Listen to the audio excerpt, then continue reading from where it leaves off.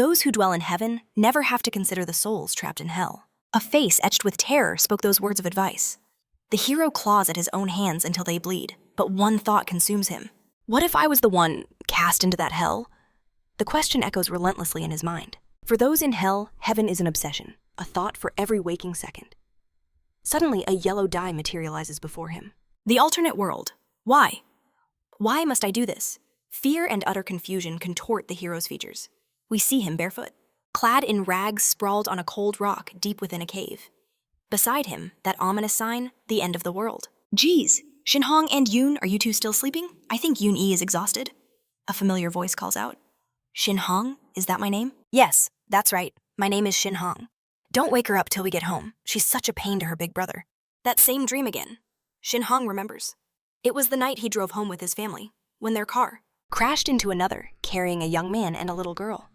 When the hero awoke, he was completely alone. How much time had passed? He had no idea. This was the place, but years had clearly gone by. And the only thing he found in this desolate cave was a single book, The Art of Cultivating Heavenly Origin Martial Arts. And with it, a message. If you want to go home, see it through to the end. Does that mean, if I can master everything in this book, I can finally return to my family? The hero thinks his hope renewed. He can't take it anymore. A yellow bar appears. Congratulations, you have completed the training. Shin Hong gasps, his voice trembling with disbelief. I did it! It's all over, Dad, Mom, Yuna. When a glowing door appeared, Shin Hong finally understood. This place, it wasn't the end of the world. He steps out of the cave and stands above. A breathtaking town nestled in a lush green forest. It wasn't the end. It was just the beginning of a whole new story. But until that moment, the hero had tormented himself with one question, why me? This agony had stretched on for 10 long years. What must he do to finally reach the end of this world? Hey, you. Suddenly a voice calls out to Shin Hong. The stranger's eyes fixate on the hero's strange clothes. He claims he heard his voice and would gladly let him pass. But his family is starving. The ragged man draws his sword and with a twisted smile politely asks the hero to give him his flesh. Shin Hong is frozen with horror. The bloodied sword clatters to the ground. The hero, sitting stunned, scrambles backwards, staring in disbelief at what he's done, repeating over and over. It wasn't my fault. Terrible thoughts race through his mind as a die appears. Your external skill has increased. External skill. Shin Hong is completely bewildered. He just killed a man, and his skill level went up. A choked laugh escapes him quickly, turning hysterical.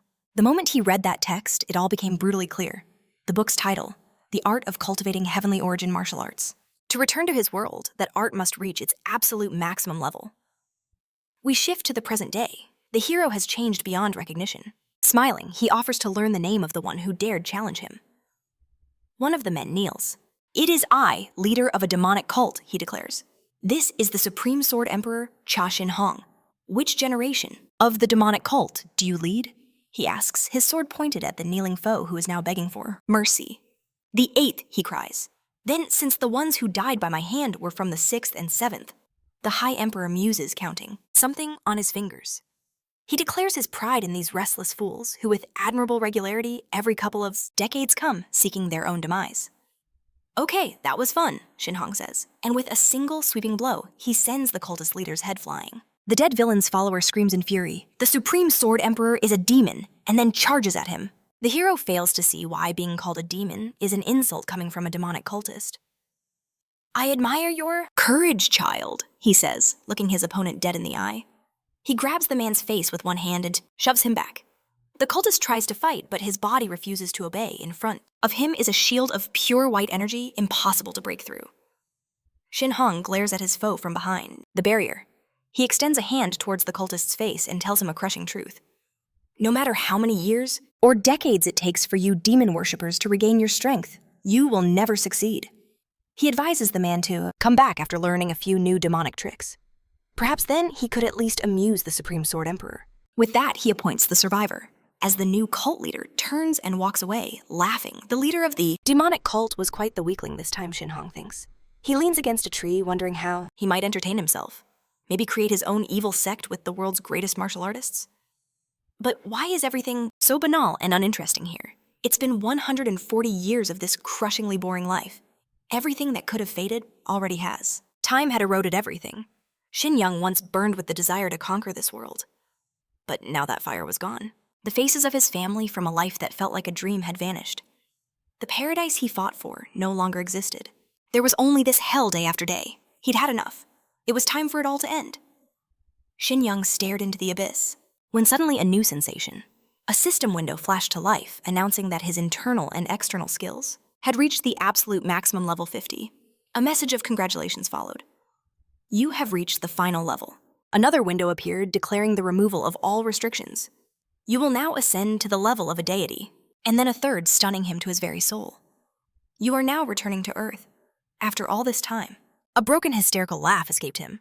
Was this pity? A cruel joke because he had finally given up? The level of a deity? Did that mean he was now a god? But something was wrong. This should have freed him from all earthly desires.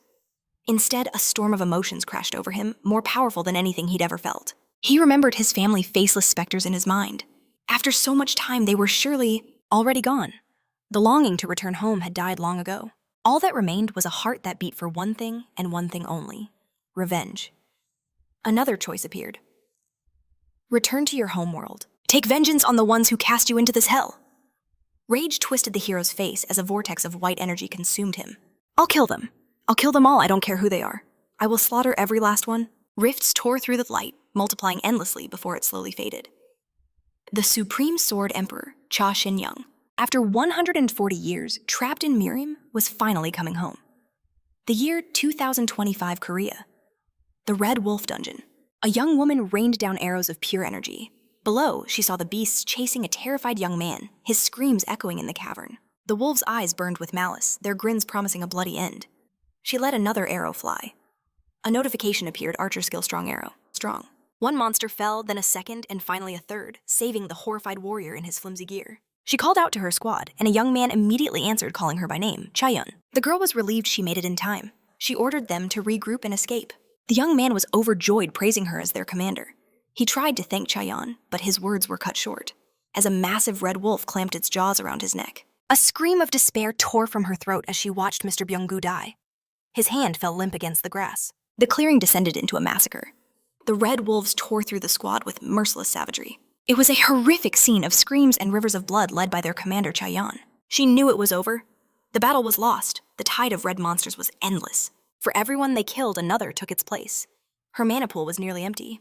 Any moment now, she would be meeting her creator. Just then, a figure bolted from the battlefield.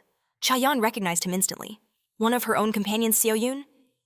She screamed his name, but the wolves swarmed her, blocking any chance of pursuit. This was it. This was really the end, she thought, knocking one final arrow. Meanwhile, Seo-yoon cursed under his breath as he fled for his life. He'd been too careless joining this pathetic squad of insects. If he stayed, he'd share their fate torn to pieces. He saw it then, a glowing portal, his one way out. He sprinted ready to dive through, but was stopped dead by an arrow that slammed into the ground at his feet. The coward stumbled back from the blast of stone shards. He looked up to see Chaeyeon, who had finally broken free. Where do you think you're going? She roared, her voice seething with rage. Seo-yoon put on a false smile. He was glad to see her alive, he said, telling her to calm down. Chaeyeon grabbed him by the collar of his shirt. I warned you, she screamed, her voice breaking. I told you this fight would be dangerous. But he hadn't listened, and because of his incompetence, all their comrades were now dead. A sob escaped her, the weight of the tragedy crashing down. But her grief meant nothing to him. He shoved her away. The dead have their own problems, he sneered. I got out alive, and that's all that matters to me. That's right, this was the real Seo-yoon. It was insane to ever reason with trash like you, the girl said, her voice turning cold. Go on, run. Your father always covers for you. But I can't wait to see how he handles this. I'll be telling everyone exactly what happened here. Those words struck fear into his heart. Chaeyeon, he called out as she turned to leave. A system window appeared. Stonebreaker. Fighter skill. His eyes blazed with madness as he unleashed a devastating blow straight into the girl's chest, sending her flying. Get out of the way. With her bow clattering to the ground, Yuna is frozen in shock, gasping for air. He stalks closer, yanking her head up by the hair, and cynically mocks her for daring to challenge him. For nothing, he scoffs that she doesn't even grasp the basics. Someone else's praise clearly went to her head. A wicked grin spreads across his face, but he can still make her famous. He'll tell the world how squad leader Chaeyeon-ah was completely selfish, how her own ambitions sabotaged the mission, causing the dungeon raid to end in catastrophic failure, where all the squad members perished. It sounds believable, doesn't it? Yuna, still reeling from his devastating blow, stares blankly into the void. Well, Commander Cha, thank you for your service. Yi-gun snarls, raising his hand to deliver. Another final strike. Suddenly, a tear in reality crackles through the air. A rift of pure energy slices down to the ground, and violently ejects a bewildered Shin Hong. Yi-gun sees his dark silhouette as Shin Hong's eyes slowly adjust. And then a system window pops up. Your internal and external skills have increased to the maximum level of 50. Immediately followed by another. You will now return to Earth. I'm back, Shin Hong realizes and erupts into manic laughter. So the reward for hitting the level cap was a ticket back to Earth. What kind of twisted game was that? He then remembers the vow he made. I'll kill you, whoever you are. What the hell are you? Mumbling about, Yi-gun's voice cuts in. This madman appeared from nowhere spouting threats of murder. Where did you teleport from?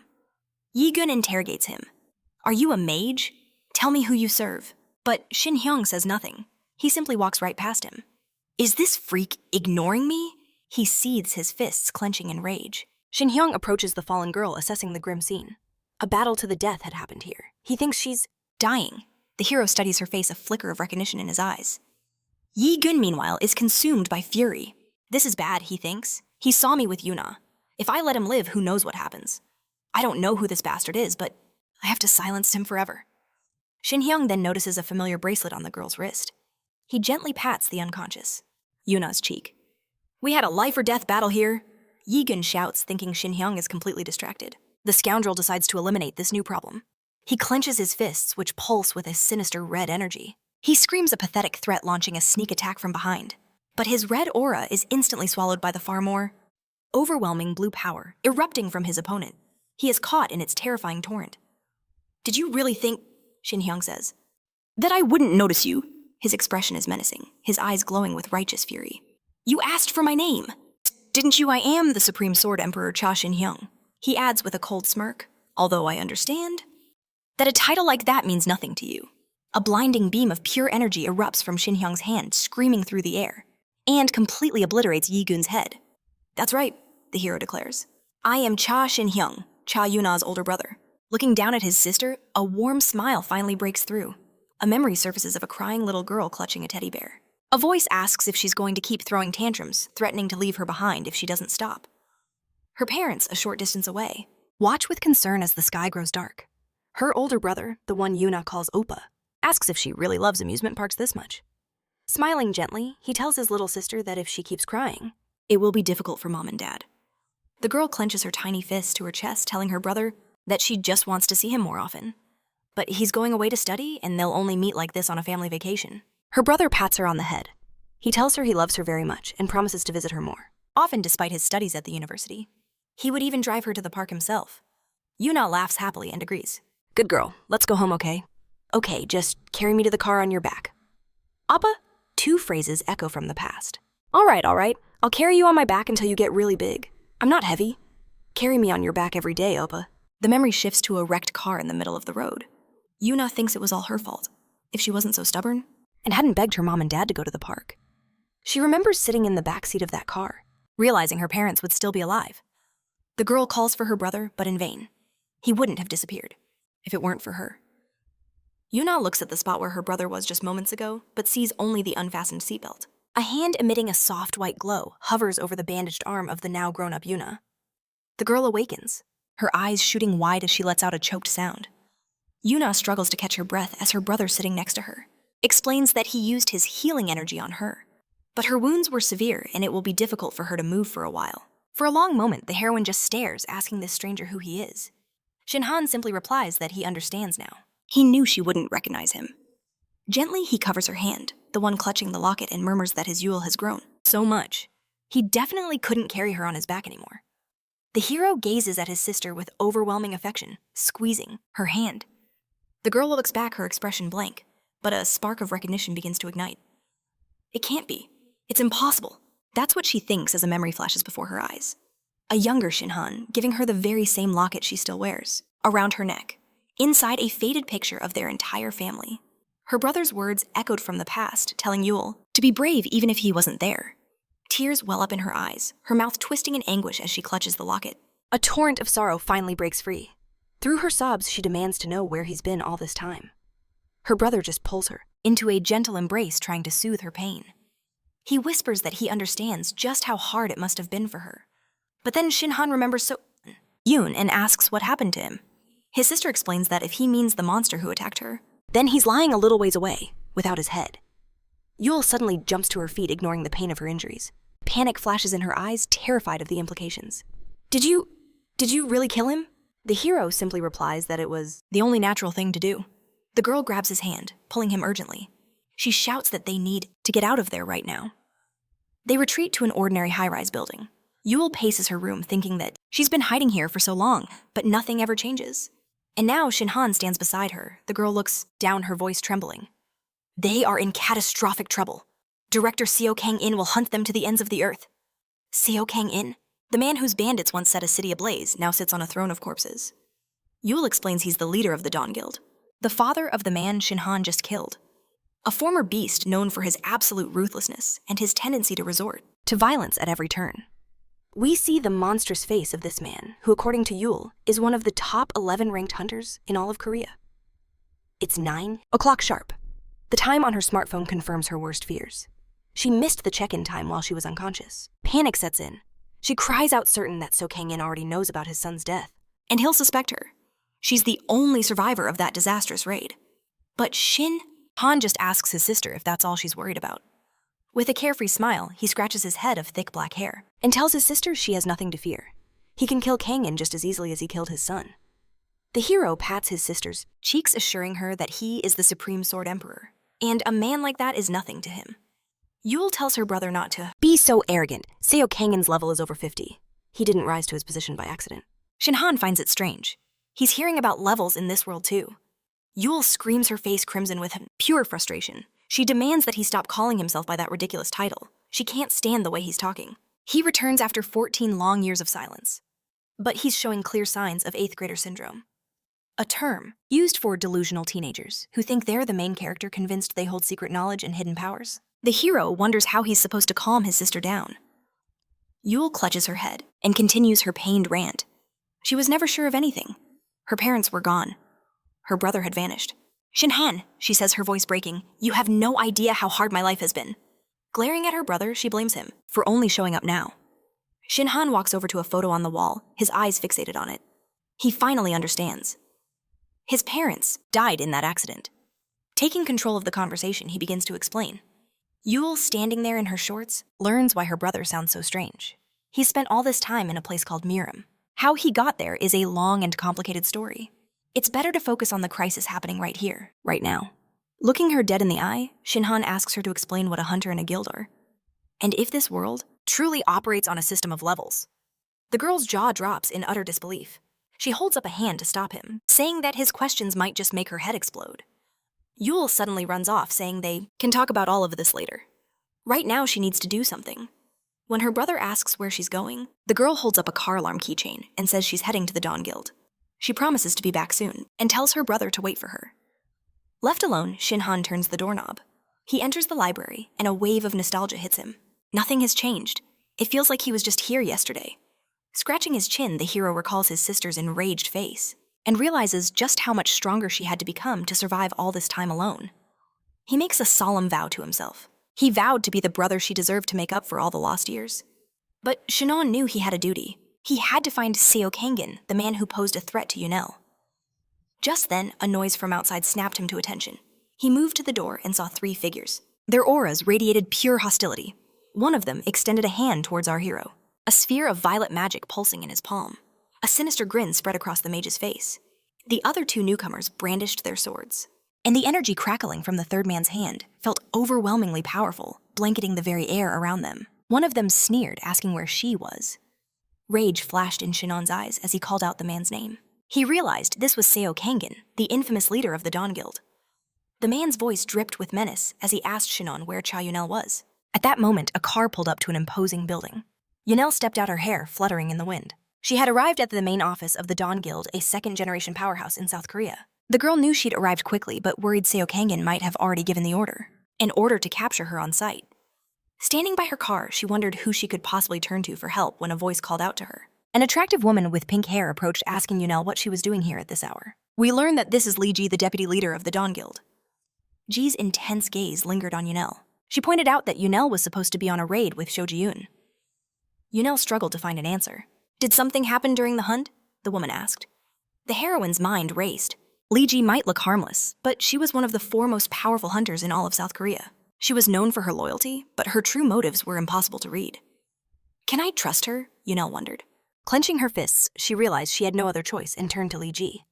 Meanwhile, the three thugs stared down Shin Hong. He met their grim expressions with an icy calm, pointing a finger at the ringleader. You must be Kangen, he said. Did your parents not teach you to knock before kicking down someone's door? One of the leader's henchmen lunged forward in a rage, but Kangen stopped him with a single hand, his glare fixed on the hero. I don't care who you are, he snarled. I'm looking for Cha Yunel, and I will find her. Shin Hong met his gaze without flinching. The reason you're looking for Yunel, the hero began, is because she killed your son, isn't it? At those words, animalistic rage ignited in Kangen's eyes. Clenching his fists, he let out a furious roar as crimson energy exploded around him. Elsewhere, Lee Ji asked Yunel, your older brother who returned from Murim, is his name really Cho Shin Hong? Glowing with pure white energy, our hero looked truly intimidating as he faced his enemy. That's right, he answered the unspoken question. Now, allow me to show you what that means. The leader of the Dawn Guild surged forward, his face twisted in fury. His sword blazed with a fearsome red glow, but our hero's hand crackled with power, no less potent. Blue lightning danced around his fingertips. Ji looked at Yunel ecstatic. I must meet this brother of yours, right now. A wave of red energy crashed forward like a tsunami. It erupted from Kangen's sword, aiming to swallow Shin Hong whole.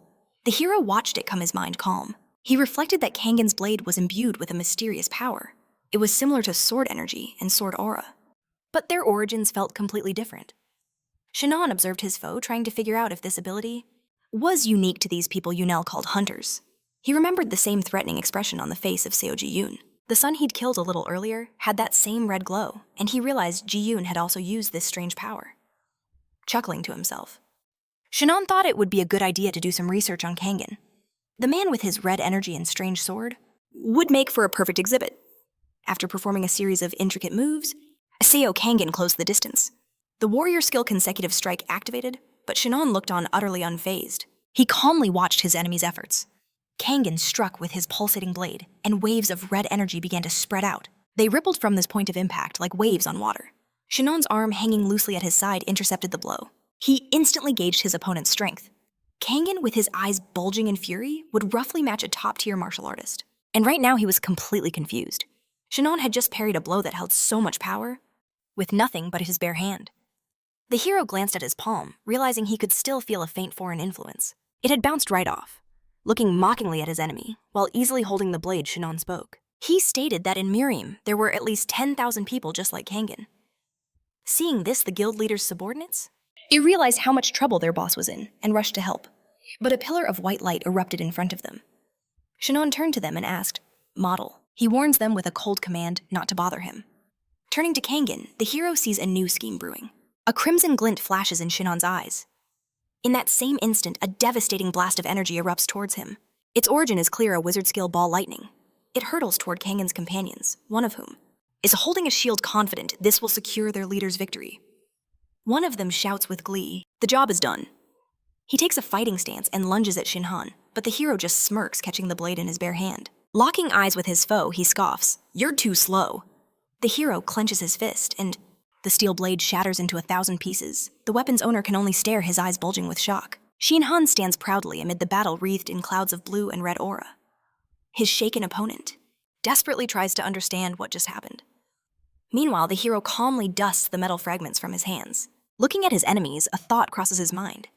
Yuna said he was only gone from this world for 14 years. These three thugs, baring their teeth, are at the level of peak martial artists, a feat that requires not only the accumulation of 1,000 years of experience, but also extraordinary natural talent. Humanity caught up to Miriam in just 14 years. Kangen, who glares as if to devour him, is one of the few top-tier masters in this world, and that alone is simply amazing. But they still don't reach the level of the top 10 martial artists. Shin Hong recalls those truly outstanding warriors who belong in that legendary category. A smile plays on his lips. As far as he knows, he isn't on that list. He imagines his competitors once more, not as two-dimensional figures, but in their full three-dimensional glory. In that moment, Shin Hong's path becomes clear. All he has to do is reach the very top of the ranking and start a new countdown. He stands on a rock, crackling with discharges of white energy. Behind him, a skull lies on the barren ground next to an old, battle-damaged katana. Night falls. A car speeds down the evening highway. Yuna is driving, and Lee Jae is sitting beside her in the passenger seat. Yuna's mind is a whirlwind trying to process everything that's happening. For instance, the guild's deputy head forced her into arranging a meeting with her brother. Lee Jae, her eyes closed, thinks to herself that she wouldn't hide anything from him, but right now she can't even tell if he's a friend or an enemy. Back in the parking lot, she had told Yuna that if she helped arrange the meeting, she would cover up all the incidents she had with Gu Young-jun. This also included the problem with the deceased's father. Yuna simply couldn't refuse such an offer. Lee Ji-hye now wonders what Shin Hong could possibly be planning. She asks Yuna if he really went missing. All those years ago. A tear traces its way down Lee Ji-hye's face when she hears it all happened in 2011, 14 years ago. This means 140 years have passed for him. The calculation echoes in her mind. It's hard to even imagine how strong. He must have become in all that time. The conversation in the car continues. What kind of person is your brother? He's caring and kind. He's also a very good student, Yuna recalls. He went to a prestigious university. Without any tutors, she says proudly. The passenger notes that her brother must be a real genius. Yuna's face lights up with happiness as she chirps. He's really smart, but more importantly, he's persistent. If Shin Hong starts doing something, he won't stop until he gets to the end. Shin Hong points a finger at his terrified enemies and beckons them over. The hero says, I sense a power in you I never saw in Marim, and never even heard about. Use it again. The enemy emitting a red glow strikes with his sword, but in response, he gets a fist to the face. Shin Hong's voice is bored. I'm not interested in that trick at all. Another of Kangen's subordinates enters the fight summoning. Blue circles of mana surrounded by spinning ice crystals. The hero looks disappointed again. According to him, he saw enough of these tricks in the ice palace of the North Sea. He raises his hand. Let me show you what it really looked like. Above the clumsy manipulator of tiny icicles, massive ice dragons materialize, looking as if they're about to devour the poor guy, but they just freeze him solid, submerging him in a pristine block of ice. The bandit with the shield, seeing this, tearfully begs the hero for mercy and tries to run for the door. However, an energy barrier erupts in front of him. There's no way to break through. Then a beam of light hits him squarely in the forehead. Seo Kangen furiously roars at his fighter. You should have used your shield to block the enemy, not turn your back and run away. As he screams, Shin Hong appears right behind the guild leader. He raises a warning finger and shares his impression with a smile. It seems gangsters like you don't know the concept of loyalty. Seo Kangen looks at his enemy with wild eyes, trying to process who he is. Ice magic, the barrier, using magic with just your fingers. Even the wizard's spells couldn't block his attack. Gazing around the room, his massive sword resting on his shoulder, Kangen realized something impossible. Despite the cataclysmic battle, not a single scratch marred the interior. Is this some kind of barrier? He demanded. But the man before him was utterly unfazed. Was he specifically prepared for their arrival? Shin Hong calmly explained he had merely coated the entire area with his mental sword. After all, he couldn't let some pathetic bandits dirty the floors of his new home. The hero remembered standing majestically upon a peak in his former world. He told Kangen that his level of understanding was simply too shallow. With a chilling smile, Shin Hong revealed that the moment the bandits stepped inside, they had entered his domain, a territory under his absolute control. Crimson aura erupted from Kangen's body. He roared, "You're a monster," and swore that, if he was going down, he was taking Shin Hong with him. His eyes blazed with an eerie light as the berserker skill activated. Kangen's mouth gaped open in a monstrous roar sword raised high as another berserker alert flashed. Shin Hong just tilted his head. Who's the real monster here? Isn't it the one who amplified his strength just to perish alongside his enemy? But Kangen heard nothing. He was lost to rage, charging at the hero who met him head-on. Kangen desperately swung his blade, painting furious red arcs in the air around Shin Hong, who dodged with ease. The once proud guild leader was now a mindless beast. A blue glowing sword lay on the floor, its tip broken off by Shin Hong, just moments before. The hero picked it up. I'll show you some respect, he told his deranged foe, and with a single swing, he unleashed a devastating blow. Blood erupted in every direction. Kangen, his face briefly returning to normal, let out a final agonizing scream. Shin Hong turned his back. Consider it an honor, he said coolly to the dying man. Clutching his head, Shin Hong explained, that was a strike from the Supreme Sword Emperor. Suddenly, women's voices echoed from beyond the door. This is my home. I apologize for the intrusion. It was Ji-hye and Yuna staring in absolute shock at the carnage before them. Yuna's voice trembled with rage. What happened to my house? Why is the front door like this? Shin Hong, who had piled the bodies near a locker, hadn't even had time to clean the blood from the floor. He knew a storm was coming. Please don't be mad, he asked meekly. I was just having a little housewarming party. But his sister was not appeased. "A housewarming party shouldn't be this bloody," she cried. "Are you going to keep causing trouble like this?" Jihye, however, was looking at Shin Hong with a profound knowing expression. He felt her gaze and realized her internal energy resonated with the cultivation art of the heavenly origin. For a moment, it was as if they were standing in the middle of space surrounded by shimmering streams of golden light. "Mr. Shin Hong," she began, her voice echoing in his mind. "You're thinking it too, aren't you? Who was this girl capable of using sound transmission?" Still gazing at him with that captivating look, Jihye's thoughts continued. "Did you really think you were the only one in that place?" Shin Hong stared back, his composure finally broken. The scene shifts to a typical urban apartment. Yuna lies in bed as sunlight streams through the window. A look of confusion crosses her face as she awakens. She leaps out of bed, still in her pajamas, and frantically looks around. Her brother is nowhere to be seen. An expression of deep worry clouds her features. Then a smiling Shin Hong appears at the window. "You're up early," he said. The girl flinched as if seeing a ghost, but responded with a warm tone standing in the sunlight that felt all too real. So, it wasn't a dream, Yuna realized. She asked her brother why he was awake so early. Shin Hong glanced at his phone. "Wait here a second," he told his sister, and she simply agreed. The hero read a text message, then turned to leave, promising to be back soon. Yuna watched from the window as a sleek black car pulled up to meet her brother. The driver was already waiting. It had been a week since his return, but she still couldn't believe it was real. The deputy guild leader Lee Ji-hae had claimed he left nothing behind and then vanished, offering a simple farewell. Immediately after, men in black suits arrived and discreetly removed the bodies of Seo-Kangin and his men. The very next day, the news reported on another guild master's death, along with Seo-Kangin's sudden resignation and disappearance. Lee Ji-hae had kept her promise. Yuna watched as the driver bowed respectfully to her brother. Her thoughts continued to swirl.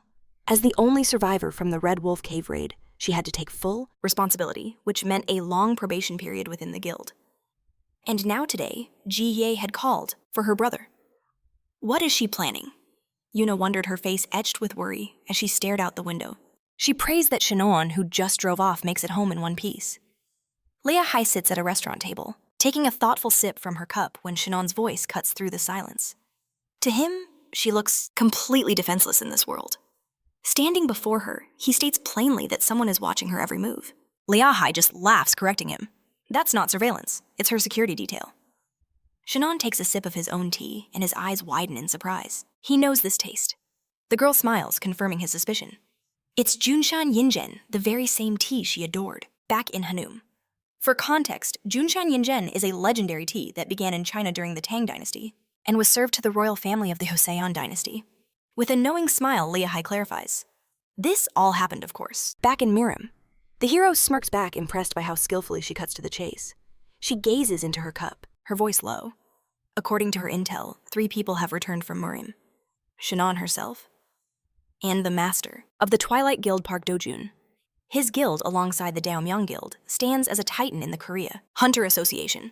The 2 powers despise each other, but Liahai has been in touch with Dojun for a while and learned something very interesting about him. Once again, we see the empty car seat, the seatbelt dangling uselessly, where Shinon vanished. Liahai begins her tale.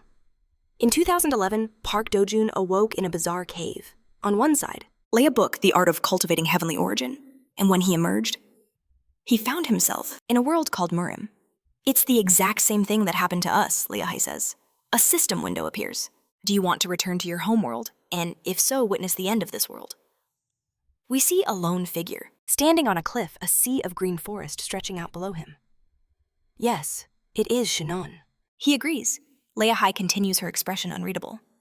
Shinon returned years later to a world that had already entered the age of hunters and dungeons. Who or what caused this change is a mystery. Perhaps a god or some cosmic supervillain. But the transformation of this world and the people dragged into Mirim are undeniably connected. Shinon stares into the distance, trying to process it all as the girl continues. 14 years ago, after a divine revelation from a goddess, we see the ethereal being with her spiritual face and flowing hair.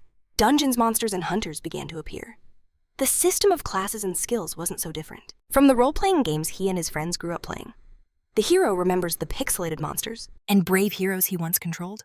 But he has a far more important question burning in his mind. How did you and Park Dojun return to Earth? The girl looks at him, surprised by the question, and states the obvious. I returned. After I died. Didn't the same thing happen to you, she asks.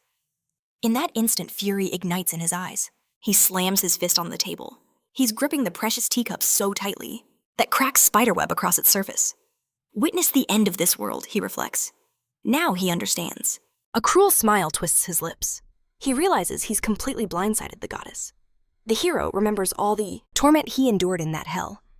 He wonders, does this goddess even know who sent him to Murim, or why? The reward for reaching the pinnacle of martial arts in that world was to return to Earth. So there must be a reward for reaching the maximum hunter level here as well. Still grinning, the hero understands. That reward will be the answer he seeks. Unless, of course, the goddess wants to lose her divine face. Leahai stares, shocked by his sudden shift. He has seized control of the conversation, now asking why she wanted to meet him. After a moment, she gives him a charming look and suggests they take a walk. The Daomyeong Guild has a long feud with Park Dojin. Or rather, the Twilight Guild, she says. We were in a cautious stalemate, unsure of what move to make next. Leahai walks across the green lawn a step ahead of him as Shinon follows slowly. And then, Director Seo Kangjun died. She turns, looking him dead in the eye. You killed the central pillar of the Daomyeong Guild. So you must take responsibility. Please join our guild. The girl asks, placing a hand on her chest with an irresistible smile. She's offering him a seat on the board of directors, promising limitless wealth and fame. Scratching his head, Shinon admits it's an offer he shouldn't refuse, especially since she's his sister's boss. But then his gaze turns sharp as steel as he looks her right in the eye. I must decline. When she asks why, he simply turns away from her. I prefer to act alone. The hero walks away, leaving her standing there. As a parting shot, he adds that he is not satisfied. To serve a man so clearly beneath her, Lee Ji-hee watches him in silence, then offers a test. A chance to prove which of them is truly the stronger one. The setting is perfect. They stand in a wide clearing beneath a lush green tree. She reminds him, a year in Miriam is a decade in this world. He realizes he's been there for 140 years. The hero strokes his chin, agreeing with her point. Age and skill aren't always connected. Shin Hong smiles, taking her words a step further. Even if someone spent 300 years in Miriam, he boasts, they couldn't hope to match me. Is that so? Lee Ji-hee transforms. As she extends her hand, a crimson energy begins to burn around her. We see the command window open. A river of crimson power flows from her toward Shin Hong, bending the very grass to its will. It culminates in a crimson sphere, materializing right before his eyes.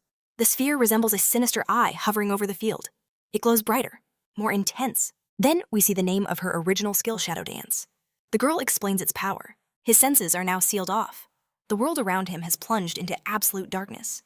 The skill's radius is a full 50 meters. Recreating such a large-scale effect would take immense time and energy using normal physics. This is my original skill, she declares. The lawn, now nearly swallowed by shadow, proves just how terrifying it is. As if that wasn't enough, she adds that they are now trapped in a pocket dimension, a reflection of real space. Lee Ji-hee states that from the outside, it would look as if they simply vanished into thin air. The empty clearing we see perfectly proves her point.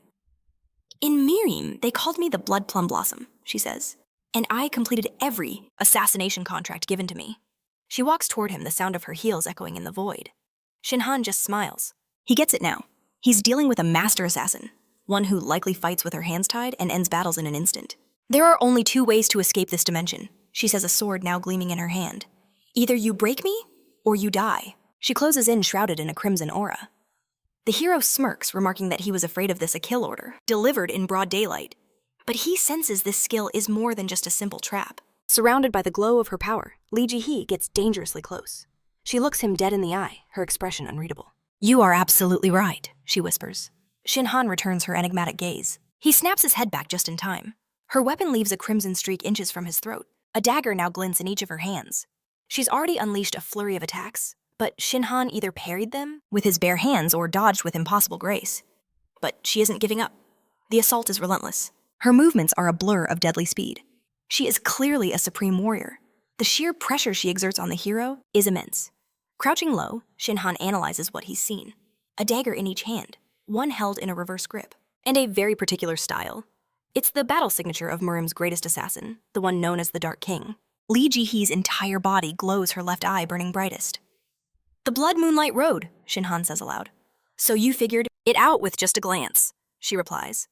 It's just, I've fought someone who used this skill before, the hero says with a calm smile. But I was a little inexperienced back then, and accidentally killed my opponent. Lee Ji-hee looks at him, a flicker of fear in her eyes. Since you've spent less time in Murim than me, he continues, I'll allow you 3 styles. If you can defeat me with them, I will join the Dawn Guild. The girl is still holding her daggers as the hero tells her to show him her first style. She grips her weapons tightly. Lee Ji-hee agrees to his terms. She closes her eyes, and a thick purple smoke begins to envelop her form. Shin Hong watches her, analyzing her every move.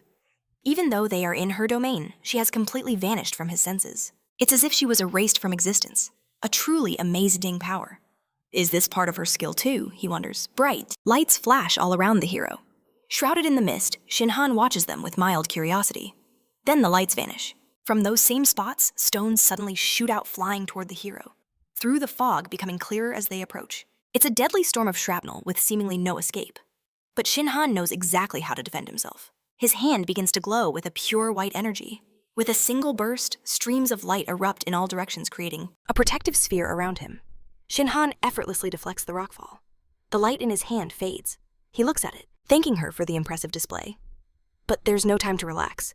Lee Ji-hee is already flying at him daggers first. The hero, however, simply smiles. The second style, he says to the furious and annoyed girl. Just as I thought. 2 daggers gleamed in Lee Ji-hee's hands. The peerless master, who fell at just 15, was a shadow assassin. She continues her taunt. Shin Hong, who they say is my equal, is supposedly the true strongest. Our main character, practically picking his nose from boredom, lazily confirms her words. This only infuriates the girl. It was as if this outcome was already decided. Suddenly, the pocket dimension erupts. Spikes of crimson energy tear through the ground, shooting skyward. If I kill you here, she asks, ominously standing amidst her pillars of power, does that make me the strongest? The strongest in all of Mirim. But Shin Hong just smiles again, standing unfazed among the violent red spires bursting from the earth. He's utterly speechless. Against the shimmering streams of her power, Lee Ji-hee looks absolutely terrifying. Her eyes have turned completely white, a chilling sight. Then a system notification appears. Assassin. Skill Shadow Dagger. Lee Ji-hee takes a low stance, channeling shimmering streams of energy towards her target. The pillars converge from all directions, rushing toward the single point where Shin Hong stands. We see a bright light surrounded by a glowing sphere. The inscription reads, Sword of Reason. The light detonates in a blinding explosion. A brilliant white flash. White energy clashes violently with red, then surges towards Lee Ji-hee, ensnaring her in an instant. A colossal block of stone materializes before her, threatening to crush her completely. Drenched in a cold sweat, Lee Ji-hee realizes her body won't obey her commands. She shuts her eyes tight, feeling an immense pressure squeezing her from all sides. Meanwhile, Shin Hong simply raises a hand. In response, an avalanche of glowing white energy stones rises into the air. Your third style. Failed. It's over, the hero tells the utterly shocked girl. Do you wish to continue? He asks. She lowers her daggers, admitting defeat. The pocket dimension shatters, returning them to a peaceful forest clearing. Shin Hong calmly watches Lee Ji-hee, who declares she won't challenge him to a spar again. But she asks for one thing in return. Still clutching her crimson daggers, she demands to know what exactly he did. For a moment, it felt like she was fighting an unstoppable force of nature. The hero, now sitting cross-legged on the ground, begins to explain. He tells her she did everything right, fighting with absolute confidence in her abilities. Inside that pocket dimension, her power is enough to kill even the strongest of ordinary opponents. Ordinary? The girl can't believe her ears. Just what realm have you reached? She asks, her hand tightening on her dagger's hilt. But the hero evades the question. He only comments that her fusion of martial arts and skills looked absolutely magnificent. He says he found the battle to be a satisfying warm-up. Because of that, he accepts Lee Ji-hee's offer. The Dawn Guild will provide him with material and informational support. In return, he'll lend the organization his power. He holds up a single finger, drawing her full attention. He has just one condition: he will act as an independent ally, not a subordinate. He won't report directly to the guild. The girl listens intently, hand on her chin, as the hero explains it would be something closer to an alliance. He simply refuses to serve under anyone, but won't refuse to help. Lee Ji-hee agrees. But she needs him to promise something. Under no circumstances can he cooperate with the Twilight Guild. With a slight bow, the hero gives his word. He extends a hand, declaring, I swear on my title as the Supreme Sword Emperor. How pretentious, the girl thinks, shaking his offered hand. The hero then asks for the surveillance on him to be lifted. He tolerated it because of his sister, but now his relationship with the guild has changed. He hopes Lee Ji-hee understands his subtle warning. She assures him the organization will do nothing to jeopardize their new alliance. And one more thing, the hero says lightly, tearing a piece of his sleeve. My apologies for what happened earlier. He hands the strip of cloth to her. She's completely confused by the gesture. This is for teasing you, joking about your 3 styles and all that. I just wanted to witness the true skill of a peak master and a high-level hunter. Shin Hong looks at the girl, and his expression makes it clear his words are sincere. Sha Shinhansi, Lee Jihye says, I appreciate your words, but it's all right. Thanks to you provoking me, I was able to fight with true killing intent. So that's why you were aiming for my vitals, the hero muses. He then asks the girl why she chose the path of an assassin. Had she ever considered it? Lee Jihye replies that when she made the choice, she was desperate to kill someone. The hero's gaze turns distant. He says nothing. A series of system messages flash before his eyes. Do you wish to return to your old world? If so, you must reach the end of this one. Staring thoughtfully into the distance, Shin Hong tells her he understands completely. In fact, it's all he ever thinks about. Meanwhile, on a dirt road deep in the forest, an expensive black car is parked. A driver in a sharp suit sits inside checking his watch. Suddenly, he spots something in the rearview mirror. Jihye stumbles into the car as the driver asks if she's all right. From his seat, he had witnessed the deputy guild leader's legendary shadow dance. Jihye merely replies that the move didn't even leave a scratch on Shin Hong. Impossible, the driver exclaims, but she confirms her opponent was on another level entirely. Her stamina and mana reserves were now practically at zero. Staring out the window, she reflects on a crushing reality. He never even attacked her. She has no idea how he neutralized her blades. Meanwhile, an exhausted Shin Hong returns home. The moment he steps inside, Yuna slams into his chest. Startled, the hero asks his sister what's gotten into her. Are you trying to flatten me? He jokes, trying to meet her eyes, but her desperate plea cuts him off. Finally, Yuna calms down and asks with tears in her eyes for Shin Hong to never leave like that again. He shouldn't be doing dangerous things. He should just stay home. He can hear the fear in her voice, the fear that he would disappear just like he did when they were children. I know how you feel, Shin Hong says, gently stroking her head. But I've decided to become a hunter, he declares with a smile. Yuna is horrified. Do you actually want to die? She cries. Before them sits a semi-transparent mystical cube, a gift from the hands of Lee Jihye. Shin Hong, now relaxed on the sofa, explains to his sister that Lee Jihye told him this crystal would grant him a hunter's status window. Ignoring his sister's quip about his stubbornness, the hero picks up this glowing cube, ready to test it. The crystal pulses with an otherworldly light. Shin Hong stares at it, completely mesmerized. But then a flicker of doubt appears in his eyes. He asks his sister if her boss has a reputation for being a scammer. Yuna just tells her brother to summon the status window. He speaks the command, and two information panels materialize before him. The yellow window, visible only to him, is his game status. It shows his character at the maximum level 100. But the blue one, the hero's eyes widen as he reads it. This is the hunter status window. It shows he's only at level 1. There is no class listed, and just 1 point to distribute between stats that are all at 0. Strength, stamina, agility, intuition, and spirit. All nothing. Yuna, standing behind him, urges her brother to look closer. The class is listed as none. I knew it, she laughs, relieved. Appa, you don't have to be a hunter. When he asks why, Yuna launches into a detailed explanation. As she puts it, all hunters are divided into 6 basic classes: warrior, shieldbearer, wizard, cleric, marksman, and assassin. At higher levels, it gets more complex, but those are the starting foundations. Yuna herself, for example, is a marksman with the high-rank specialization of sniper. Everyone must start with a base class, which can never be rejected or changed. But she says, pointing directly at her brother's stunned face. You have no class. That means you weren't assigned one. You're a blank slate, a generic. Of course you can still be a hunter, but the real problem is the skills. Yuna explains this to her crestfallen brother, secretly hoping to crush his dangerous ambitions. Hunters level up using experience points, she continues, and you'll have to spend them to buy skills just to fight monsters. A hunter who has no class must acquire skills from the cube, while others have them built in. For example, the cheapest skill is a basic hand-to-hand combat technique for 20 million won. A simple sword technique costs 25 million won. Shin Hong is absolutely floored by these astronomical figures. Hunters with a class, Yuna continues, automatically gain skills as they level up, but classless hunters are forced to buy every single one. Appa, she asks cautiously, her eyes gleaming with hope. Do you have that kind of money? Shin Hong looks at her, and to his sister's utter disappointment, he reveals he has a very generous sponsor. Lee Jihye is prepared to give him billions of won. Without that alliance, the hero thinks I would have been in serious trouble. But the money isn't the real issue. He muses on his sister's words about having no class. Are they saying that I, a peerless genius in the history of the game, am a completely useless hunter? What a disgrace. A cute bunny hops across a field of green grass. We're now in the chalk mountains inside a guild training dungeon. The rodent's face twists its expression, turning vicious. This creature is a monster. This won't be easy. Yuna looses an arrow, and the beast vanishes in a brilliant orange flash. See Oppa, she says to her brother.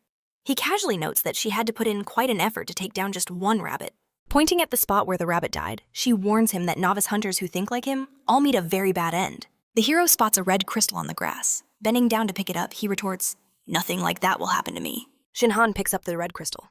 Looking at it, he asks his sister, "So this mana stone can actually make me money?"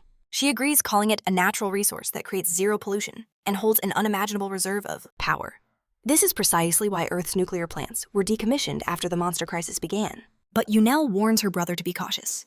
He may be a peerless martial artist, but inside a dungeon, anything can happen. To her utter amazement, the girl watches as Shin Hong levitates 3 birds with a simple flick of his hand. My words go in one ear and out the other, she thinks with a sigh.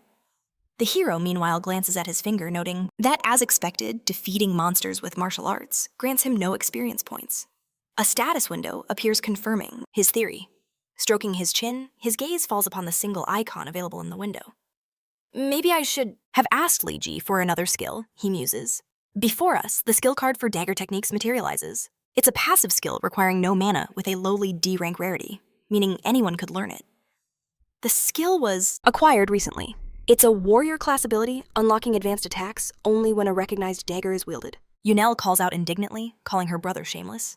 Who else gets a free skill just for clearing a training dungeon? Shin Han, however, is completely absorbed analyzing the information on the card. A D-rank skill, he thinks to himself. I don't know what kind of deal you struck with Li Ji, Yunel says, her voice laced with irritation. But you must be careful. She'll try to bleed you dry. The hero completely ignores his sister's warning. Realizing he isn't listening at all, she calls out the name she used when they were young. Appa, why are you? She reaches for him, but he catches her wrist in a firm grip. The hero then pulls his sister along, telling her he knows a much better place. The girl stares at the scene before her, her eyes wide with shock. How many are there? He's led her to a clearing swarming with hundreds of hares. Exactly 337, he replies calmly. I counted them on the way. Yunel instinctively reaches for her arrows, her voice tight with worry. This is too much for a beginner's level. But her brother just smiles. There's absolutely nothing to worry about. Ignoring his sister's desperate cry, he prepares for it. Complete extermination. Conscience has no place in matters like this, he thinks to himself, giving a D rank dagger technique to someone who's already reached the peak of swordsmanship. We see the skill description flash again. And of course, having no class was a huge disappointment. He reflects on his sister's teasing as he draws the sword from the scabbard at his side. A familiar brilliant blue-white aura erupts around the blade.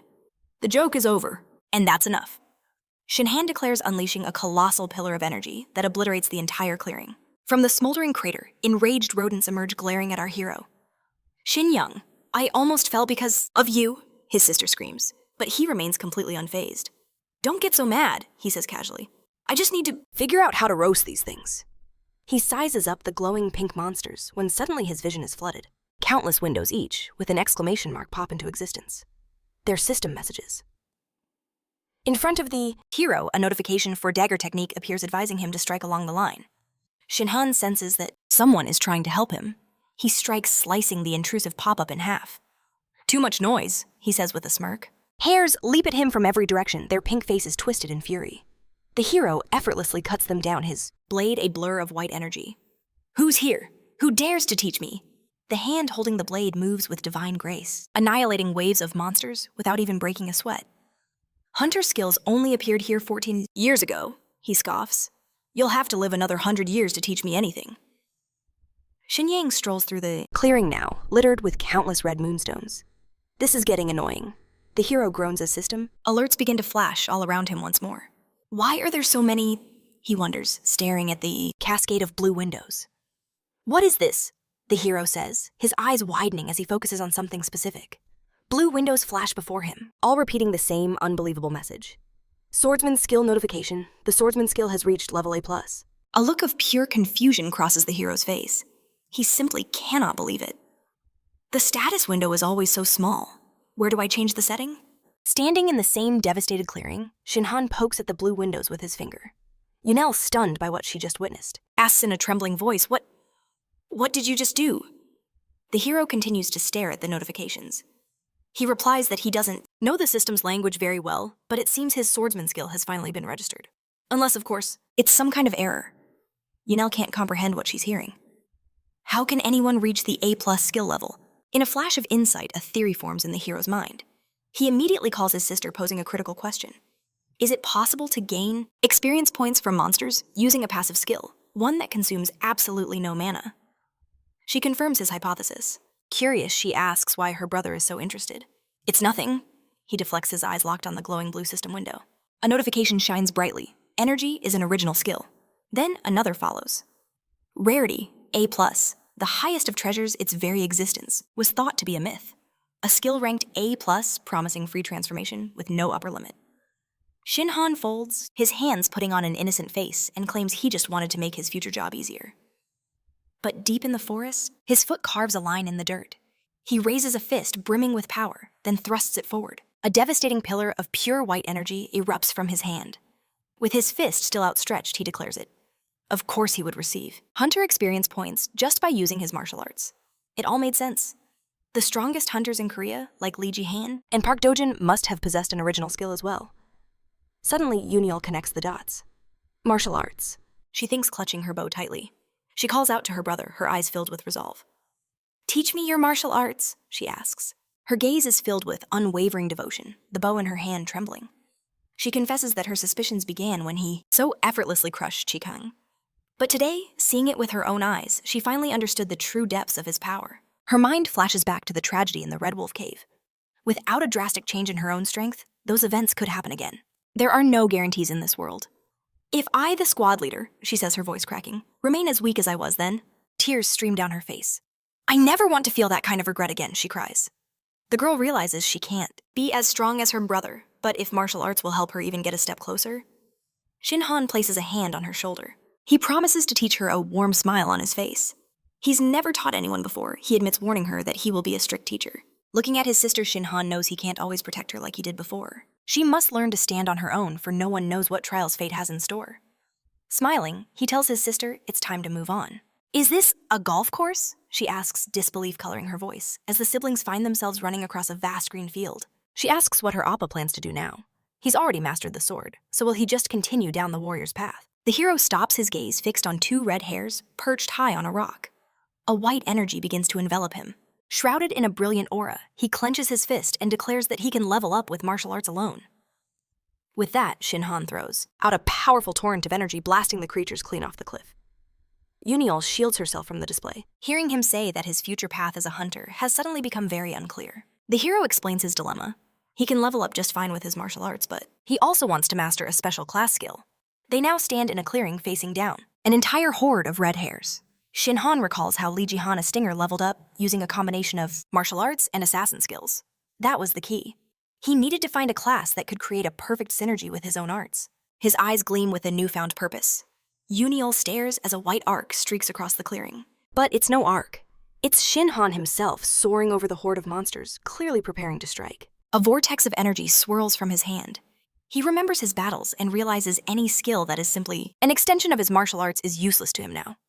However, he knew of skills that were completely separate. Skills that couldn't be replicated like a wizard's fireball.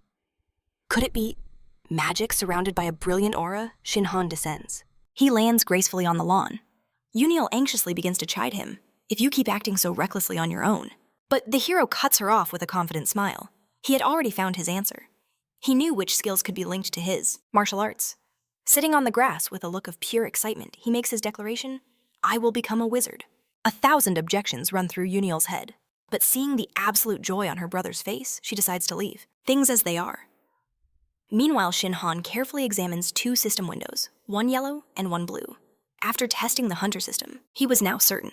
There were massive differences between the status windows of Mirim and Earth. The first system focused only on the hero's raw state. As he analyzed this, Uniel noted that at least she no longer had to worry about their daily expenses. Back to Shin Hong, he saw only two special functions in the Mirim. Status window, which marked the level of his external and internal skills. These values were perfect for those who practice martial arts. The hunter status window, on the other hand, was a flood of different information displaying skills, stamina, and much more. Peering through the blue window, Shin Hong studies the system. It's intuitive, loaded with functions, and incredibly detailed. The two systems couldn't be more different in their approach. It's as if they were crafted by polar opposite creators, who somehow possessed the same level of power. A series of tiny notifications flash before the hero. Announcing his level up, he continues to analyze the two worlds. Here you hunt monsters to level up. Experience points flow freely. Rewards are handed out generously, and it pushes hunters to grow at an explosive rate. Of course, there are risks, but for those with enough determination, becoming a powerful hunter is almost guaranteed. In Murim, however, progress was a slow, perilous journey.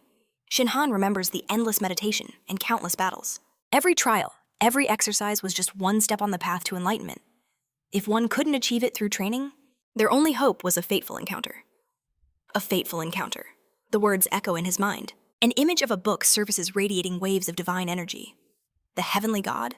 A legend who ascended to godhood. It was he who created the heavenly origin martial arts, a cultivation method from a distant past. This legendary treasure was the cause of endless wars back in Murim, and it was waiting for him, in the very cave where he first awoke. The fateful meeting was so obvious, so blatant, that the hero had completely ignored it. As Shin Hong and Yuna stroll across a lush green lawn, a thought crystallizes in his mind. If a goddess gave humanity the hunter system, then the being who sent him to Murim. A sudden realization hits him. He sees a vision of himself bound in golden chains as notification windows flash before his eyes. It was the god of heavenly war. He's certain of it. The hero glances up at a flying squirrel, which, according to its status, is supporting Li Jihye. With a flick of his wrist, the poor creature is sent flying by a blast of pure white energy. For an entire month, the hero has been grinding in dungeons, stacking up levels. As he faces a rooster with fiery eyes, he finally understands why he was sent back to Earth. Or, more specifically, back to Korea. He's already reached level 22. After finishing off the monster Shin Hong jokes, that traditional Korean cuisine relies heavily on chicken anyway. While Yuna was learning about the 365 blood vessels in the human body, she also learned to channel her inner ki. She may have started her martial arts journey late, but there was still a way to accelerate her growth. Yuna sits before her brother in their apartment, asking what this is all about. He simply pats her head with a smile. "Don't be afraid," he says, "and throw up even if it's blood." Yuna is horrified by his terrifying words. But just then, a torrent of black energy erupts from their apartment window. It's the result of forcibly raising her inner power, by purging her Kai channels and expelling all impurities. A system window appears, announcing that Yuna had leveled up by 1 point from that spectacular display. The girl is ecstatic. She excitedly points it out to her brother, whose face and hair are now comically scorched. "You seem to be doing a great job," Li Jihye says, warming her hands on a cup of that precious tea. With a smile, she suggests that they form a proper partnership. Shin Hong, hearing her proposal, notes that she's as direct as ever, always getting straight to the point. Sipping his tea, he mentions she hasn't called in a while, which can only mean she's planning something. She smiles, leans closer, and calls him by his Murim name, Shin Han-si, then extends her hand, inviting him on a date. Shin Hong is taken aback by the sudden invitation. It's the first time in his life anyone's asked him out. But something tells him to refuse. Li Jihye just laughs. She tells him not to take it so seriously and to just play along. Rising from her seat, she reveals the details. A new dungeon has appeared with a danger level of 10. The recommended entry level is between 45 and 50. It would normally require a full squad of high rankers. Anyone at the 20th level would be forbidden to enter alone. But she flashes a confident smile, saying that with Shin Han-si, she thinks they can ignore that little restriction. The hero calmly asks why she wants to tackle such a dangerous place with only him. Li Jihye explains her goal is to get high-level dungeons under control, but she also wants to help him grow faster as a hunter. The hero crosses his arms, a smirk playing on his lips. "So you're saying you'll guide me?" he asks. She seems annoyed. "Why do you use such strange phrasing? You sound like some old master from Murim." He slides his empty cup across the table, the scratching sound filling the silence. "Why do you need me to become a strong hunter?" Visibly irritated by the noise, she finally relents. "Have you ever heard," she asks, "of the Festival of the Sun? It's the annual Sun Festival, hosted by the Dawn and Dusk Guilds. A supposed friendly competition to crown the best guild in South Korea. But as the guild flags wave, the air crackles with tension. Their members glare at each other with open hostility. Li Jihye explains that on the surface, the festival is meant to build bridges between the guilds. But in reality, it's a cold war, a chance for each side to size up their rival's strength and prepare for the inevitable battles to come. It's not a party, it's a prelude to war. Against a backdrop of blood-red memories, she continues her story. The Dawn and Dusk guilds are locked in a constant, bloody conflict over control of the dungeons. A brutal war hidden from the public eye. Most of their clashes happen deep within the gates, but tensions have reached a boiling point. No one would be surprised if all-out war erupted tomorrow. They are sitting on a powder keg waiting for a spark. The hero asks why it all began. This rivalry runs too deep, the violence too personal to be a simple turf war. As Li Jihye calmly pours a cup of tea, she reveals the cause. It all started with Park Tae-young. Things were relatively peaceful not long ago. But then he suddenly went mad. To the hero's shock, he hears that Tae-young began ranting about a heavenly god of war, demanding everyone honor this entity and spouting other nonsense. Shin Hong leaps from his seat, his voice filled with urgency. That god is already here, he demands. What is his connection to Park Tae-young? The girl raises a hand, calming him down. She urges him to relax. She admits she doesn't know much about this heavenly god of war, only that Tae-young once received a strange message in his Murim status window. Shin Hong strokes his chin, lost in thought. She continues explaining that it's impossible to verify since no one can see another person's status window. Even if Park Tae-young received a divine order, she can't fathom why it would turn him so viciously against the Dawn Guild. Looking sadly into her cup, the girl confesses that in Murim, they were once the closest of friends who understood each other perfectly. Shin Hong stares, unsure of how to respond. Lee Ji-hye meets his gaze, her expression dead serious. She asks him to join the Sun Festival as an ally of the Dawn Guild. Later in her car, her driver overhears her tactical analysis. The balance of power, once stable, has recently tilted dangerously in the Dusk Guild's favor. They've been aggressively conquering dungeons, seizing control of vital routes. As they drive, she explains that if the Dusk Guild flexes their newfound power, at the Sun Festival, the Dawn Guild will be completely overshadowed. Especially since she lost director Seo Han, her primary combatant, at the worst possible time. A wave of guilt washes over the hero. He tells her he mostly understands the situation, but he still needs to know one thing. Why is she so determined to recruit him as a hunter? She reveals that independent journalists have been invited to the festival for a live broadcast, pointing a sharp finger at him. She gives a stern warning he must not dare reveal his Murim arts to the world. Proving he came from Murim is nearly impossible, and attracting the attention of every hunter on the planet would be catastrophic. You do not want to deal with the International Hunter Association, she warns, her finger almost touching his nose. That's why you will only use your hunter skills. Shin, on his face grim, silently agrees. He owes her. Saying no isn't an option. But then the girl laughs a triumphant sound. She knew he would agree. He tries to protest, but she's already moving on. She presents a briefcase holding 8 shimmering crystal cubes. These are the 6 wizard chom skills he requested, plus a high-level wizard and a sorcerer skill for good measure. Fine, the hero thinks. I had to face Park Tae-young, sooner or later anyway. Suddenly a stack of papers falls from above, landing right on his head. Unlike Murim, Lee Ji-hye says with a smirk, this world has so-called legal stages. These are documents confirming his official status as an ally of the Dawn Guild. She explains that the papers include a full inventory of everything she's given him, along with a contract guaranteeing payment. She also hands him an official hunter certificate and a certificate of guild formation. Stunned, the hero asks why on earth he needs to create a guild. Lee Ji-hye calmly states that the rules for freelance hunters at the festival are complicated, especially when it comes to confirming ownership of the items she just gave him. Go on, guess how much these skill cubes are worth, she says, holding up the briefcase. I bet it's more than the apartment you live in. If you understand, then just sign. You planned this from the start, didn't you? He accuses her, cursing himself for walking into her trap. Shin Hong signs the papers.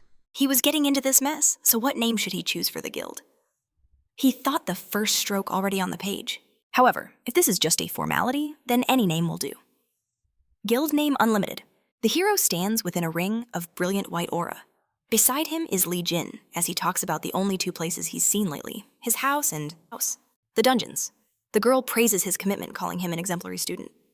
They are in the dungeon of the monster birds of Bud, a fact made obvious by the dungeon's sign and the thousands of birds swarming the skies above. The girl offers a word of warning. The hero must be careful. While the birds are not strong individually, their numbers are practically infinite. Shin Yun, a sphere of white energy crackling in his hand, confirms his companion's words. He had already counted over 3,000 birds with his Kai senses. The main character's eyes lock onto the approaching horde. A smirk forms on his face before he unleashes a powerful pillar of pure white energy. For him, the more enemies the better. Cha Shin-yun's foot slams into the ground, emitting powerful jets of raw energy. These discharges surge skyward, incinerating everything that dares to fly there. Lee Jin stares at the hero in absolute shock, realizing he only mastered this skill a couple of hours ago. Shin-yun, his hand glowing with residual power, calmly explains that mana and Kai are almost identical in their mechanics. The girl says she never noticed the connection and warns him. If he burns so much energy from the start, he will quickly exhaust his mana. That will never happen. The hero confidently declares, gesturing to the many red crystals raining down. I am the unlimited wizard Cha Shin-yun. Red stones continue to fall, and his companion reminds him that he's classless, not unlimited. There is only one type of monster in this dungeon, he says, picking up the stones with his still glowing hand. Lee Jin confirms it. and Shin finds that incredibly strange. The girl explains that dungeons began appearing 13 years ago, and since then, millions have formed all over the world. Suddenly, a single mutated bird flies over their heads. It's completely unusual with horns on its head and an extra pair of wings on its legs. Lee Jin continues saying that despite the huge number of dungeons, not a single one has ever been found with two different monster types at once. The hero instantly obliterates the feathered creature. It explodes into a bloody mess. Not even once, Lee Jin finishes as a massive beast looms in the background. In another place, a figure scoops food from a pot with a simple plate. He tosses it into the water where a whole school of goldfish waits for him. This is Seoul, at the villa of the Twilight Guild. The guild leader Park Toon. A man in a straw hat fishing by a pond is approached by an assistant. The young man in a business suit is Kim Cholo Park Toon's secretary. He reports that Lee Jin is giving her full support to a newcomer. Reading from the documents, he adds that she even joined this person on dungeon raids. Park Toon tosses another handful of food to the fish. Jin really did that, he asks. Cholo continues his report. According to the investigation, the newcomer with Lee Jin's support is the older brother of squad leader Cha Yunong, who works for the Dawn Guild. The young man's name is Cha Shin-yun, and there is something special about him. He disappeared 14 years ago and only recently reappeared. The strangest part is that when he showed up, the head of the Dawn Guild Seo Kangen tried to cover his tracks. Before Cholo can finish, Park Toon raises a hand to stop him. He asks where Shin-yun has been for these 14 years. The secretary states that despite their best efforts, their team of detectives failed to find any evidence. And Seo Kangen, the one who knew something, immediately disappeared. No one knows where he is now. Park Toon adjusts his hat, listening to the theory that Seo Kangen went after Cha Yunong to avenge his son. But the guild leader says simply, he died, and places his hat on a pot. Kim Cholo asks him to repeat that. His boss clarifies that Seo Kangen must truly be dead. He was most likely killed by Cha Shin-yun, says Park Toon. His face, which we finally see, is deadly serious. That rascal! We see a flash of Shin-yun exterminating huge hordes of monsters with his white energy. Is he from Naran? Park Toon asks himself. Shin-yun, however, is enjoying the spectacle of powerful explosions erupting around him. Streams of familiar white energy are at his command. He looks at his fist and says he feels a special sensation from using the palm of the wind. I know you're proud of yourself for acquiring a new skill, Lee Jin tells him. They are standing in a huge clearing now, completely littered with the corpses of monster birds. The girl then asks if the hero feels any sign of mana exhaustion after an hour of intense combat. Shin-yun scratches his chin thoughtfully. He tries to find the right words. Among the wizard skills you gave me, he says, was one called Life Force Reversal. Lee Jin recalls the briefcase of skill dice. She says that skill is for emergencies, helping to convert life force into magic. Shin-yun launches into a detailed explanation. In Murim, after reaching level 35 of both external and internal mastery, first one could obtain a disembodied body. This allowed for the indefinite use of one's powers upon reaching level 40. Through external mastery, one unlocked youth revival, a technique to maintain infinite vitality with their own power. With this method, infinite power transforms into an endless life force. And by using life force reversal in this state, you can wield magic power without limit, an absolutely perfect formula. But for Leji, this rambling stream of data was overwhelming. The hero apologizes, realizing he got lost in the explanation. In short, he says, it's an endless stream of original energy. A brilliant illustration of yellow and blue light demonstrates his point. Even if you practice different martial arts, Shin Hong explains, when you reach the absolute peak, everything becomes one. Ultimately, it all comes down to a single truth. If you are at the pinnacle of martial arts mastery, then nothing is impossible for you. Leiji asks if that's truly possible to achieve, but the hero only smiles. I'll take care of the small fry first. Before the boss battle. That last phrase makes the girl's mind race. Her companion doesn't just speak, he embeds the true meaning of his thoughts into every sentence. To think I mistook a common monster for the real boss. What an idiot I've been, she thinks, gripping her crimson dagger. If that's the case, the Sun Emperor has nothing to fear from me. Just then, a feathered beast dives toward Leji from above. It's already closing in fast. I suppose I can earn a little extra money? Today, the girl says with a smirk. The sky is once again filled with dozens of monsters.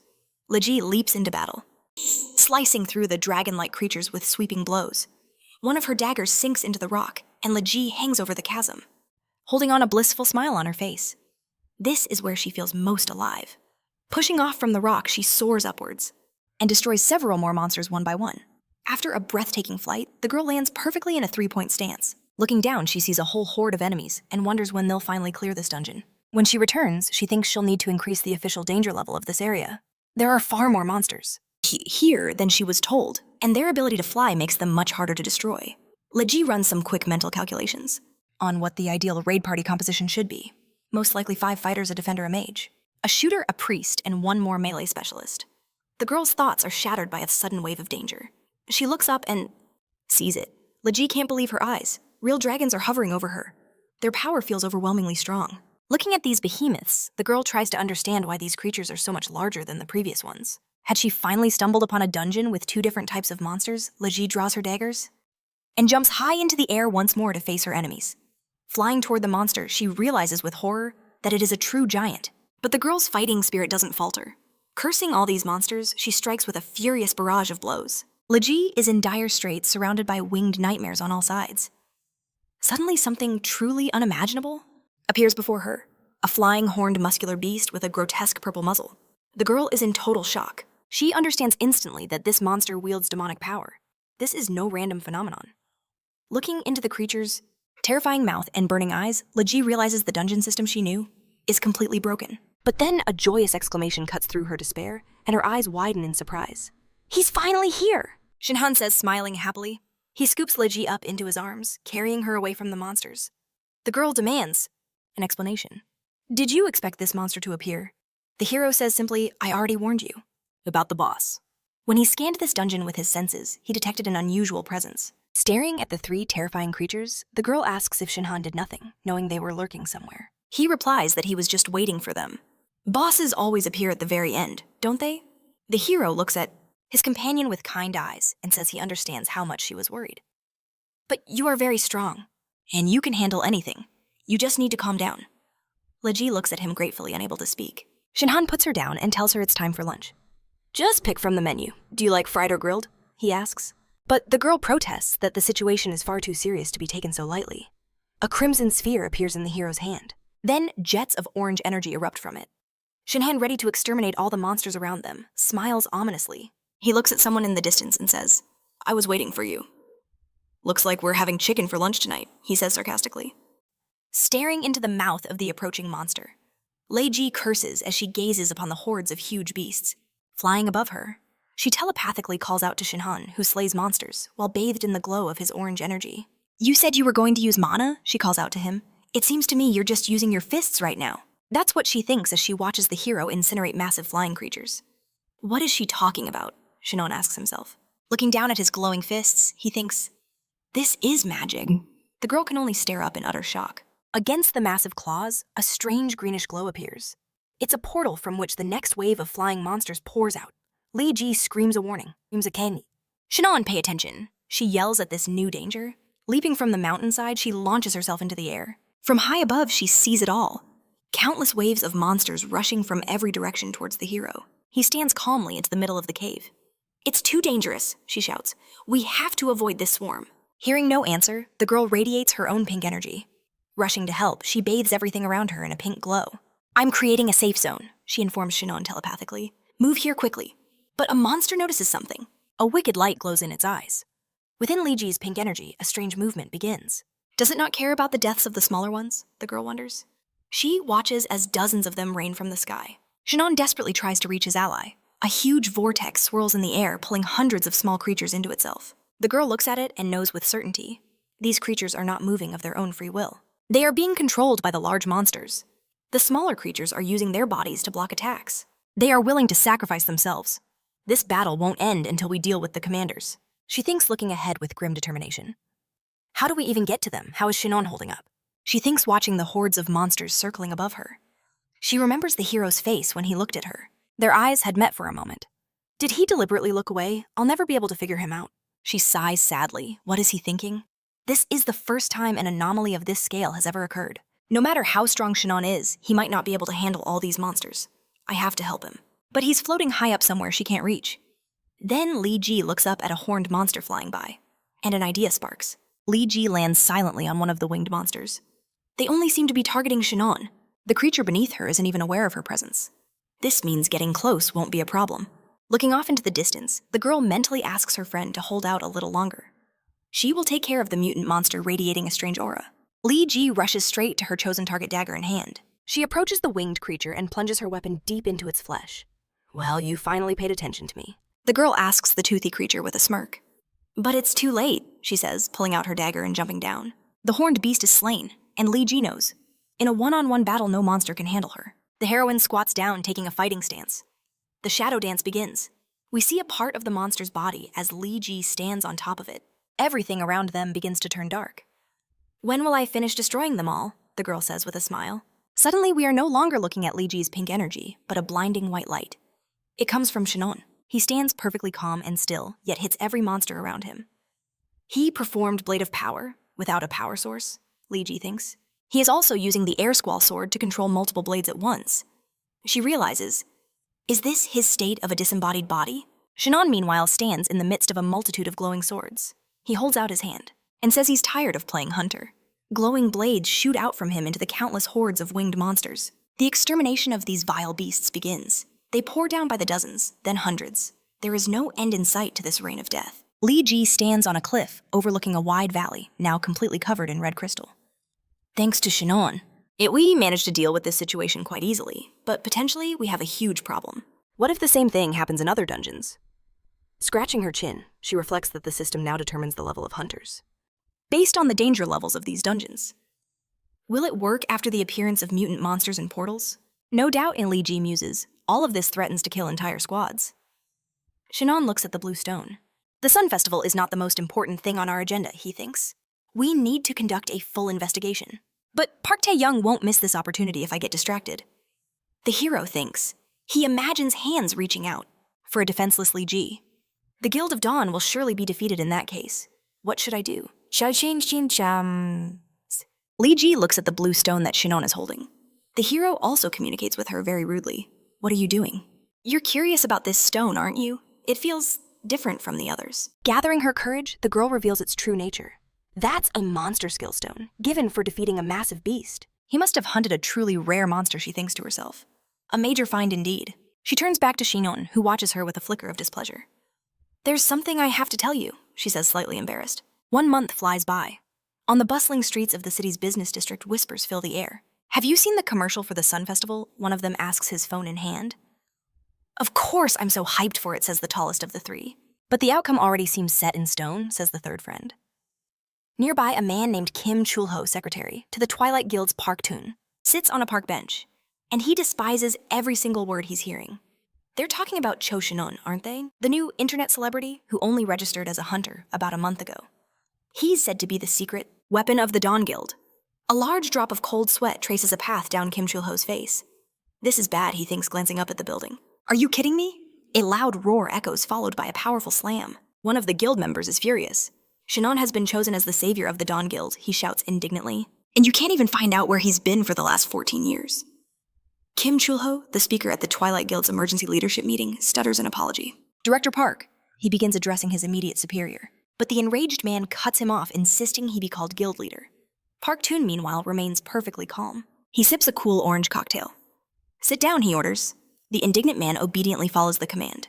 The Dawn Guild is clearly worried about something Park Toon observes. They revealed their member a little too early. It can't be considered a secret card anymore.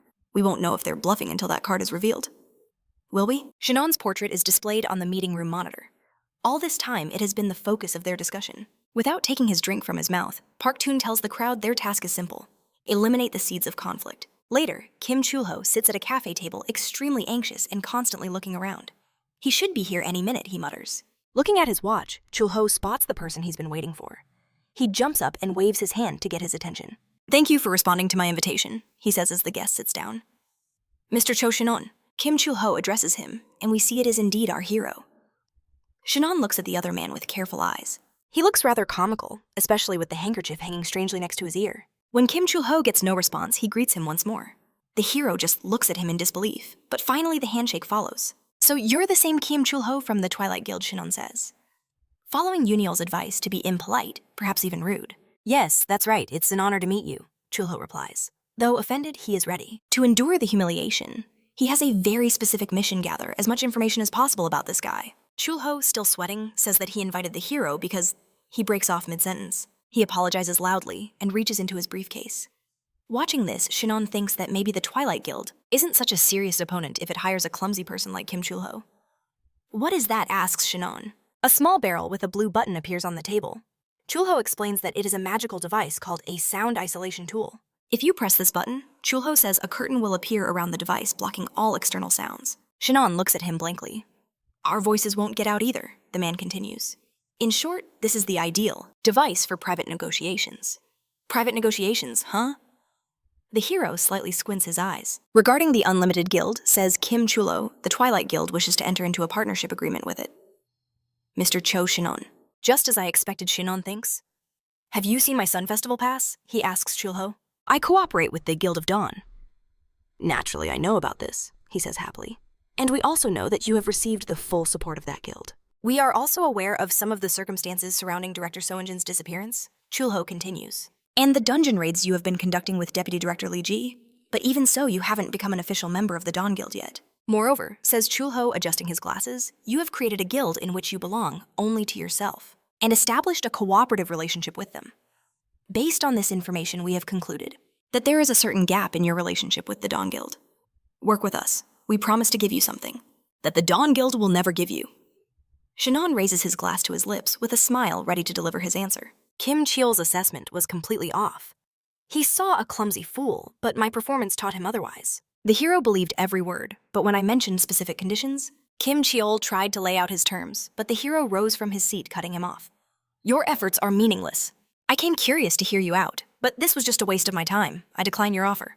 Shinyang declared, turning his back to leave. But Kim Cheol wasn't finished. You'd reject it without even hearing the terms. Refuse the sun ritual, and we will give you anything you desire. He shouted, his face pale with frantic hope. I owe a great debt to Li Jihai, the hero replied, his voice laced with arrogance. And more importantly, I hate to lose. Please wait, if you leave like this. Cheol's face twisted with rage. There was so much he wanted to say. But all that came out was the hero's name. A young man approached. How long are you going to stand there watching? He asked quietly, a medical mask resting on his chin. This was the director who had just witnessed his negotiator's failure. Park Tae-young walked up to Cheol, placing a heavy hand on his shoulder. I told you to keep him here as long as possible. And from his ear, a tiny wireless earpiece was visible. You blew my entire wiretap, the boss accused. It turned out the entire conversation was being monitored. Cheol could only apologize, blaming it on the target. Shin Yusung was just so rude and arrogant. But Tae-young wasn't listening. Strange, he muttered, peering out. Just who in the world was that man? Meanwhile, Lee Ji-hye listened on her phone. That Park Tae-young must be furious, she said with a smile. She was speaking with Shin Yusung himself. The Dawn Guild's leader must have realized I'm from Murim, he explained. But he can't possibly know I'm the Supreme Sword Emperor. The moment I entered that cafe, Shin Yusung continued, I felt Tae-young probing me with his external key. It seems your predictions were spot on. Excellent work. He's a cautious one, Ji-hye noted. The more a situation deviates from his plan, the more anxious he becomes. This should keep him quiet for a while. How are the dungeons? Shin Yusheng changed the subject. Leaning against the wall, Ji-hye replied, Thanks to you, everything is under control. Since our last raid, there haven't been any reports of that strange phenomenon, for now at least. The girl held the phone close to her face. I would have died from overwork if you hadn't helped me scout that bird dungeon, Mr. Shin Yusung. Thank you for your service. Perhaps there's more work for me, the hero asked. No, nothing special. Lee Ji-hye replied, her voice tinged with a faint sadness as she pulled the phone away. You sound a little down. Is something wrong? She asked. But Shin Yusung didn't answer. His sister stood beside him. Appa, are you done with your call? She asked, her gaze devoted. Come on. All right, the hero replied, lowering his phone. There was no getting out of this, he thought. The brother and sister stood before a majestic columbarium. Mom. Dad, Yuna whispered, running her hand over the cold door holding their parents' hand. Alba is back, she told them. She said things she knew would have brought them joy. I knew it, Shin Yusung thought, standing apart. Coming here was a mistake. I've changed too much. I'm not the boy I was back then. I stand before my parents' ashes, and I can't even shed a single tear. He turned from his grieving sister. He knew that even if he forced some emotion, it wouldn't make her feel better. Her sad eyes followed him. Can't you feel anything? She asked, her voice trembling. There's no sadness in you. No feelings at all. The hero remained silent, his back still turned to her. Yuna was becoming distraught. Why won't you say anything? She asked, tears streaming down her face. Your silence just proves I'm right. The hero finally spoke. I'm sorry. He knew he couldn't hide his cold reality. Without turning, he said, I've become someone who can't show you what you want to see. His words ignited her fury. You know how strange you sound, she shouted, shaking with rage. What are you sorry for? What do you think I want to see? A cherished memory flashed by. A happy picture from their childhood of a little Yuna riding on her brother's back. That was all she ever wanted. Covering her eyes, she sobbed, "Why have you changed so much? You're so cold." She looked at Shin Song, who finally turned to face her. "I don't even know if you're my brother anymore." "Okay," she said, her voice firm. "It's been a long time. None of it matters. I've managed to live alone all this time." Shin Yusheng remained silent. He watched as his sister walked away, utterly heartbroken. "I never should have come here," he thought, his gaze lost. "You ask me why I've changed?" He mused as visions of 1,000 mangled corpses flooded his mind. As his world shatters, a single question echoes in his mind. "I need to know. Why? Why is this happening to me?" Suddenly, Shinwan feels a chilling presence nearby. It can't be. A system window materializes before him, bearing a chilling message. We see the hero's haunting smile framed by countless chains. Another message appears. "You are still trapped in your human form." The hero is utterly stunned as the final window reveals a name Chashinal. Shinwan is left, standing alone before the columbarium, staring at another Miram alert. What does this even mean, he wonders. What kind of cruel joke is this? He clenches his fists, the sound of cracking knuckles echoing in the silence. 2 more windows flicker to life. "Cease your pointless resistance." And then, "If you require motivation, I can provide it." The hero scoffs, a bitter smile on his face. "You're still the same, doing everything on your own terms?" "Just who are you?" he demands, his voice dripping with venom. The system answers with a chilling title, "The Heavenly God of War." Smiling, he reads 2 more lines. "I will take everything from you. Again. Just you wait." Against the cold stone of the columbarium, the hero's defiant reply rings out. "This is absolute nonsense. I don't know who you are or why you're tormenting me. But if you have the guts, then bring it on." Inside the box holding his parents' ashes, a simple white envelope rests beside a family photo. "I will find you and tear you to pieces, Chog." "Thank you." Hero vows, a predatory smile on his face. "Just you wait." Another yellow notification flashes. Shinwan removes his tie, his expression mournful as he stands by his parents' final resting place. But in an instant, his grief hardens into cold resolve. He utters a promise ending with the words, "Everything from me." Meanwhile, Yuna walks away from the columbarium. She pauses, glancing back, hoping to see her brother following. But the path is empty. "He didn't even come after me." The girl sighs, heartbroken. "That heartless scoundrel." A few days later, a vibrant young woman with a red tie greets her audience with explosive energy. "The day has finally arrived," she declares. The young man beside her gives her a look of pure disbelief, but she's far too excited to care. She announces that today, viewers will finally witness heroes exploring dungeons and hunting monsters, the event everyone has been waiting for. With blazing passion, keen interest, and sky-high expectations. "Let's go!" she screams, jumping to her feet. She slams her hands on the table. "Finally, we will witness the grandest event the entire nation of Korea has been waiting for. The Festival of the Sun." We see the event unfolding in a colossal state-of-the-art stadium. The crowd roars with excitement, some even dressed as penguins, giving the participants a thunderous welcome. The festival is meant to promote peace and unity within the hunter community. But it's also a chance for these modern-day warriors to prove their worth. The atmosphere is electric, and it's clear the people are thrilled to be here. The organizers spared no expense filling the sky with festive airships. But Shinhuan, dressed in a tracksuit, remains untouched by the spectacle. "Feels like the Olympics or the World Cup," he says quietly. Lee Ji-hee, a cup of tea in her hand, agrees that the scale of the event is certainly comparable. "The public's fascination with hunters is immense," she notes. "They're like real-life superheroes from the movies, but any real information about them is strictly classified worldwide."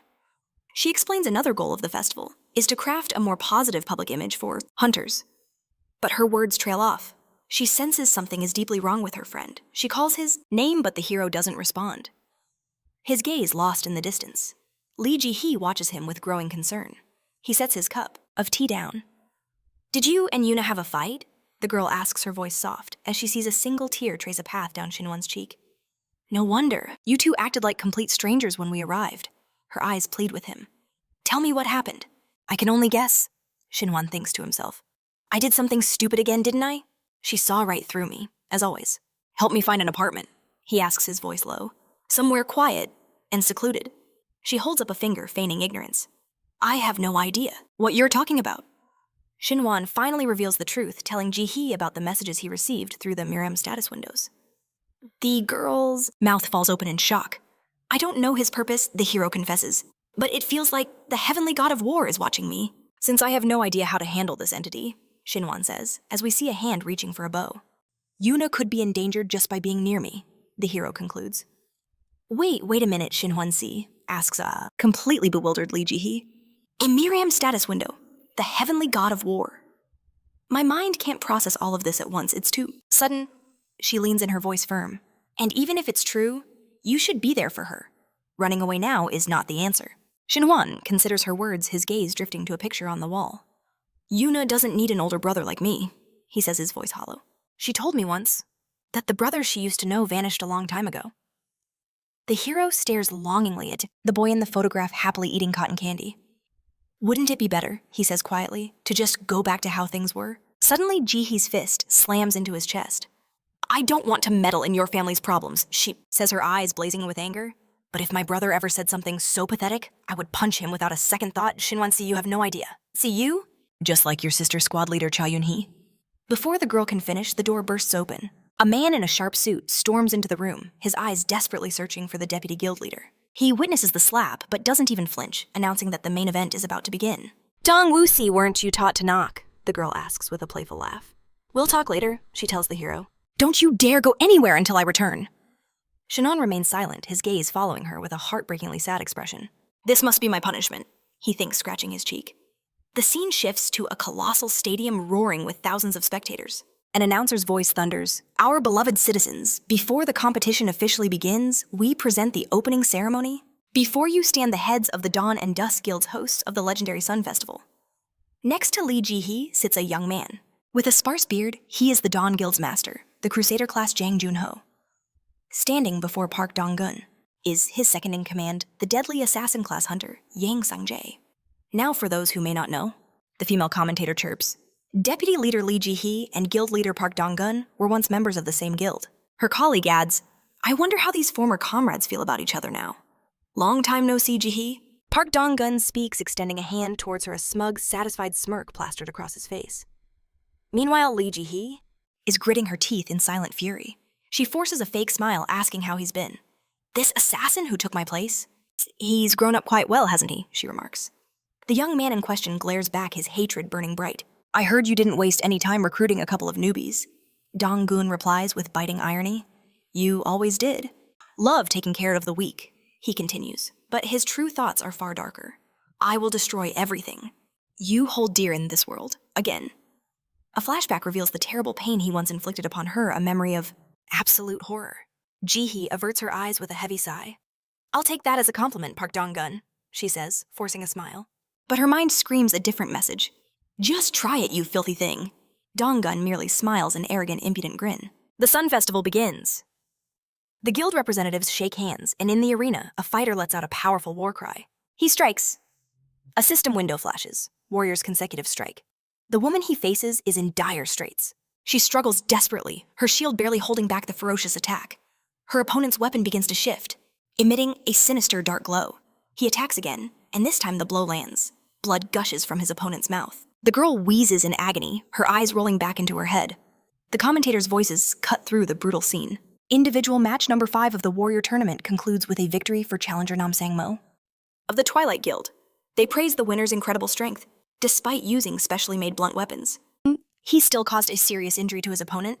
Park Dong-gun, watching from the podium with Jang Junho, happily remarks that he expected nothing less from a Dawn Guild hunter. According to him, Nam Sang-mo hadn't been challenged this much in a long, long time, even though the girl posed no real threat. What disgusting arrogance, thinks Lee Ji-hee, standing beside her guildmaster. Well, I'll be going then, Park Dong-gun announces, rising from his throne-like chair. I hope the next fight will be more difficult, he says, walking away. With a glass in his hand, he leaves. Lee Ji-hee watches him go with pure disdain. As Dong-gun walks beneath the stadium's archway, his deputy, the man we met earlier, calls out to him with that same vicious expression, a dagger clutched in his hand. He asks when he will finally be permitted to kill Lee Ji-hee.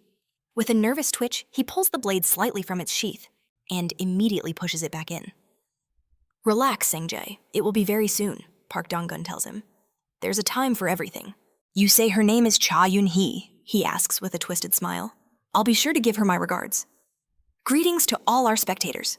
Welcome to the survival shooter arena, the commentator's voice echoes across the city. This is an opportunity to see the best.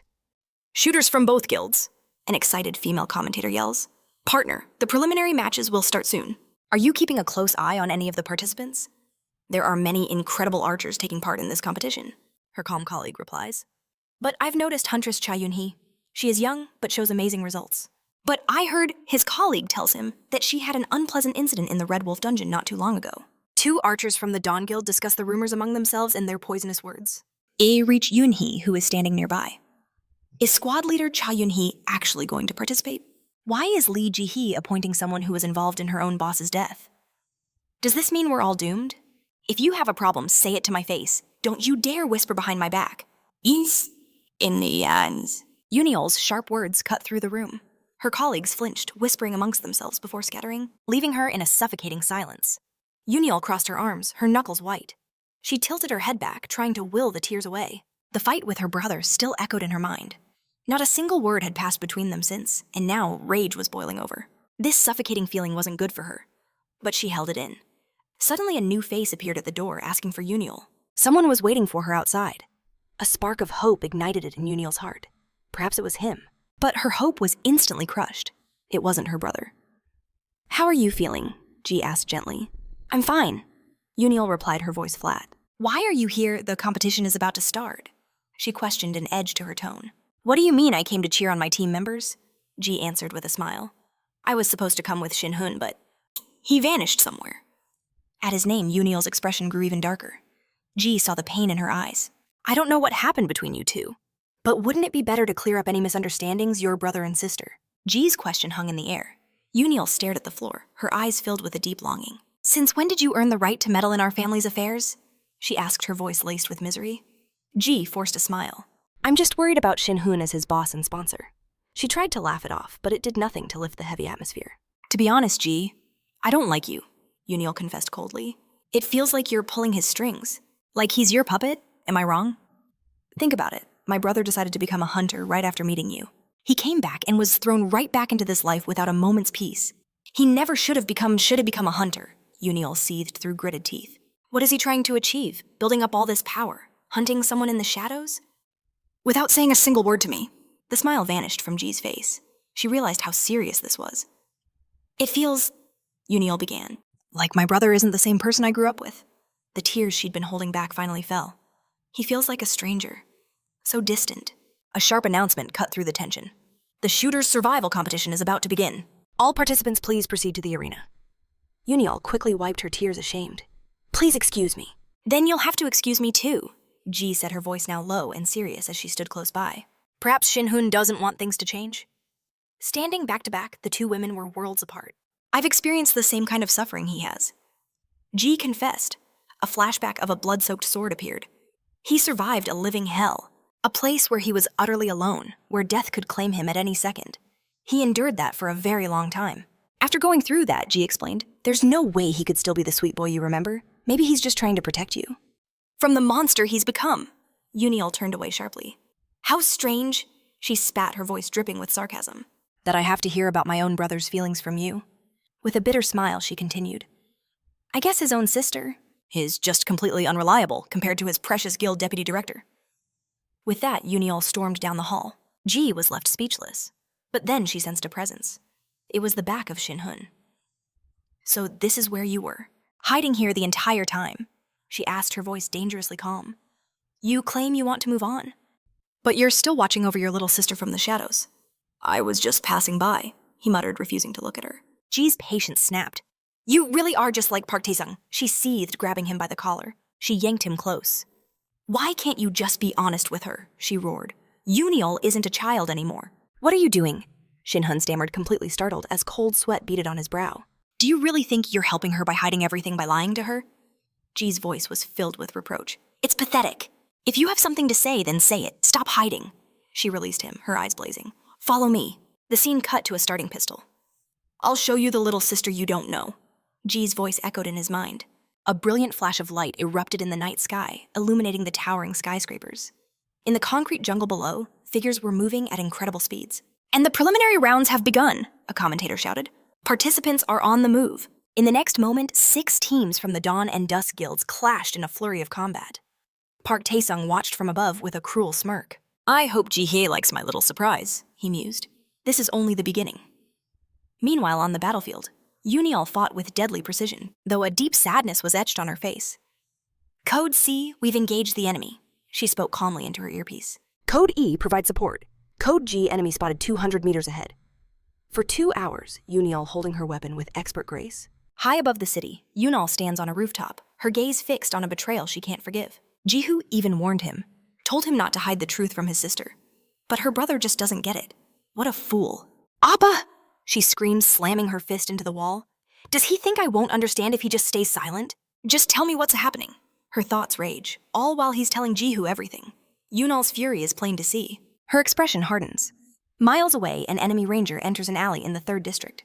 A voice crackles in her earpiece. Target is outside sniper range, Cody. Wait for support.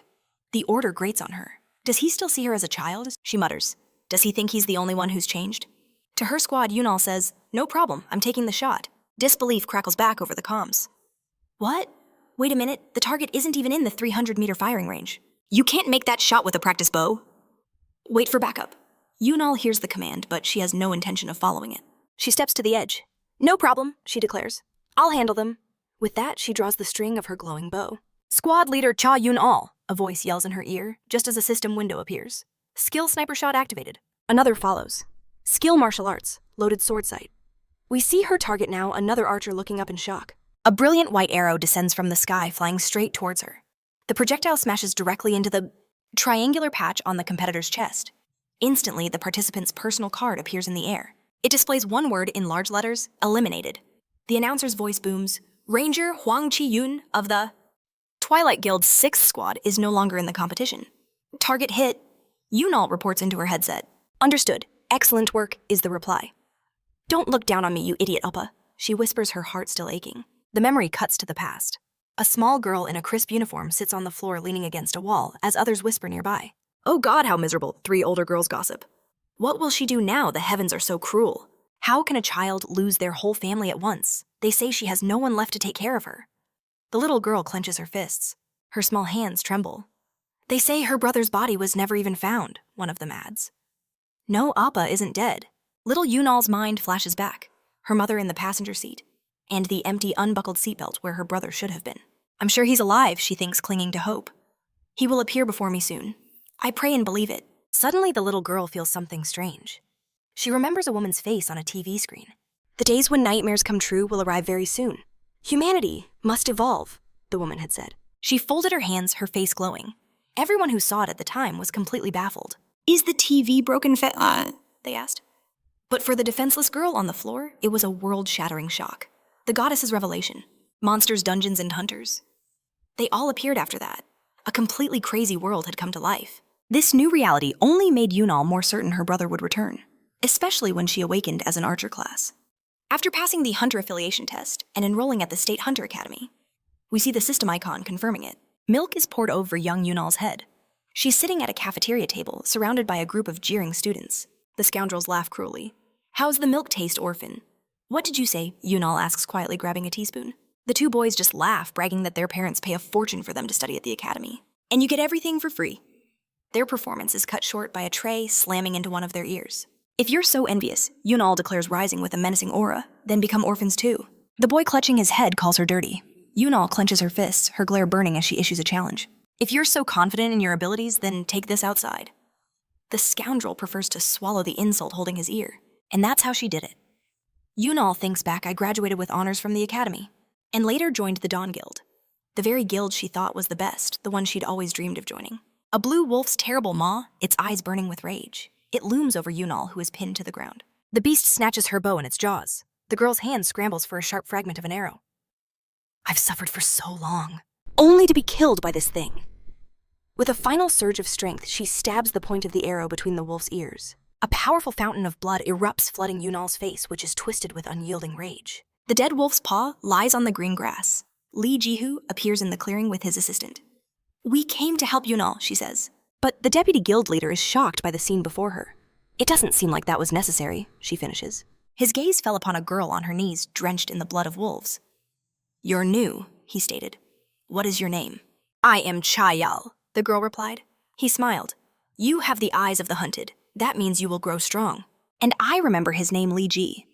The man whose attention I caught who became the youngest squad leader in the Dawn Guild's history. But it was never about the guild or the title of squad leader. I cherished it all, she recalls, sweat dripping down her temple because it made me stronger. The bowstring groans under the strain as Yunal trains relentlessly in the gallery, loosing arrow after arrow to survive without her brother. To keep the desperate thoughts at bay, she had to constantly push her limits. Every single arrow hits the top 10. Yunal clutches a pendant, opening it to reveal a tiny photograph of her family. But for him, it's never enough, the girl says softly. Oppa has become a master of martial arts, and he probably feels I'm still lacking something. But I can't forgive him for treating me like a helpless, stupid child. Yunal shouts, waving her formidable bow in the air, her frustration boiling over. Suddenly, she realizes the silence around her is too deep, too unnatural. She speaks into her headset. I'm leaving my current position and moving. When only static answers, she demands, confirm you heard me. Then her eyes catch a glint. A dozen arrows slam into the rooftop beside her. An instant later, one pierces her arm, and she screams from the sharp, sudden pain. Cease fire, target acquired, reports a nearby archer. He's flanked by 3 comrades, their smiles dripping with menace. It's a good thing the arrow didn't hit muscle. Yunal thinks through the agony. But how did it break my skin? It had to be a blunt arrow. This is impossible. We see her hand, the one holding her bow, bleeding profusely. They're using live arrows, Yunal realizes. Don't expect anyone to come to your rescue. A scoundrel sneers, leaping down to the rooftop where she stands. We took a little time to jam the signals from the surveillance cameras. But Yunal is not the least bit intimidated. Help, she says, a chilling smile playing on her lips.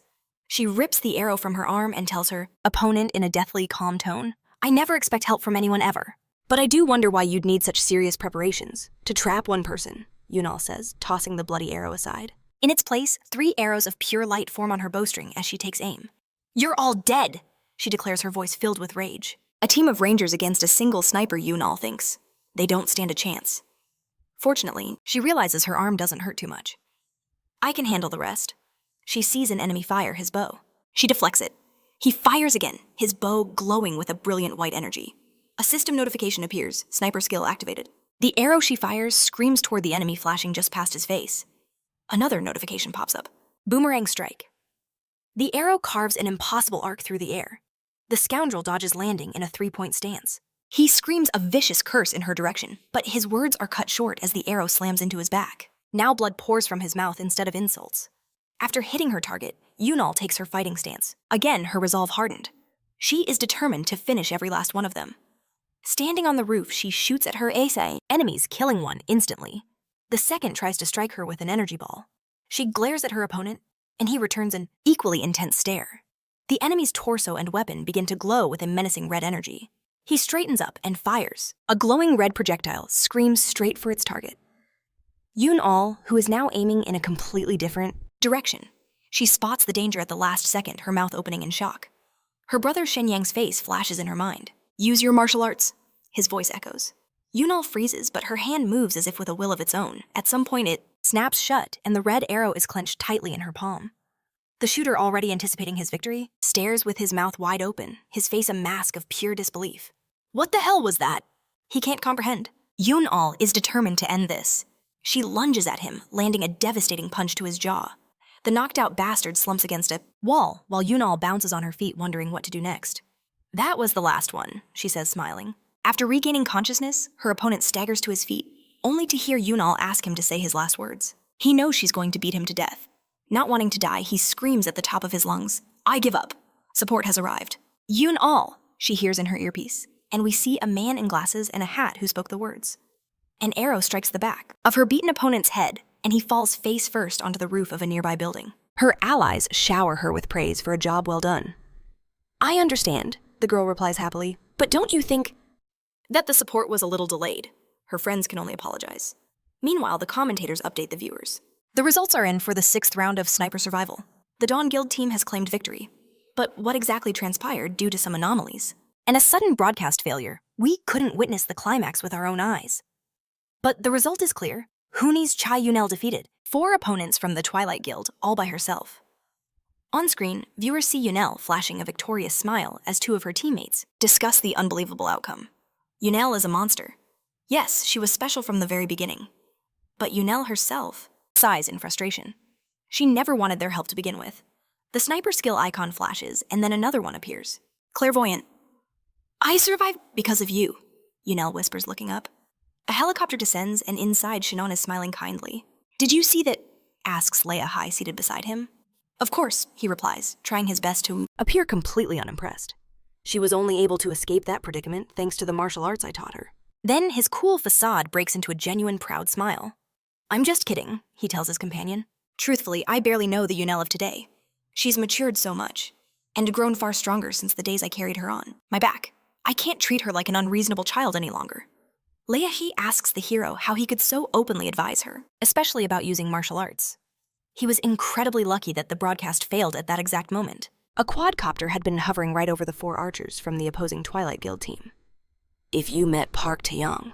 His microphone picks up Taeyong's thoughts as he sits with a full glass in his hand. A movement, he thinks. What was that martial art? The Festival of the Sun continues around them alive with children, parents, and giant penguin mascots. Colorful balloons float by in a perfect holiday scene. A happy Yunel asks her brother to share his thoughts on her performance. He acts as if nothing special happened, looking away and pretending to sip a very tasty drink. I guess it wasn't good enough for the universe's strongest warrior, the ultimate hero, and blah blah blah, Yunel says with a hint of sarcasm. And I never would have made it to the final if it wasn't for the martial arts you taught me. No. Xinyang answers, his sudden sincerity catching her off guard. You are very strong, he says, putting down his mug. It's all because you've developed on your own, whether in martial arts or your hunter abilities. I'm sorry that I was so closed off from you. The hero continues, lowering his head in regret. I wanted to be the brother you knew in the past, or rather, I think I miss the young, innocent little sister my memories held onto. Shannon recalls stroking her head as a very young girl kneeling before her. I had no idea how much you had matured. Yunel listens to her brother in silence, her gaze lost in thought. I wanted to find the person responsible for our family's misfortunes, Shannon says. I became a hunter just for that. If I become a top-level hunter, I believe I can finally uncover a piece of the truth. His mind flashes to a vision of a golden-haired goddess, the one who made that terrible announcement on television. And I was afraid, he tells his sister, that you would be drawn into all this dangerous business of mine. It's not that hard, Yunel says quietly. Why did it take you so long to tell me all this? Forget everything and just promise me you'll never leave me again, she says to her brother, holding up her little finger.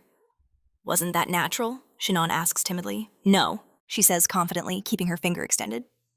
All the times you weren't honest with me, I felt abandoned and alone. Don't ever hide anything from me again. Shannon looks her straight in the eye and smiles. Okay, I promise, he says. I promise I'll never leave you again. He holds out his own little finger, and they lock them in a vow. And one more thing, Yunel starts, but the hero interrupts. I want you to remember something else. My title isn't blah blah blah like you said. I am the Supreme Sword Emperor, Xinyang declares, laughing heartily. The girl is genuinely surprised. What a brute, she says. Attention all attendees, a voice booms from a loudspeaker. The grand shootout competition starts in 1 hour. Please, take your seats so that you don't miss it. I repeat, it will start in 1 hour. I'll be right back, Shannon says, getting up from the table. Okay, good luck, Yunel replies, then asks, are you actually going to compete in the tracksuit you're wearing right now? He replies that they're very comfortable. Then his tone changes. Those villains who ambushed you, didn't they seem strange to you? He knows that members of the Dawn and Dusk guilds kill each other in the dungeons, but to be seen fighting like this in broad daylight, this is something new. I can't say I didn't know that, Yunel replies with a giggle. The fact that they went to such desperate lengths to kill me just proves that I am one of the most valuable Dawn Guild fighters. We are definitely related, the hero thinks to himself. But as Shannon is lost in thought, the ghost of a Murim status window flickered in his memory. Its chilling message echoing, I will take everything from you again. Inside competitor room number 3, the Dawn Guild's leader, Jang Junho, clapped our hero on the shoulder, Li Jihye at his side. My deputy has told me so much about you. You're the ace up our sleeve for the big shootout, right? I can't wait to see you unleash your power. We're counting on you. He then turned from the hero, rallying the rest of the team, checking if they were in peak condition. Shannon watched him with a bewildered gaze. Is this the puppet you mentioned? He asked Li Jihye telepathically. Don't underestimate him, she sent back just as silently. He may seem strange, but he's level 60 and one of the best. And yet he's still weaker than you, our hero noted, watching Jang Junho fire up his comrades. That's true, Li Jihye admitted. All right, I'll be going now, the guild leader announced, saying his goodbyes. Prepare well for the match. As Li Jihye was about to leave, she sent one last mental message to our hero.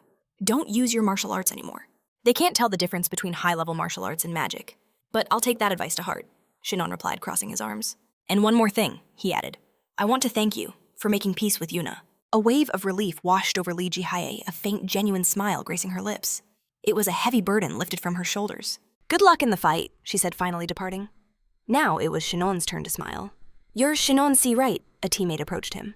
We've heard so much about you from Li Jihae. She said you're incredibly strong. We're counting on you to lead the charge. The commentators were already buzzing with excitement over him, but Shinon tuned out their words, lost in his own thoughts. This all feels incredibly suspicious, he mused. Those thugs who tried to kill Yuna were clearly following orders, and only one person could have given that command. Just then, that very person appeared in the Dawn Guild's locker room. The team members froze, staring in disbelief at the uninvited guest. With a sickeningly cheerful and fake smile, he spoke. I hope I didn't disturb you fighters while you were preparing for battle. Shinon, unlike the others, remained silent and watchful. If the message I received was from the heavenly god of war, he thought, then I can't dismiss the chance that Park Tae-young, his worshipper, is behind this whole plot. This is a friendly match, Tae-young said with a kind facade. I just came over to say hello. Surely that's not forbidden, is it? One of Shinon's teammates noted with a tense smile. The relationship between our guilds isn't exactly the friendliest. Park Tae-young's lips twisted into a grin. You found me out, he said cheerfully. But I came to see you for a simple reason. I was told there's a particularly powerful hunter among you. He walked straight toward our hero. He called him by name, his voice slick with false praise. I've heard so much about you. It's a pleasure to finally meet you. We haven't met before, have we? Park Tae-young's eyes narrowed into slits. Our hero met his gaze without flinching. Yes, he stated calmly. This is the first time. Shinon took the offered hand, shaking it firmly. I don't understand. My heavenly origin martial arts. It's not resonating with him at all. Park. Tae-young thought, his mind racing. Who else could Yuna have learned martial arts from, if not him? How can anyone reach such a level without the experience of Mirim? He remembered the image of the girl who decimated his subordinates. But I have seen you before, haven't I? Shinon asked, looking at Kim Cheol-ho, who had entered with his boss. It was a long time ago, Hunter Cha Shinon. He replied, a nervous smile plastered on his face. I did try to reach you through my senior secretary, Park Tae-young interjected smoothly, but unfortunately it just didn't work out. And I believe I owe you for what happened between my sister and your hunters in Hunter Survival. Our hero set his eyes locking onto Tae-young's. Tae-young just laughed, a chilling sound. That's exactly what I wanted to discuss. They were quite strong, weren't they? He asked mockingly. I will never forget what happened, and I will definitely repay you, our hero vowed. The threat hung in the air. Ooh, how scary, Park Tae-young sneered, laughing again. Well then I'll be watching to see what you've got. You can count on it, Shinon replied, turning his back on him.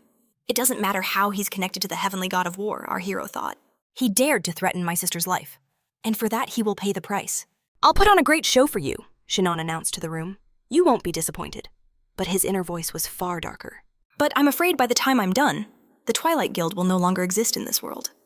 We see a massive stadium with a blazing red roof. Thank you all for waiting, a female commentator shouted with glee while her colleagues stared at her in shock. We are about to witness the main event of the Sun Festival, she continued as the leaders of both guilds came into view. The big shootout between the Dawn and Twilight guilds begins now. The commentator stared down at the arena with an almost crazed expression. It was a magnificent stage in the center of the stadium. A true pedestal adorned with intricate tile patterns and two majestic staircases. The first combatant from the Guild of Dawn is the supernova whose name is echoing across the entire nation. The partner of the guild's deputy head. And from the Unlimited Guild, we have Hunter Cha Shin-young. The female commentator's voice rings out her excitement palpable. Our hero, completely unfazed, strolls into the arena, his hands casually tucked into his sweatpants pockets. Unbelievable, she exclaims. Never in history has a hunter from another guild fought in the grand melee. Who is this man? Why is he fighting for the Dawn Guild? Was this a special invitation? Her colleague, who's been silent until now, finally chimes in, looking like he wants to strangle her. Glancing at his notes, he reveals that Shin Yoon's level class and accomplishments are all shrouded in mystery. In truth, almost nothing is known about him.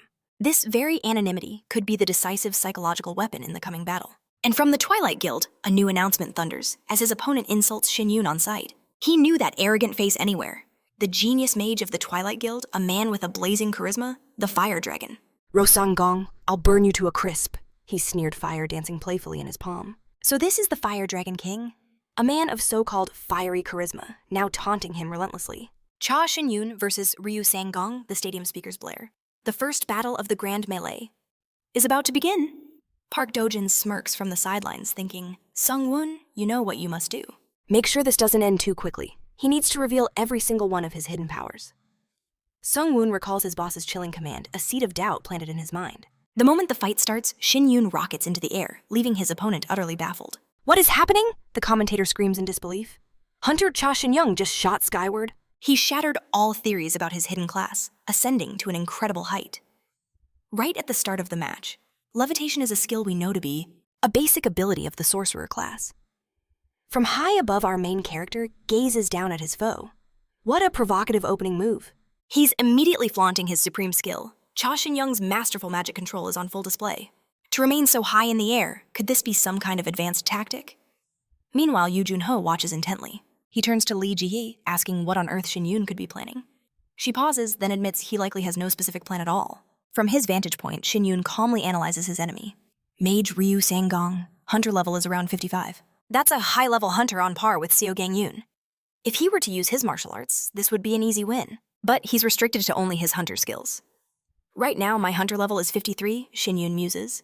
I raised it quickly thanks to my martial arts, but I lack true combat experience as a pure hunter. Still, he has a little surprise for the guildmasters watching his every move from the stands. Park Do-joon, in particular, is staring with unnerving intensity, and Shin Yoon knows exactly what he's looking for.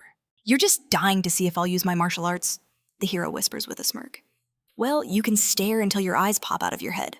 As pure white energy begins to gather around him, he thinks, "You won't get what you want, you bastard." Waves of power surge toward his opponent. The man is still just standing there, frozen in the center of the arena floor.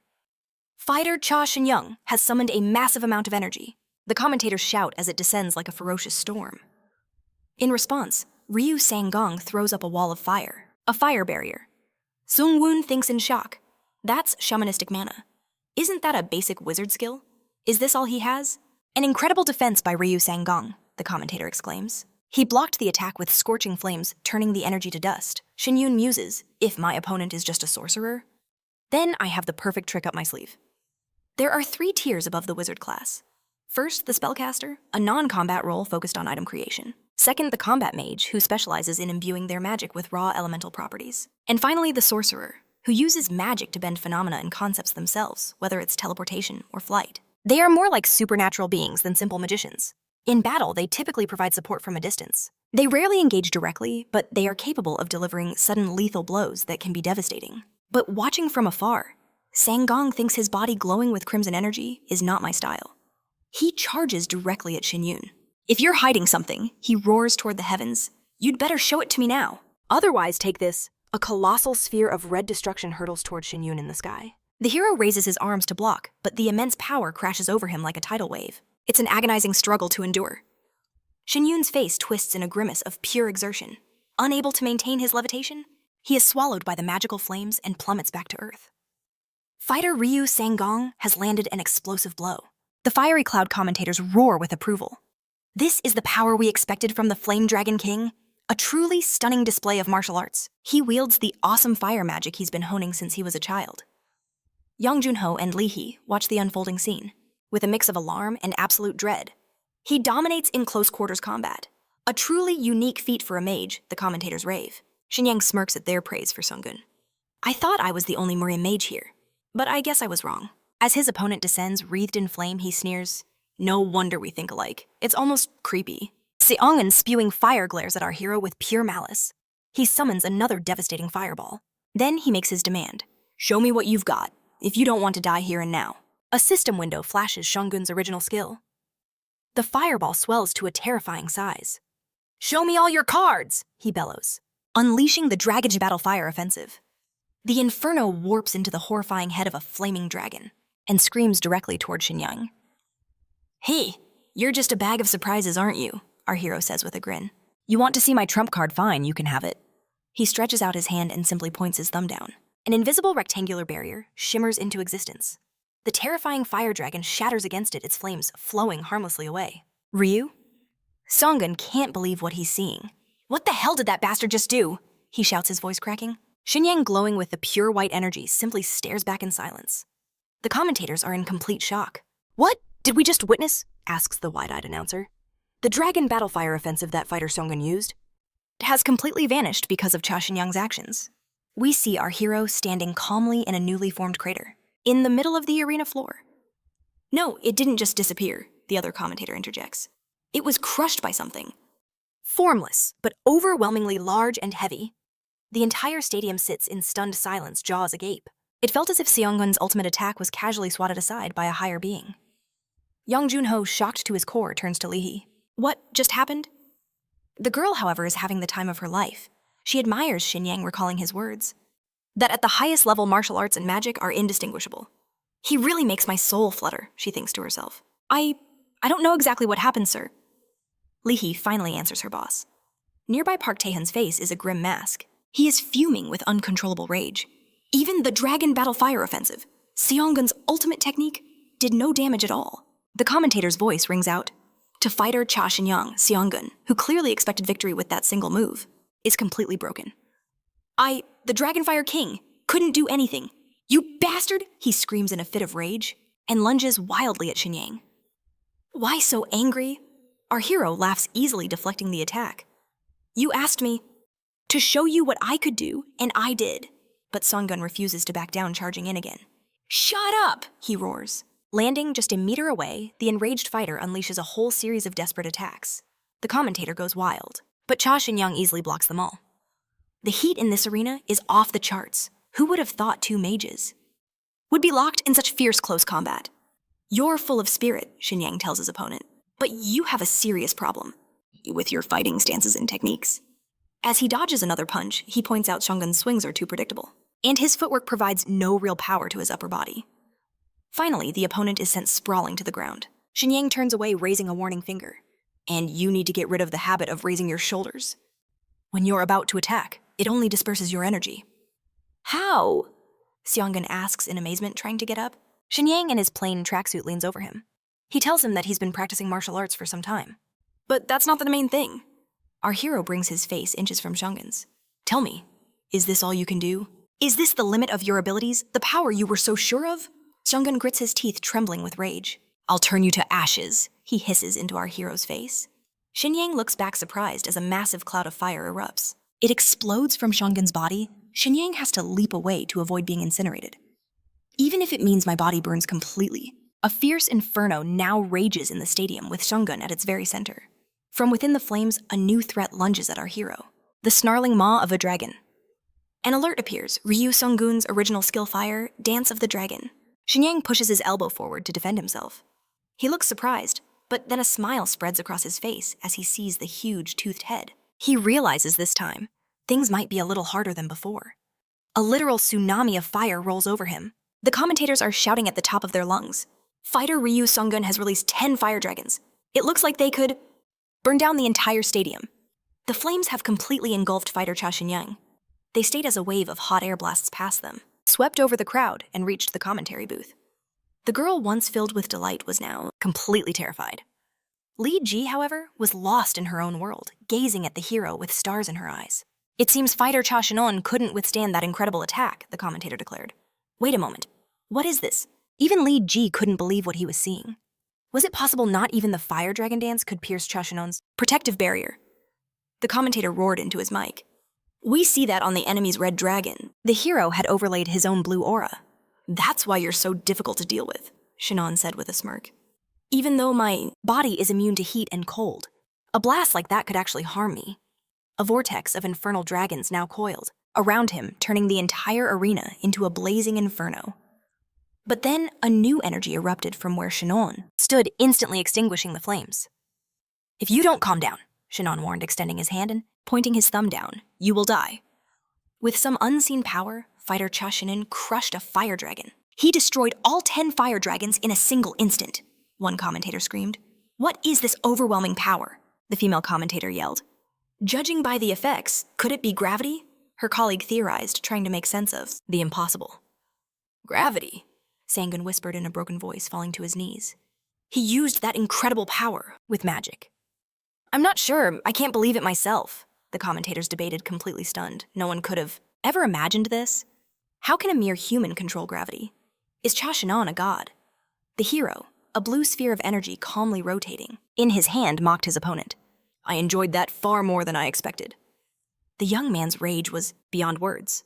Shin-on then unleashed the final blow, engulfing his opponent in a vortex of raw power. It was a direct hit. Seonggun screamed in agony. Call the next one, the hero said with a grin. Sunju turned to his assistant. Pogtoon, who's next? Night Choi-jan? Perfect. Tang's eyes lit up with a wicked gleam. Announce him, Choi Jan the Twilight Spear, defender of the Twilight Guild's central plains, and now his spear points toward the dawn. He's finally here, the Jumons. Festival commentators were practically choking with excitement. A knight appeared in full battle armor, wielding a massive fearsome spear. This was the Twilight Spear, also known as the Wizard Slayer Knight Choi Jan. As his title suggests, he has never lost to a wizard before, the female commentator gushed. Warriors often have an advantage against wizards, but I doubt we've seen all the magic his opponent has to offer. Her colleague countered. Shin Hong, meanwhile, stood calmly with his arms crossed. Wizard Slayer? He asked with a mocking tone. I certainly hope you can live up to that name. Park Tun, watching from his private box, saw how relaxed the hero was. But this time he thought, it's not going to go your way. A wizard simply cannot defeat Choi Jan. The sun. Festival's second battle begins now, the commentators announced. We see the weapon in the knight's hands begin to glow. A system. Sign appears, knight's skill enhancement enchantment. The battle starts, the knight radiating a menacing purple aura, charges the hero.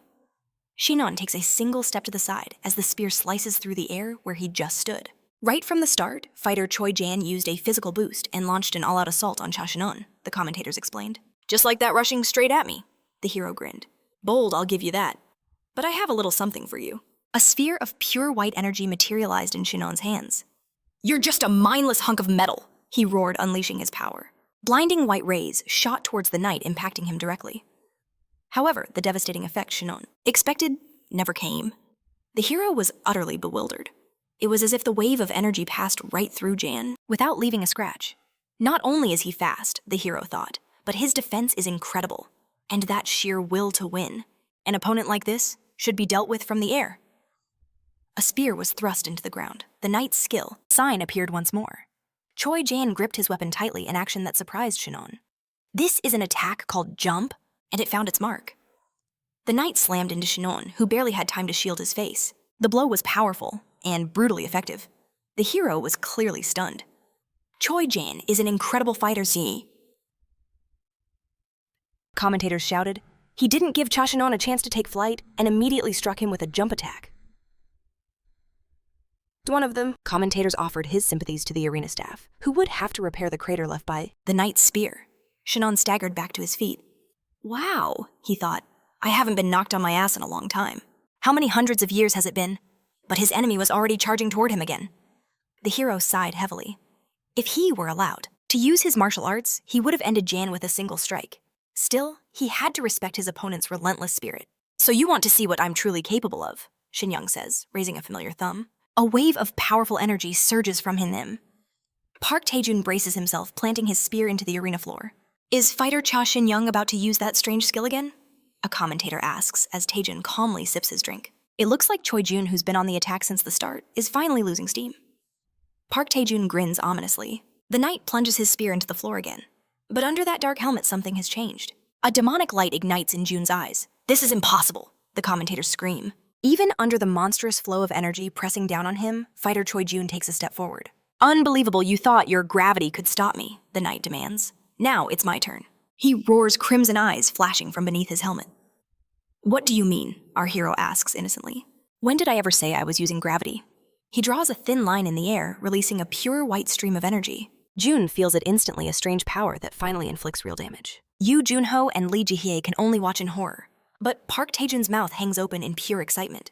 What happened just now? Our familiar commentator shouts in surprise. The gravity that Cha Shin Young used. She quickly corrects herself. That unknown energy completely overwhelmed his opponent. What skill was that? Our hero simply gazes into the distance as if bored.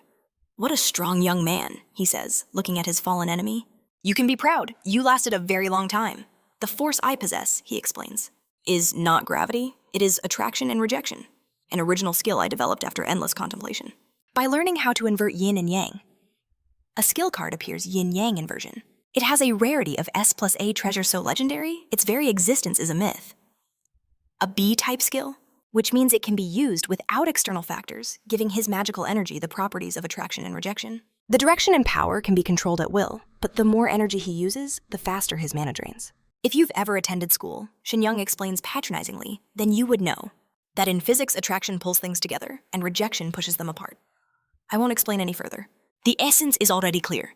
Jun staggers to his feet, only to be hit in the helmet by a small pebble. The same pebble our hero used to demonstrate his power. I'll admit a force that draws an enemy closer. Jun growls, but then adds, but you've just made a fatal mistake. Doubt flashes across the hero's face. You shouldn't have, Jun says threateningly, closed the distance between us. He thrusts out a hand.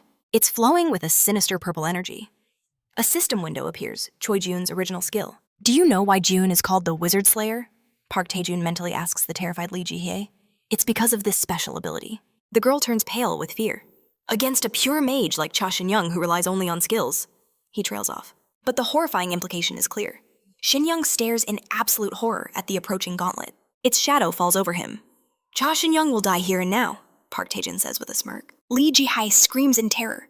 Shin-young stumbles back trying to cast a spell, but a system error flashes before his eyes. Unable to use magic for the next 10 seconds. What is this? Our hero thinks, staring in fear at the advancing enemy. As Choi Jun raises his weapon, he remembers the guildmaster's order. Use counterspell. It's a technique I prefer not to use in public, Jun had said thoughtfully. The guild leader believes Cha Shin-young is hiding something, Yoon Seonjek had replied. Whatever it is, a sorcerer who can control a power as immense as gravity is too dangerous. Seonjek smiled. You must kill him. And now Choi Jun towers over Shin-young, whose magic is completely sealed. 10 seconds feel like an eternity. What's happening? The hero thinks, paralyzed with fear, as Ji-yoon's huge halberd descends. The blow that should have ended him misses. The weapon crashes into the ground right beside his head. The hero scrambles away. You look surprised, Cha Shin-young, the knight says with a chilling smile. This is my original skill. Counterspell. As you can see, it prevents you from using magic. You are finished. Our hero seems utterly lost without his powers. Your kind is powerless against me. The entire stadium watches in silence. With fear and tension, just as when the fight looked over, fighter Choi Jun used an unknown skill on Cha Shin-young. Zench. Meanwhile, in the commentator box, Park Tae-hoon grins, turning to Young Jun-ho beside him. What's going on, he asks. Geo has always been direct. He despises cheap magic tricks. But this is unexpected. I never imagined he'd gain such a powerful original skill. Nearby Lee Jahi's eyes widen in sheer terror. She frantically sends a telepathic message to Shinon. Run! Get out of the arena! This tournament means nothing. Just give up, she pleads. Whatever you do, don't use your martial arts run and surrender now. But our hero's situation looks hopeless as his enemy levels a halberd in his direction, calling him out by name. Even if you could escape, I won't let you surrender. He declares as system messages flash detailing Choi Jang's rising power. My spear has stored enough energy to level a small building. The knight boasts his weapon now at full charge. He smirks. I wonder if you can take this without a magic barrier. Choi Jang stomps down on the arena floor. He screams, lunging at our hero. Why must I die? Shinon thinks calmly, watching his foe charge cloaked in a storm of violet energy. What on earth is this power, he wonders, standing completely still. The entire stadium watches the knight's unstoppable advance. Lee Jahi can only stare, her face a mask of horror. But surprisingly, Park Tae-hoon feels it too. A sudden, unsettling presence. Young Jun-ho turns to his commander. Are you all right? He asks, requesting an explanation. Park Tae-hoon clutches his head. The heavenly origin. My cultivation art is suddenly resonating, he thinks, but something is deeply wrong. The incoming energy feels corrupted. It's a powerful, eerie tremor unlike anything he has ever felt. Choi Jang, mid-charge, also senses the shift. His eyes blow wide in terror, a strangled cry escaping his lips. What is this? The knight stammers. Is it magic? No, impossible, my counterspell is still active. But Choi Jang is frozen mid-stride, bound by thick chains of crackling blue energy. What kind of skill is this? He roars, as countless chains erupt, locking him completely in place. That's not a skill, our hero calmly states. It's a martial art. If you want to know more, ask Park Tae-hoon when this is over. Shinon floats into the air, looking down on his trapped foe. Imagine that. Someone seriously told me to run or give up. I get angry when I hear such foolishness. You look surprised. Shinon continues. This is a state only you can perceive and feel. The energy currently binding you is the most advanced sword technique, the Mind Sword. It's a power one can only use after an external skill. Reaches level 40. It's called Mind Sword Manifestation. And in this realm, the word sword means nothing less than pure human will. Master this technique completely, and you can kill your enemies. And even split the heavens and earth with a single thought. But, Shinon says, raising a single finger, it would be boring if it ended just like this, wouldn't it? From behind his visor, Choi Jang's eyes are filled with dread. I must leave a few lessons for future generations, Shinon says before driving his fist into his immobilized opponent with incredible force. White energy ripples out from the point of impact as blood trickles from Choi Jang's mouth. Shinon smiles. Park Tae-hoon, are you watching this? he transmits telepathically, extending a hand toward his disarmed foe. Remember this sight, the one you were so eager to see. This is martial arts. Shin Hong strikes again with a devastating hurricane strike. The target is hit once more, the energy of the blow, searing through every cell of the knight's body down to his very bones. Park Ta-hoon stares horrified. His jaw is slack with disbelief. The commentators are utterly baffled. Just moments ago, they stammer. It seemed Cha Shin-on was helpless. But now, Choi Jang lies motionless on the ground. What kind of power did he just use? His opponent needs a medic? The match is stopped. Our hero grins, grabbing his head. Ah, I feel so much better now, he says with a sigh of relief. It's great to finally use my martial arts. After such a long time. An announcement echoes through the stadium. Fighter Choi Jang is unable to continue. The second match of the Sun Festival is won by Cha Shin-on. We can see Park Ta-hoon practically shaking with rage. After the fight, Cha Shin-on withdrew from the tournament, claiming he was completely out of magical power. The headlines were ablaze with a shocking question. Was it possible the festival's true champion? Hinin was not Dawn or Twilight, but the one-man Guild Unlimited. The matches that followed Dawn's champion was crushed 3 times in a row. The final score was 3-2, a hollow victory for Twilight. The real story of the Sun Festival was already written. Shin-ho earned a new title, Star Hunter, and became a legend overnight. Social media erupted with messages. Cha Shin-ho is a monster. I saw him take down 2 guys by himself. His level must be at least 60. Where did this guy even come from? Forget the top 4 hunters, it needs to be the top 5 now. I think he's even stronger than Park Tae-hwan. Even though Twilight had technically defeated Dawn, the mood within their guild was anything but victorious. Kim Chul-ho stood hesitantly outside his boss's office. Chief, are you okay? He asked, his voice thick with concern. There was no reply. The secretary strained to hear what was happening inside. Park Tae-hwan was slumped in his chair, head hung low. He was making strange guttural sounds like a chicken being choked. Then he grabbed his forehead, muttering that he had no words for what had just happened. It wasn't just fear that paralyzed him. It was the sheer humiliation of the festival's outcome. His hand reached into his jacket. Even for a brief moment, he thought, Shin-ho revealed a power that I can't possibly hope to match. That bastard showed the world I'm nothing compared to him. Fine, I admit it. You're strong, Tae-hwan seethed. He slipped on his jacket, a new fire in his eyes. Right now, I can't beat you. But if this is how things are going to be, then there's no reason to hold back anymore. A twisted smile crept across Park Tae-hwan's face. He stormed out of the office and beckoned his anxious secretary. We have to go somewhere. Sir, where are we going so suddenly? He asked. Where else? Tae-hwan sneered, grabbing the collar of his shirt. We're going to meet the god of heavenly war. 1 week after the Sun Festival's explosive conclusion. So you're telling me? A young man said into his phone, clutching his head in utter despair. Over at the Dawn Guild headquarters, it was pure chaos. Countless employees were swamped with incoming calls, and their patience was wearing thin. Yes, this is the Dawn Guild. I'm sorry. Hunter Cha Shin-ho isn't here. Why are you looking for a member of the Unlimited Guild here? I've already told you several times Hunter Cha Shin-ho is not a member of the Dawn Guild. Some callers were completely unhinged. Their fury was actually frightening. Wait, is Deputy Head Lee Ji-hae dating Hunter Cha Shin-ho? Hey, who the hell do you think you are? Meanwhile, Shin-ho and Lee Ji-hae were sitting on a couch in a spacious office trying to ignore the storm outside. A young man stood before them, delivering a report. As you may have already guessed, we've received a total of 328 requests concerning the Unlimited Guildmaster Cha Shin-ho. We've also received about 800 emails on the same topic. Most of this tidal wave is from journalists as well as people who desperately want to join the Unlimited Guild. In addition, there are 8 requests for cooperation, 43 offers for advertising, and 29 invitations to appear on television programs. Following your instructions, we declined all offers and requests except for those sent by that person. Shin-ho looked back at him with a detached expression. My apologies for the interruption, a voice called from the door, but the senior secretary is needed urgently. Then I'll be on my way, the young man said, cursing the world under his breath. He bowed low and scurried out the door. Shin-ho watched him leave in silence. So, how does it feel to be a superstar? Lee Ji-hee asked him with a small smile. She gracefully reached for a cup of tea. Don't even start, Shin-ho replied, a hint of annoyance in his voice. I like the fame, but I hate all this noise. That was Senior Secretary Oh Dong-won, wasn't it? I'll have to thank him the next time we meet. Lee Ji-hye's expression grew serious. This may be a little late, but I want to apologize to you, she said. The hero looked surprised and asked her what for. The girl explained, I asked you not to use your martial arts. That was selfish of me, she admitted, and it could have ended very badly for you. Lee Ji-hye looked down at her hands, which were folded tightly in her lap. Listen, the hero said to her, his tone firm. You worry about too many things. Do you really think your request could have harmed me? Yes, with Park Tae-hwan, I had to use martial arts. But what if they did realize it? What could they do? Taiwan only sensed the massive gap in power between us. Because of that, he won't dare try anything for a long, long time. Besides, I still have a score to settle with them for what they were planning for Yol. The hero paused, turning away before finishing his thought. Li Ji-hye let out a sigh of relief and smiled. The Twilight Guild has certainly been quiet since the festival ended. They were probably expecting an easy victory over Dawn. And were completely shocked when it didn't happen. Park Tae-hwan has locked himself away. All the powerful hunters who were neutral before are now lining up to join the Dawn Guild. She extended a hand toward the hero. Dawn is definitely stronger than Twilight now, she declared. And it is all thanks to you, Shino.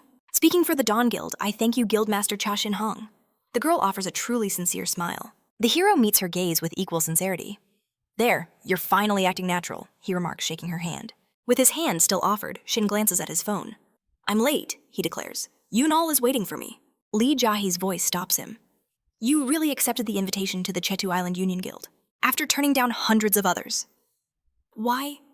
He's tired of the city dungeons, he explains, turning toward the door. The challenge is gone. My level has stagnated. The hero pauses, a smirk playing on his lips. Besides, this is Chetu Island, the perfect place for a family vacation. I'll be back in a month. With a cheerful wave, he strides out of the office. I trusted Lee Jahi. No, I was just overconfident. If I'd only known what awaited me, I never would have set foot on Chetu Island. We see Lee Jahi's worried face, the last expression he saw before everything changed. Chetu International Airport. Yunal's eyes sparkle with wonder. Appa, this is it. It's really Chetu Island, she exclaims to her brother, who stands behind her taking in the sights. It's my first time here. What should we eat first? Black pork? Or maybe sawfish? Shinon watches his sister, a fond smile on his face. You're really that excited, huh? He asks warmly. But remember, we're not just here to play. Suddenly a voice calls out to him. And it's not just a voice. Yunal stares confused. An entire group is here to meet them. A welcome party of enthusiastic people in matching uniforms. Leading them is the head of the Chetu Island Guild Union. Cheers erupt from all sides, but something about it makes Yunal uneasy. The greeters are over the top. Their clownish antics feel completely forced. Shinon tries to soothe his sister. Hey, let's just relax a little. We deserve a break after everything we've been through. His words are instantly shattered by one of the locals, who practically flies at them, making Yunal flinch. He clumsily grabs Shinon's hand, shaking it furiously. I'm Kim Keel, a squad leader. He from the Tamna Guild, he shouts. Thank you for accepting our invitation. Wow. Yunal thinks to herself he's a squad leader, but he looks even younger than me. I was blown away by your performance at the Sun Festival. Kim Keel raves. I have to admit, I became a huge fan after that. Could you give me an autograph later? I even bought a t-shirt with your name on it. Please sign it. Maybe we should just go back to Seoul right now, Shinon thinks. Just then, Kim Keel turns his attention to Yunal, and her guard goes up. You must be the squad leader. Cha Yunal, his escort from the Dawn Guild, he exclaims. And you must be guild leader Cha Shinon's sister. It's an honor to meet you. Just then, one of Keel's men calls out, reminding him of the time. He snaps to attention. Cursing himself, he realizes he's completely forgotten their schedule. I am so sorry to rush you, especially right after you've arrived. But we really have to get going, he says, practically herding Shinon and Yunal out of the arrivals hall. I'll explain everything on the way. I understand, the hero says coolly. Let's go, just keep your hands to yourself. Kim Keel laughs it off, blaming his rudeness on their tight schedule. You said this was your first time on Chetu Island, right? He asks happily, still pushing them toward the exit. Don't worry, I'll give you a personal gastronomic tour. Of all the best local spots, elsewhere a young man speaks into a walkie-talkie in Chinese. Hey Nim Cha Shinon has arrived. We're in Korea, a voice drawls from a sun lounger. Speak Korean. The boss, sunglasses on, doesn't even open his eyes. You don't want people to realize you're Chinese, do you? The young man quickly apologizes for his mistake. Hey Young Nim rises from the lounge with a heavy sigh. I suppose my wonderful vacation has officially come to an end, he says, walking away. Barefoot in the sand, he addresses his men. All right, boys, it's time to get to work. A dozen subordinates immediately bow in perfect sync. Welcome to the trap I've prepared for you, Cha Shin-on, he whispers. Meanwhile, Kim Keel leads Shin-on and his sister onward. Chetu Island Woljungri. They arrive at a low resort-style building meant for vacationers. Beach umbrellas and sunbeds dot the landscape. A cheerful brunette in a blue vest steps forward to greet them. Welcome, I'm the head of the Tamna Guild, Kim Hae-on. After introducing himself, the man shakes Shin-on's hand. He promises them a wonderful stay and asks Keel to bring what they've prepared. Right away, uncle, he replies with a beaming smile. Yunal's stomach growls. She imagines they're about to be served local delicacies like black pork or sawfish. Indeed, their hosts have prepared a special treat. Keel boasts that once they taste this dish, its flavor will haunt them until the day they die. This is a high-quality product carefully selected just for you. Yunal licks her lips, picturing the famous black pork. But as the massive lid is lifted, the grand delicacy is revealed to be a single tangerine. The siblings are speechless. They don't know how to react. Yunal's hand instinctively moves toward her bow, but Shin Hong stops her, warning her with a look to show restraint. They have no choice. As their hosts watch the guests begin to peel the tangerine. We apologize for getting right to business after your arrival. Thank you for coming, Kim Hajun begins. But our situation is dire. I pray you'll understand the position we're in. As you might know, the Jeju Island Guild Union has forged its own independent hunter system. Unlike the mainland, which is split between two major powers, like dawn and dusk. We refuse to have two warring guilds here. We fear a bloody conflict for control of the island. Until now. The Tam Guild has somehow managed to hold the union together. But recently, a new crisis has emerged. Catastrophic high-risk dungeons have started appearing all over Jeju. Over the last year, dungeons of the 11th level and higher have been discovered in 5 separate locations. And as you know, Kim Hajin continues grimly. Dungeons of that magnitude can only be cleared by elite teams, hunters of at least level 40. Our guild simply doesn't have that kind of power. Hajin's voice is laced with sorrow. We desperately need a high-ranking hunter to lead, but they're all either sworn to dawn or to dusk. Shin Hong finishes his thought before asking his own question. I don't understand. Why must you react at all? Can't you just ignore the dungeons? It's not like the monsters will break outright. We can't let that happen, cries Kim Hajin. If we lose control of the dungeons, we lose our rights to them. First, they'll fall to the Hunter Association, and then straight to dawn or dusk. The very thought contorts his face with horror. The hero tries to calm the frantic guildmaster. We endured so much. To keep the major guilds from gaining a foothold here. Hajin nearly tears his hair out in sheer frustration. If we don't fix this now, Jeju Island is finished. We were completely and utterly desperate. And then, says Kim Hajun, we heard tales of the Unlimited Guild, a new star shining so brightly. And then there was you. The hunter Shin Hong. He points a finger directly at the hero. You've worked with Dawn, but still. You're officially a neutral high ranker. Hajin's nephew Kim Keel chimes in, confirming his uncle's desperation. You are the true light of salvation for the Jeju Island Union, a new wave. The very salt and light of Korea's hunter world. The hero looks at the young man with pity. He's lost his mind too, he thinks to himself. I thank you from the bottom of my heart. For accepting our invitation, the guild leader shouts with passion. We will remember. Your kindness until the day we die. Don't mention it, Shin Hong replies coolly. For me, this is just a way to level up. And earn some cash. Since we have an agreement, shall we head to the dungeon right now? Kim Hajin suggests eagerly. But just then, the hero's sister tugs at his clothes, calling his name. There's a problem we need to solve before we go anywhere. She says, her gaze fixed thoughtfully on the floor. What problem? Shin Hong asks, completely lost. Black pork and Sai Songi, Yunsil replies. Meanwhile, in the Along dungeon of Johu Island, an explosion tears through the jungle. Members of the Tam Guild are bombarded by what looks like flying balls of mud. Damn it! One of them shouts in frustration. No matter how many times we strike, we can't land a hit. They're too fast. Their opponents are revealed strange monkey-like creatures. The report confirms it. They're in Ilong, the dungeon of the fire-poison monkeys. Before them, a vibrant pink energy sphere erupts.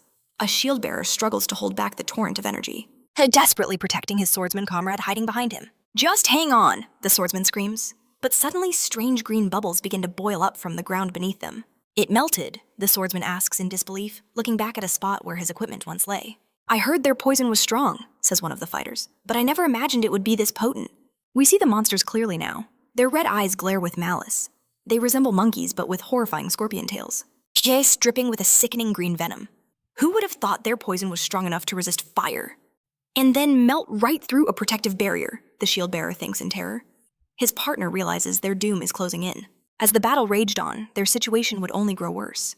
At this rate, they'd both be annihilated by fire and poison. The fighters stare at their enemy's pure hatred, warring with the terror in their eyes. One of them had thought they'd only be dealing with simple hounds. This was a nightmare beyond comparison. But just then, a human silhouette appears in the branches above. Yellow sparks of energy crackle around the mysterious figure. It's Shin Hong. The brilliant yellow energy flows from his outstretched hand. Thank you. Thank you so much, one of the fighters whispers, saved from the brink. Out of nowhere, a man named Kim Keel appears singing the praises of the great guild leader Cha Shin Han, who obliterated the swift monsters in a single instant. He declares that thanks to Shin Han, everyone survived. Yuna tries to calm the man's wild enthusiasm, but it's no easy task. Keel continues his hero worship, grateful that because of Shin Hong, he could conserve his own magic power. Of course, he admits Yuna was useful too. With such amazing allies, Keel has been simply resting, but now it's his turn to act. A strange emblem materializes above the enthusiastic island native. Several scorpion-tailed monkeys hover between two parallel red spheres. Get ready, he commands his guild members. But the shieldmen and swordsmen only stare back at their commander with either scorn or pure contempt. In the next moment, they strike bizarre poses on a red sphere hovering over a monster monkey's head. Lightning, attack! Kim Keel shouts, his face still filled with delight. You have magic skills too, excellent guildmaster Shin Hong. The hero just looks at Keel bewildered. I'm sorry, he begins. But what level are you to just over 40? Keel replies happily. Yuna, standing nearby, can't believe her ears. What his level is higher than mine, even though he's younger than me. The other hunters must be around level 40 as well. Clearly they've trained relentlessly during this time. Kim Keel continues explaining that since they're responsible for the Jeju Island dungeons with such a small force of fighters, their levels naturally skyrocketed. And the technique you just witnessed, Keel adds, is quite interesting. This skill is called teleportation. I had to suffer immensely to master it. It's considered one of the most difficult arts to use. Shin Hong cuts the talkative ally short. That skill? It didn't seem too difficult. Keel stares at the hero in utter amazement. You managed to grasp it after seeing it only a few times, he asks. That's just incredible. But what is this? The hero thinks to himself, why does everyone try to get so close to me? It seems investing all his points into intuition is finally paying off. Shin Han knows that intuition is simply put the ability to see the true essence of things. A system window appears. Character Cho Shin Han, level 53 classless. Full health. Magic power 106. No available stat points. Strength 0. Stamina 0. Agility 0. Intuition 53. Interception 0. Thanks to my martial arts, the hero muses, I have no need to invest in physical stats, but intuition is another story. No matter how skilled I become, I can't see the flow of mana with my own eyes. But now I can actually understand the very mechanism of the spell just by watching it. A glow of joy surrounds the hero. Now, he tells the others, I must live up to your expectations. I'll show you everything. Yuna stares at her brother baffled, trying to guess what he's about to do. Shin Han raises 2 fingers to his face and closes his eyes. Don't be surprised, he says, as a white energy begins to flow through his body. But Yuna and Kim Keel, standing right in front of him, see nothing special at all. You haven't used teleportation yet, Guildmaster Cha? The islander asks hesitantly. Kim Keel see? The hero says in surprise, opening his eyes. How do you use this teleportation? They are back in the forest on Jeju Island, where terrifying monkeys with scorpion tails assault the group of hunters. Don't you have anything better to do? Kim Keel asks, glowing with red energy. The ever-cheerful man gives the monsters a friendly wave. Then a storm of purple destructive energy descends upon the monkeys. Goodbye, the islander says, standing between his signature red discs. With manic grins still on their faces, the monsters are flung somewhere into the sky above. Shin Han stares after them, a hand to his forehead, his face a mask of shock. With this method, Kim Keel says, appearing beside him, I can take on monsters all by myself. He holds up a finger. I can't lift them higher than 150 meters. But for creatures without wings, a fall from that height is a guaranteed death sentence. Yuna, standing next to her brother, nods with approval. The range of my teleportation skill is any empty space within my line of sight. The islander continues to explain. From there, I can move anything in any direction. I only showed you because you asked, he says, to the hero. I don't see how this could help you. But Shin Han immediately proves that the demonstration was worth it. To the utter shock of Keel and Yuna, he abruptly rises into the air. Is that teleportation? The stunned islander asks, from below. You have astounding abilities. After hearing your explanation and seeing it in practice, the main character replies, I think I've grasped the core of it. Thank you very much, Keel-see. But I think it will take some time to get used to it. Shin Han says now, stuck between 2 branches on his way down. A feast of delicious Korean food is laid out. The islanders are already digging in, and Kim Keel invites his guests from the mainland, Shin Han and Yuna, to join them. But the girl refuses to eat, saying it's reckless to have lunch right now. Keel agrees, acknowledging the horde of monkeys still lurking. But thanks to you, we've earned a moment to catch our breath. The clearing is littered with defeated monsters. A satisfied smile spreads across his face. He offers her some food, saying it'll boost her stamina. A buff no fighter would refuse, but Yunel angrily rejects it. She snaps that she didn't come all this way to eat some boring mainland kimbap. Keel, however, seems completely oblivious to her outburst. He casually turns to Shinon, telling him that the teleportation skill he's been using will only get better with practice. While enjoying the food, our hero agrees with Keel. He explains that once a person perfectly masters one technique, they can easily learn to command other skills. If you train relentlessly, he advises, then one day you might even become like me. I'll remember that, Keel cries with excitement, furiously scribbling Shinon's words down. Yunel watches this absurd scene and thinks to herself, sometimes she really wants to punch her own brother. You should give up on learning anything from him, she tells Keel, trying to manage his expectations. Taking a sip from her mug, she continues, he gets stronger using methods that only work for him. It'll be completely useless for you. I don't think so, the islander replies, his tone suddenly serious. I am the commander of this squad after all. The answer surprises Yunel. I'm in a position where I can never be satisfied with my current strength, Keel says, his gaze falling to his notebook. And lately, he admits, I've started to feel like I'm hitting my limit. Looking at his notes, we can see a detailed breakdown of the teleportation skill. Keel suddenly apologizes to Yunel for his earlier gushing. He was just desperate to learn anything he could from the legendary guildmaster Shinon. I am grateful to my squad members for following my orders, he continues, but I constantly feel incompetent. The group glances over at Keel's subordinates, who are standing guard nearby. I don't know what will happen if I just accept my current state, the islander says grimly. His words remind Yunel of the day a wolf killed one of her own squad members. But a second later, Keel is laughing again. He apologizes for ruining the mood and pops another piece of kimbap into his mouth. Stop talking and just eat, Yunel tells him, finally taking a bite herself. And to her surprise, it's actually delicious. The moment Keel realizes she likes the local kimbap, he practically explodes with euphoria. I'm so glad. You enjoyed our kimbap, he exclaims. I can get you a whole truckload, just say the word. Just don't overdo it. Yunel snaps, giving the islander a light slap on the cheek. It wasn't that good. Shinon, on the other hand, surveys the area. He asks the obvious question.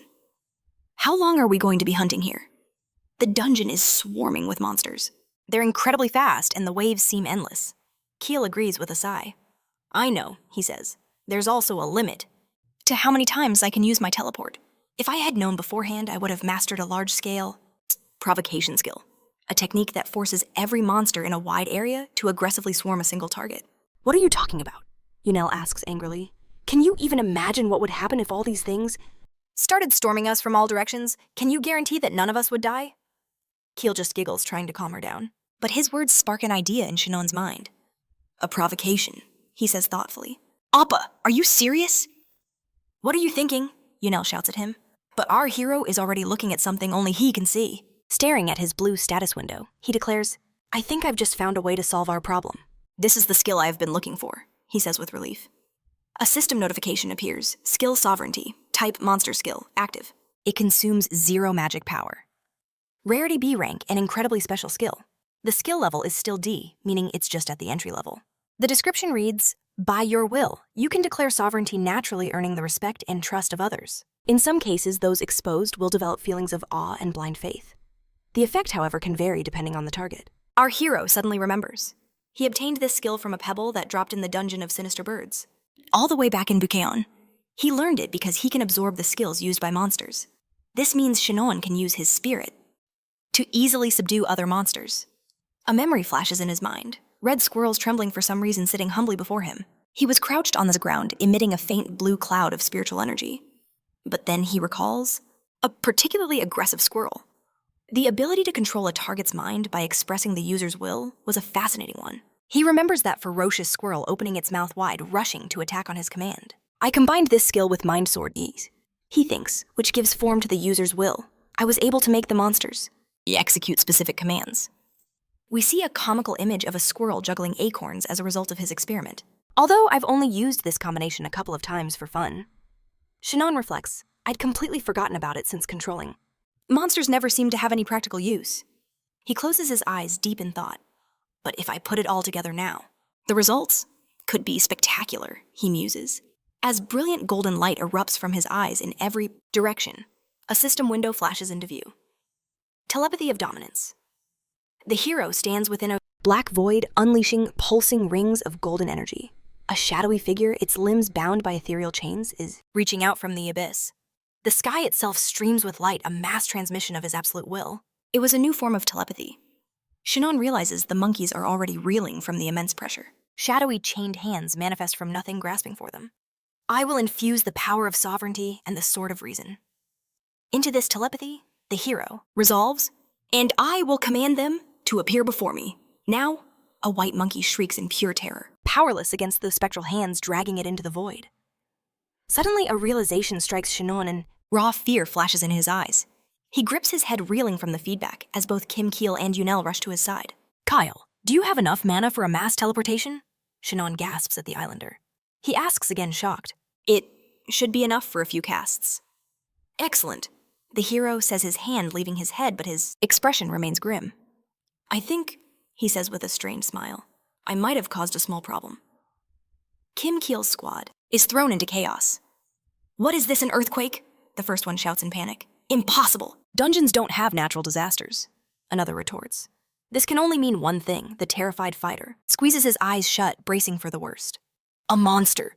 He opens his eyes in horror to see a lone monkey frozen in the most ridiculous pose. The fighters sigh in relief. All that chaos was for a single monster now lying flat on its stomach with its tail pointed to the sky. The tremors have stopped, says Yuel, already knocking an arrow. It seems the worst has passed, and everyone finally allows themselves to relax. For a second there, I thought thousands of monsters were stampeding toward us, one of the fighters jokes. But as he speaks, he notices hundreds of glowing hostile eyes staring down at them from the surrounding trees. Where did they all come from? Kim Keel clutches his head in disbelief. What is going on? Yunel demands. Only Shinon remains eerily calm. He calls out to Keel, pointing behind him. He will handle every last one of these monsters. The islander just needs to get the party out of there, immediately. A yin-yang inversion. Kim Keel realizes reading the hero's gesture. Got it, he agrees, preparing to evacuate his team. Appa? What are you planning? The hero's sister cries out anxiously. No way are you going to fight all of them alone? The sheer number of monsters surrounding them is terrifying. I'm not leaving you here alone, she screams angrily. But Kim Keel is already pulling her toward the teleportation circle. We see his outstretched hand glowing with crimson energy, and the familiar geometric pattern materializes on the ground. Brother, Yuel cries out, but he is already alone, surrounded by thousands of glowing monkey eyes. The red teleportation zone fades, sealed between two crimson magic circles. Perfect, the hero whispers, lowering his gaze. He plants his foot firmly on the ground. Now, I can finally fight without holding back, he says, a wild grin spreading across his face. He raises a single finger, and a torrent of pure white energy erupts from it. The energy beam rockets towards the heavens, a powerful stream, forming a pillar of divine light that pierces the forest canopy. Kim Keel, watching from a cliff overlooking the jungle, is utterly mesmerized by what is happening below. This is incredible. He breathes enthusiastically to his companions. They, however, do not look happy at all. Guildmaster Che is on another level, the islander exclaims. I can't believe a human is capable of this. The rumors that his level is over 60, they weren't lying at all. He turns to his companions, asking, do you think he's the one who summoned all those monsters he's fighting now? His words give Yunel pause. Keel looks at the girl, thinking that no matter how powerful Shinon is, he's the only family she has left. And now he's fighting thousands of monsters, all by himself. She must be worried sick. Yunel's fists are indeed clenched tightly. Kim Keel approaches the girl, offering a reassuring smile. He says he understands her anxiety. But your brother is unbelievably strong. Everything will be fine with him. You know him better than anyone else, don't you? He asks. I think you should trust him more. Yunel just gives him a blank stare. What in the world are you talking about? She asks the islander. He's the only one down there getting all those experience points right now, he says, angrily, even though he promised to level up with me. So you're not worried about him? Kim Keel asks in relief. Why should I worry about him? Yunel asks, bewildered. Right now, he's having the time of his life. Down below, the hero towers over his enemies. Gripping a fallen monkey, his hands crackle with energy. This was helpful, he declares, his face beaming with delight. I ordered them to appear before me, but I never imagined they'd swarm from the entire region. By correctly using dominance telepathy, the fusion of sovereignty and the Sword of Reason monsters will flock to him. They will come from every corner of this dungeon. Once again, ominous black hands wrapped in chains reach out for the beast. The frightened ape can only tremble. Dungeon raids are about to get a whole lot faster. Shuun's face glows a mix of mana and raw excitement. A system window appears. Activate dominance telepathy. The hero stands in the forest clearing and joyfully clenches his fists. Grinning, he roars a challenge to every monster in this domain. Come at me, I'll slaughter every last one of you. Far away, Li Jihe flinches in surprise, spilling her tea. Are you all right? Her assistant asks. No, it's fine. I just thought I heard some kind of maniacal laughter, she replies with a faint smile. Her assistant clears his throat to continue. In that case, I will proceed with my report. As you know, the master of the Twilight Guild Park Dujin remains in seclusion. The hunters under his command have significantly reduced their activities. As a result, the rights to the dungeons that we fought over have been safely and effortlessly transferred to us. The young man turns to the next page. Jihee listens intently, her chin resting in her hand. It seems, he continues, that we won't have to pay much attention to Twilight, for now. But she finds it strange. Park Dujin is being far too quiet after the humiliation he suffered at the Sun Festival. I'm afraid he's plotting something behind closed doors. A vision of Dujin's sinister figure appears, a greenish toxic vapor emanating from him. Jihee sinks into deep thought only to be pulled out by a new document placed before her by the secretary. Right now, he says, the Dawn Guild faces a different problem. What is it? The girl asks, bewildered as she reads the file. This is an extremely dangerous dungeon recently discovered in the Taebaek Mountains. The risk level for this gate is a staggering 13. Permitted hunters must be at least level 60. The climate is desert. This is a truly terrifying development. This dungeon could rightly be called the most dangerous one to ever appear on the planet. We see visions of colossal sandworms and the hunters they've slain. The Taebaek dungeon is a scorching, searing desert. Here, 2 hunters stand with swords drawn, ready to face the enemy. Behind one of them, something massive and plated rises from the sand. The hunter whips his head around, his eyes wide with pure terror at the sight of the object. Insectoid monsters as tall as a 10-story building, which were hiding in the sand, are now closing in on them. There aren't many of them, her secretary states, but every single one is capable of defeating a high-ranked hunter. This information is reliable. It was personally delivered by the guildmaster Jang Jung-ho. Dealing with them won't be easy. The girl sighs. It looks like the subjugation squad will include herself, the guild leader, and the director. At times like these, she thinks I wish Shawoon was by my side. She imagines him, the hero, effortlessly destroying the monsters, then sweeping her up to carry her away from the danger. Deputy Head, the secretary calls. You seem to be deep in thought. You don't look very well today, he says. Perhaps you should leave early. And get a good rest. But the girl just laughs, looking at the papers. I'm perfectly fine, Secretary Nim. But as she speaks, her elbow hits the teacup, knocking it off the table. The porcelain shatters into countless small pieces. The secretary insists she not worry, promising to clean it up quickly. She lets out a heavy sigh, but says nothing. Am I losing my mind, she thinks. Looking at the broken cup, she wonders, when will Shiwon-si get back? It's been half a month since they entered the Jeju Island dungeon. Shiwon watches with his hands in his pockets, as the local fighters battle yet another monster. A massive hoof suddenly appears before one of the hunters' faces. A moment later, the enraged beast itself leaps out of the dust cloud. The horse rolls its eyes and lets out a deafening neigh. I've finally learned how to use the compulsion skill. Shiwoon thinks the one that uses sovereignty and the sword of reason simultaneously. We see Yuna and Kim Ki-hoon dancing with joy over the horse's corpse, and the red mana crystals scattered beside it. The hero has been luring out monsters for his Jeju Island companions with ease. It could be said that he is artificially raising the levels of his sister and the members of the local hunter guild. You're only treating me like a child because you're a couple of levels above me, Yuna yells, grabbing Ki-hoon by his collar. He just laughs, feigning ignorance. He doesn't know what she's talking about. The system for increasing a hunter's level is based on the distribution of experience. Experience points were awarded based on the amount of damage a hunter dealt to a monster the hero considered. That meant his teammates could level up faster if he just stood back.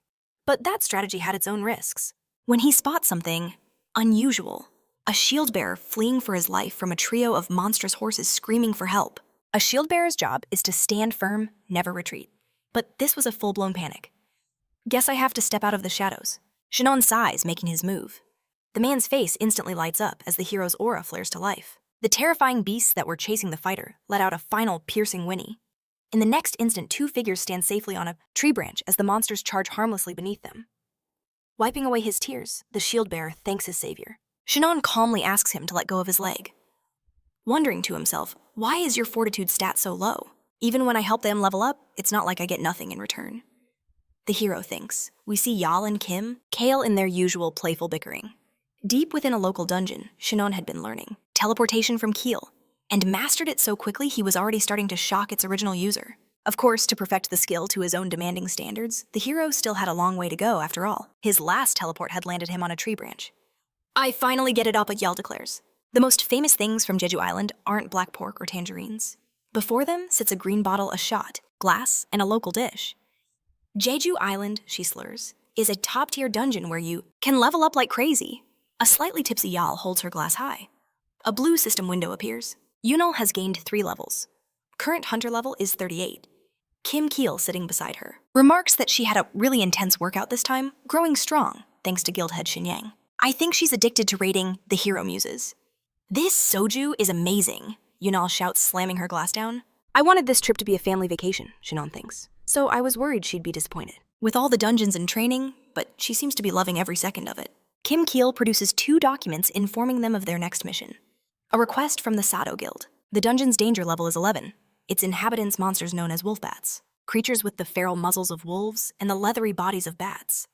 They are incredibly fast with sharp teeth that can tear through human flesh like paper. A chill runs down Shinon's spine. Wait a minute, he says. A dungeon infested with bats could only be a cave. The hero's suspicions spike. As thoughts race through his mind, he slams his fist on the table. Kim Keel scratches her chin. The request is strange, he says. The clients want to exclude me and y'all. The invitation is only for the guild leader Cha Shin-yang. Their reasoning is that the cave is too dark to see rendering Yal's archery. Keel's teleportation skill practically useless. So they only want you Appa, and no one else? Yal says, a hint of irritation in her voice. I don't know why, but that feels insulting. All of this seems incredibly suspicious. Actually, this might be for the best, the hero replies, relaxing in his chair with his arms crossed. You two have been working way too hard. I can see you're exhausted. Take this chance to get some real rest. Kim Keel starts to protest, but Shinon cuts him off. Don't worry, I'll handle this quickly and be right back. A cave, huh? The hero thinks to himself. Unpleasant memories from his previous world begin to surface. A pleasure to meet you, Guildmaster. A cheerful man with a sparse beard extends his hand. He introduces himself as Lim Jong-guk, the head of the Sado Guild, and their guide for this raid. You've already been briefed on the plan, I assume, he asks. Shall we head to the dungeon? The hero nods in agreement. They approach the entrance, a swirling greenish portal. Damn it, Shin Yang thinks, staring into its depths. Just the thought of a cave makes my skin crawl. But I can't back out now, because of my own issues. I just have to finish this as fast as possible no matter what's waiting for me. 4 other fighters, all in identical gear, stand behind the hero. I'll finish this quick, he thinks, and get back to them. Inside the cave, wolf bats shrouded in white energy attack. As Shinon engages the monsters, a strange conversation unfolds behind him. What do we do, Guildmaster? Asks a young man holding a lantern. He's clearing them out way faster than we planned. Lim Jong-guk remains silent. I'm almost done here. What's next? The hero calls out to the 2 men. Excellent work. Jong-guk praises him with a wide smile. You truly live up to the incredible rumors about you, model. He points to the tablet. Follow this road and we'll enter uncharted territory. A single yellow dot glows on the screen. Then let's move, the hero says, striding forward with grim purpose. His companions stare. They exchange baffled looks, stunned by his sudden urgency. Are you sure you're okay? Lim Jong-guk asks, his voice laced with false concern. I'm fine, Shin Yang snaps back, while internally a storm of curses rages. So much time had passed, but the suffocating horror of that cave still felt as real as yesterday. The hero sees it again, a terrible black abyss, a void that nearly swallowed him whole. Lim Jong-guk places a hand on his shoulder, stopping him in his tracks. He insists there's no need to rush, not if Shin Yang isn't feeling his best. But the Sado Guild leader's face betrays a flash of primal fear. Didn't I tell you I was fine? Shin Yang's voice drops, turning his eyes blazing with barely contained fury on the man. Lim Jong-guk's tone becomes sickeningly sweet. He curses himself for his needless worry. Perhaps you're thirsty, he asks, not even waiting for a reply. He immediately barks an order. Oi, he calls to his assistant. Bring our guest a bottle of tangerine drink. The man quickly agrees. Right away, sir. A tense silence falls. The hero realizes his own hands are trembling. I have to get out of here, he thinks, clenching his fists, before I end up killing them all. As you can see, the path gets a little tricky from here. Lim Jong-guk says, a smile plastered on his face as he points to the screen. But we've already scouted this section, so there's nothing to fear. This time, we'll take the lead. He signals his men. Clear the path ahead. This entire charade feels wrong, but the hero pushes the suspicion down and follows. He tries to convince himself he's just being paranoid. Lim Jong-guk walks just ahead of Shin Yang, chattering endlessly. It's quite dark, so watch your step. Have you visited the Shokuram Grotto? It's nothing like this damp, dreary cave. If you ever have the chance, I'll personally give you a tour of Jeju Island's famous caves, he promises with a grin. Not interested. The hero replies, his voice cold as ice. How much longer must I endure this? Suddenly, Shin Yang freezes. A prickle of dread runs down his spine as he looks up. What is that feeling? High above a sun-like sigil materializes, formed from a Complalex's magic circle and more than a dozen glowing tablets. His blood runs cold. He recognizes it instantly. A trap formation, an usher maze. It's not lethal, but anyone caught inside loses all sense of direction, doomed to walk in endless circles. He watches the squad ahead. They're already confused. Why is the ground so uneven, one asks. Was this path always like this? The hero's eyes narrow, focusing on the streams of yellow energy. Wait a second, he thinks. Judging by this energy flow, this trap isn't just for confusion. It's leading us somewhere. The Mirim formation. What is it doing here? He grits his teeth, a cold dread washing over him. Is this the work of a returnee from Mirim? Or does this magic exist in this world too? Damn it all! Whatever the answer, he never wanted to face anything related to Mirim again, especially not in a cave. I have to be ready. Shin Yang closes his eyes, steeling his resolve. That part of my life is in the past. He smooths the sleeve of his jacket. All right, the hero says, taking a decisive step. I'll walk right into your trap. I accept your invitation. A fierce, determined look hardens his face. Let's see just who is pulling the strings. Meanwhile, in the TBE Mountains desert dungeon, a monstrous crimson sandworm erupts from the dunes. Attention. Young Junho, the squad leader, roars, "This is the desert, brace yourselves." He thrusts his sword toward the ground. The blade glows with a brilliant yellow light as a system notification appears. Crusader skill. Activated Joshua's blessing. The team's defense skyrockets. The massive worm begins to burrow back into the sand. It's retreating slowly, one of the hunters yells. It must be out of strength, but his triumphant cry dies in his throat. He sees it. A blinding crimson flash envelops the area. Everyone attention, young Junho shouts over the chaos. This is its ultimate skill. We're winning. Do not fall back now. A tidal wave of yellow energy crests over the team. The stream surges forward, coalescing into a powerful tornado that rips through the cavern. Go, young Junho commands. Lee Jahi wreathed in crackling pink energy charges into the fray without a shred of hesitation. Destroy it. The commander's order rings in her ears as she unleashes a flurry of attacks with her twin daggers. Why is it so hot? She pulls back her daggers, now embedded deep in the fallen monster's torso. We finally killed it. Well done, Deputy Guild Leader. Her teammates cheer, their faces beaming with relief. Great job, Lee Jahi. Young Junho claps her on the back. If we keep this up, he says with a confident grin, conquering this dungeon will be a cakewalk. Right. His fighters roar in agreement.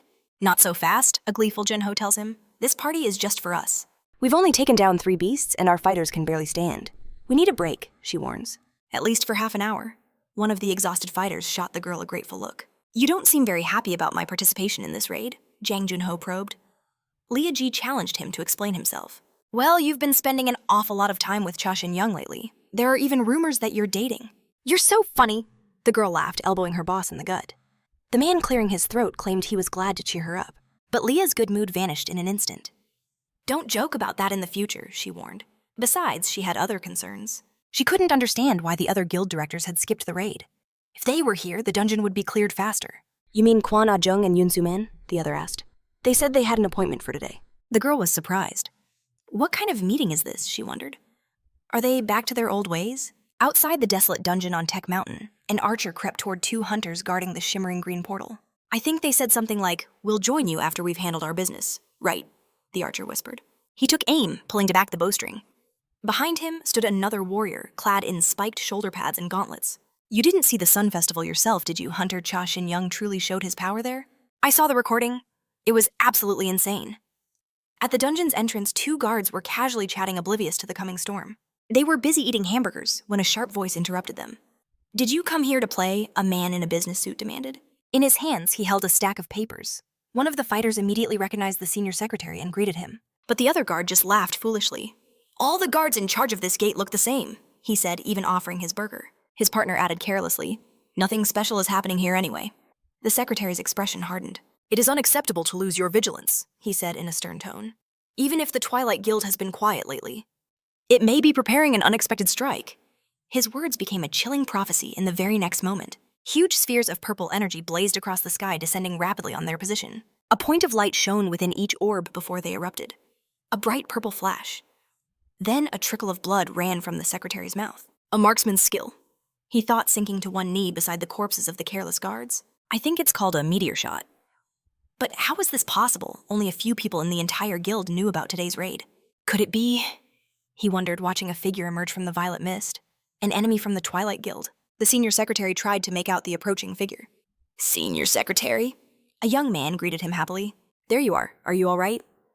It was Director Yun Su-man. The secretary recognized him instantly. What's going on here? He asked, relieved to see an ally. It's an ambush by the Twilight Guild, his colleague replied. And a strong one, it seems.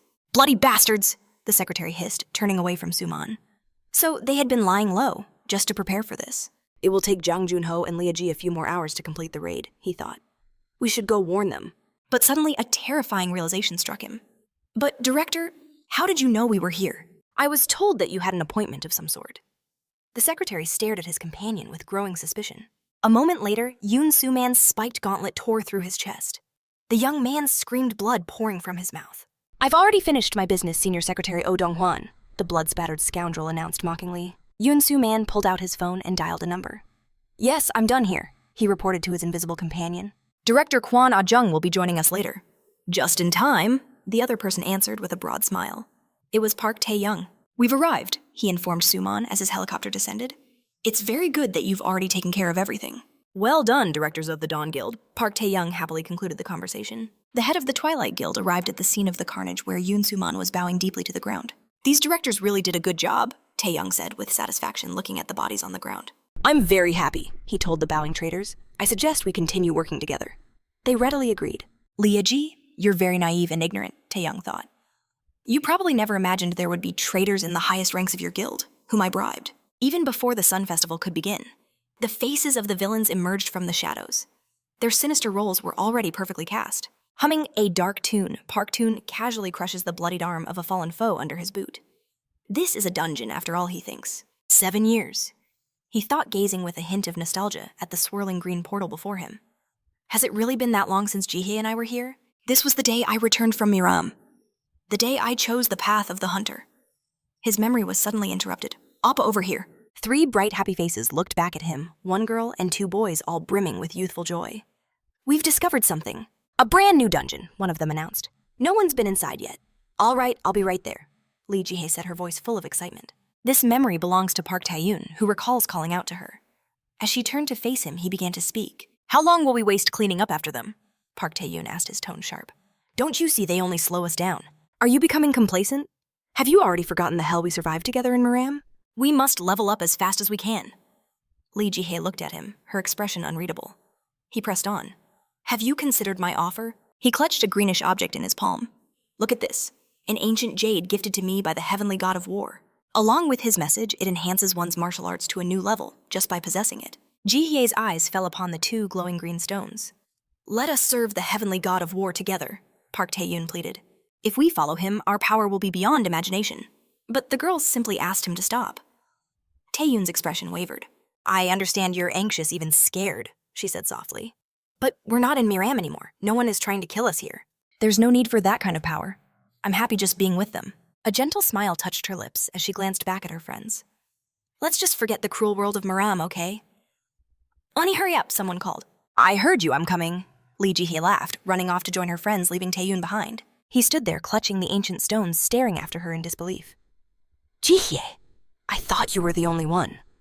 The only person who could understand my pain. We went through the same hell. Jade beads hung from Park Tae-yoon's arm, but in your life I've been pushed to the background. All because of these weak and foolish insects. He saw himself as an outcast from her tight-knit group of friends. He despised them. A fighter raised his shield, and struck with a weapon that left a faint green trail of energy. So weak, thought a blood-spattered Tae-yoon. He stared forward grimly. Ji-yoon! Lee Jihye screamed frantically, her back turned to Tae-yoon, who was locked in combat. He turned to her, his gaze filled with reproach as she knelt over their fallen friend. Blood trickled from the friend's mouth as Jihye asked in disbelief how their squad was defeated by such a weak monster. Perhaps it's because we've been playing at being heroes for too long, Tae-yoon thought. Tae-yoon, please get Ji-yoon out of here. The archer begged, his face twisted in fear. She'll be in more danger if she stays. Can you hear me? A bloodied hand gripped a sword tightly. Please do something. We trusted you. What are you doing? The young man's desperate shouts were forever etched into Tae-yoon's memory. It's always the same, isn't it? You always protect Lee Jihye, giving her everything you have. A dark voice whispered. But you mean nothing to her. The only reason others disrespect you is because of her weakness. A stream of black mist swirled towards him in a green clearing. It's because she has forgotten. Forgotten how desperate she was in Miram. The jade stones now hung around Tae-yoon's neck as a sphere of red energy formed. That sinister energy was reflected in the jade and in Tae-yoon's eye. Because of all these insects, get rid of them. Get rid of everything that makes Lee Jihye weak. The corpse of the archer lay still. If you do that, Lee Jihye will finally understand you. Someone screamed Park Tae-yoon's name at the top of their lungs. He stood there, eyes blazing with madness. He held a bloody sword in his hand. Jihye, I will set you free. he said with a terrifying smile. And I'll start with all the weaklings that surround you. He looked completely insane. In the present, Park Tae-yoon stands with his back to us, staring at something unknown. A puzzled look crosses his face as if he wants to speak, but lacks the strength. The directors from the Dawn Guild watch from behind. They can't understand his bizarre behavior. You two guard this place, Tae-yoon's deputy Yu Sunju ordered the traitors. He turned his back on them. If any members of the Dawn Guild come out of that dungeon, kill them. Sunju's eyes burned with cold hatred. The traitors stammered, confirming they understood the grim command. Sunju then approached Park Tae-yoon and asked, "What of Cha Shin-han?" He replied that everything was going well. Everything on Jeju Island is proceeding as planned. Go Hui has made his move, he stated. He was referring to a muscular young man with a pigtail. No one can escape the traps he sets. We received a message, Sunju began. The situation there is developing faster than expected. But his boss interrupted him, saying that he had complete confidence. He trusts his deputy, completely instructing him to monitor the situation. But as Sanak replies with a chilling gaze, "Once we enter that dungeon, I will be the one to end him," he declares, holding up his hand. That was the promise. Tae-young glances at him, a flicker of disdain in his eyes before a wide smile spreads across his face. Of course, A promise is a promise, he says with false cheer. do as you wish, Sonak. The deputy's face radiates pure ecstasy, but his boss knows the truth. The man simply doesn't have the strength to fulfill such a bold threat. All right, men, it's time to work, Park Tone announces. A hunter's job is to hunt. As he speaks, the ominous glow of a portal appears. And today, dawn is our prey. The band of villains before us is burning with resolve. Meanwhile, Shinyang asks his companions, What is this place I've been following, this twisted maze? But there's nothing here. His supposed guides seem just as confused. This seems different from what we were told. What's going on? I thought someone was supposed to meet us here. Their words reek of an insidious plan. Our hero demands an explanation. Who exactly were we meeting here? They just glare back their silence, a confession in itself. Tell me what your plotting Shinon commands. But the scoundrels play dumb, pretending they have no idea what he's talking about. His patience shatters. He grabs the most wretched of them by the face. I'm done pretending I don't. Notice what's going on, he snarls. I saw it from the very beginning. You've all been acting strangely. The man whose face is caught in Shinon's grip stares back in pure terror. If you want to leave this place... Alive, start talking, Shinon commands, his grip tightening. The scoundrel can only manage a pained grunt, unable to form words. Suddenly a shift in the air. He senses something behind him. The look of shock on his companions' faces confirms it. As they stare past him into the darkness. What is it, he wonders? A new voice echoes from the shadows. You're a little faster than I expected. A figure emerges calmly, removing his glasses. Because of you, I nearly mistimed everything. It's the man we've seen before, Hyungnim. One of his henchmen reports the target has arrived at the designated point. A wicked smile spreads across the man's face. How wonderful. It's a pleasure to finally meet you. Like this. Shinon's eyes catch a faint crimson glow deeper in the cave. It's a bomb, an explosive device, fastened to the cavern wall. I don't even know what to say, Shinon mutters. A deafening roar tears through the cave, engulfing everyone. In a devastating wave of fire miles away, Leahai jolts upright, a dark premonition seizing her. What was that, she wonders. Her mind floods with terrible thoughts, but she fights to push them aside. Don't be so sensitive, she tells herself. It's just a distraction. Standing atop a high platform, Leahai gazes down at two colossal worms erupting from the sand below. Their cavernous, tooth-filled maws agape. One monster 400 meters to my east, she calculates. The second 400 meters west. And the third 400 meters south. Can I eliminate them all before sunset? But her strategic thoughts are violently interrupted. She hears the distant boom of an explosion and sees a plume of smoke rising from the exact spot where her squad members were resting. This can't be happening, she whispers as the desert bursts into flames. Elsewhere, Jian Junho lets out a fierce battle cry. A brutal, bloody massacre is underway. Neither side shows any mercy. The leader of the Dawn Guild suffers. A devastating blow from Ian Sonok, crying out in agony. But his grip on his sword remains unbreakable. He refuses. To surrender, John Junho retaliates with a strike, but it misses its mark. Another powerful swing follows, and this time his opponent is sent crashing to the ground. John Junho drops to one knee, planting his sword in the earth. He tries to activate his signature skill. Damn it! This is a desperate situation, he thinks. Ian Sanak is a monster on his own, but he's not the only one. He still has to deal with Ryu Gangan and Choi Ji-hoon. And as if those three weren't enough, he sees the hideous smirk of his true enemy. It's Park Tun, lounging on the ground with his legs crossed completely at ease. How are we supposed to defeat A monster like him, John Junho thinks, gripping the hilt of his blade. Park Toon begins to clap slowly. Now this is something. Worthy of a high ranker's demonstration, he says mockingly. I thought you were just a worthless puppet, but you've proven yourself to be the true leader of the Dawn Guild, John Junho. My apologies for underestimating you, he says, his eyes filled with a twisted admiration. I never imagined we'd meet under these circumstances, John Junho seethes. How did you get in here? What happened to the hunters guarding the entrance? The Dawn Guild's leader glares furiously at the man, sprawled so casually on the sand. Oh, you mean those guys? Park Toon continues, his voice dripping with amusement. Isn't the answer obvious from what you see? Right now! A predatory gleam ignites in the villain's eyes. John Junho's fury boils over. This dungeon was discovered. Almost no one knew about it, he says from his knees. This raid was organized in absolute secrecy, which means there is a traitor among us. He roars, surging forward with a howl, his sword raised high. I don't care who it is, I'll tear you all to pieces. The sight of Junho was pure terror, the very essence of unbridled fury. Your spirit is impressive, one of Tae Young's lackeys calls out. Truly magnificent, but don't you think... You should be in more of a hurry. Junho's eyes dart toward him as a terrible understanding dawns. Then a sharp spear bursts through flesh. It impales a member of the Dawn Guild.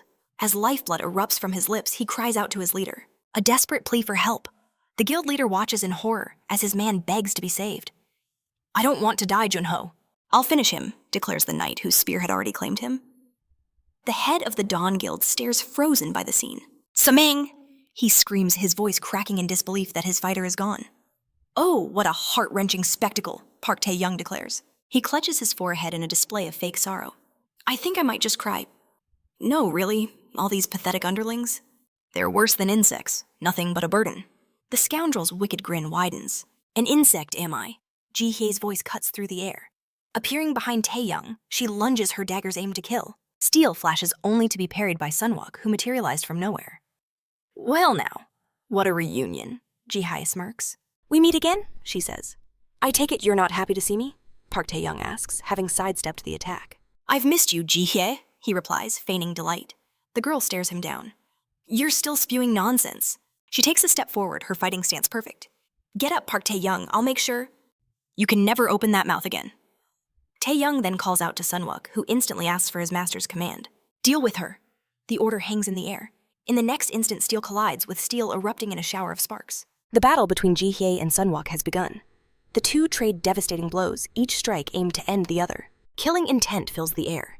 The enemy's blade whips past the girl's face, but she instantly retaliates. Her dagger strikes true, forcing Sunwalk to block the attack with his bare hands. A grimace of pain flashes across his face. Sunwalk is immediately forced onto the defensive, fighting for his very life. You learned a few things, didn't you, Ji Hye taunts, ever since you became Tae Young's little pawn. Just a few years ago, you were a rookie who couldn't even hold a blade straight. Her dagger presses closer, now just inches from his throat. Sunwalk desperately leaps back, and the girl pours all her effort into her pursuit. So impatient. She grins. She's far more dangerous than I anticipated. Sunwalk thinks, if I'm not careful, this could end very badly for me. Ji Hye understands as well. She eyes her opponent, now wary at a distance. She knows this won't be an easy fight. Meanwhile, the wounded Junho has not yet fallen. He's entered a battle rage, furiously cursing and daring his enemies to come and finish him. He can hold out for a bit if he gives it his all. Ji Hye calculates. But the real problem is Park Tae Young's. She leaps, aiming for the scoundrel who still sits calmly on the sand. What is he doing, she wonders. Tae Young nonchalantly whistles a tune and even waves at her. Ji Hye tries to assess the situation. He can't possibly be this calm right now. What are you planning, Park Tae Young?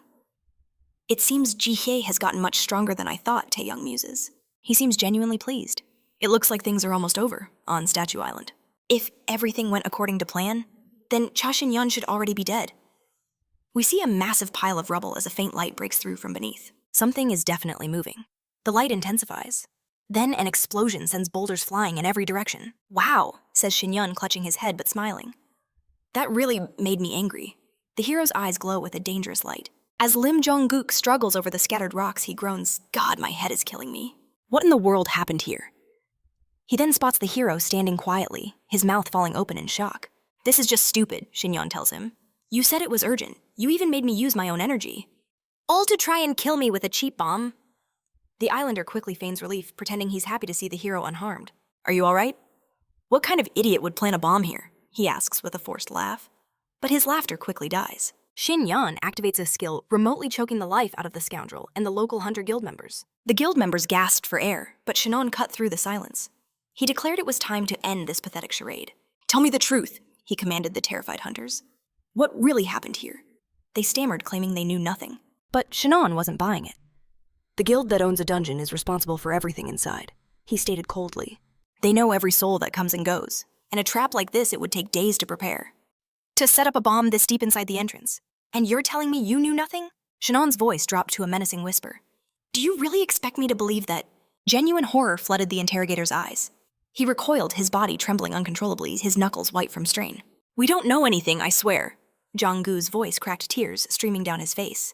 "We almost died in here too," he screamed. "And it was all because of you." For a moment, his raw feelings were laid bare. But not even sincere tears could pierce Shinon's icy demeanor.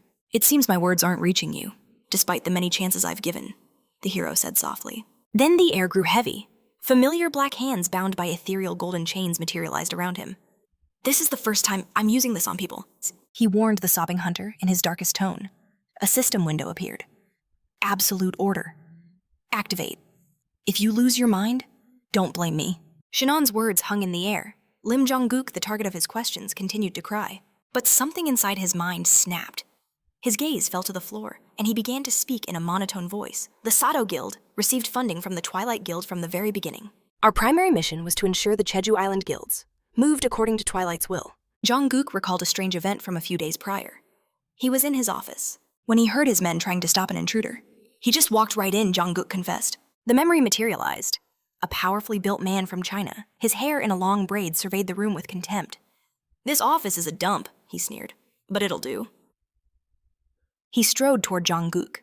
"I'm Park Tang's big brother," he announced. "Has anyone contacted you yet?" It was the Chinese hunter Jailing, though Lim Jong-guk had no idea who this man was, or how he was tied to the Twilight Guild. He radiated an aura of absolute power that screamed truth. The man removed his glasses, revealing piercing yellow eyes. "I'm only here because my foolish little brother asked for help. Now, are you going to buy me some tea or not?" he demanded.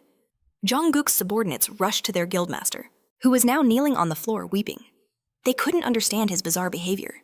He continued his confession to Shinon. His guild was merely following Twilight's orders relayed through Gilling. Jong-guk's only job was to lure the hero to a specific location at a specific time. The Chinese were supposed to handle the rest. Shinon stared down at the broken man and knew he was speaking the truth. A thought raced through his mind. Communication signals can't get in or out of this dungeon, which means Gilling has to be in here somewhere. He tried to sense him, but there was nothing. Damn it, I can't feel his presence. Has he already escaped? Shinon's patience wore thin. "All right, you're starting to get on my nerves," he told Jong-guk and his crew. "We're leaving," he said, turning his back on them. A subordinate desperately tried to reach his catatonic boss. "You're in my way. Move," the hero commanded, extending his hand. A sphere of brilliant white energy began to form in his palm. The man stared blankly. Shinon explained the situation calmly. "That dumbass is about to lose his head. If you don't step aside." A blinding pillar of pure mana erupted from the hero's hand. It narrowly missed the stunned guild members. The torrent of energy slammed into the pile of rocks blocking the cave entrance. With a deafening roar, the barrier shattered and vaporized. What was that? He blew right through the passage. The hunters shouted in disbelief. "We can get out of here."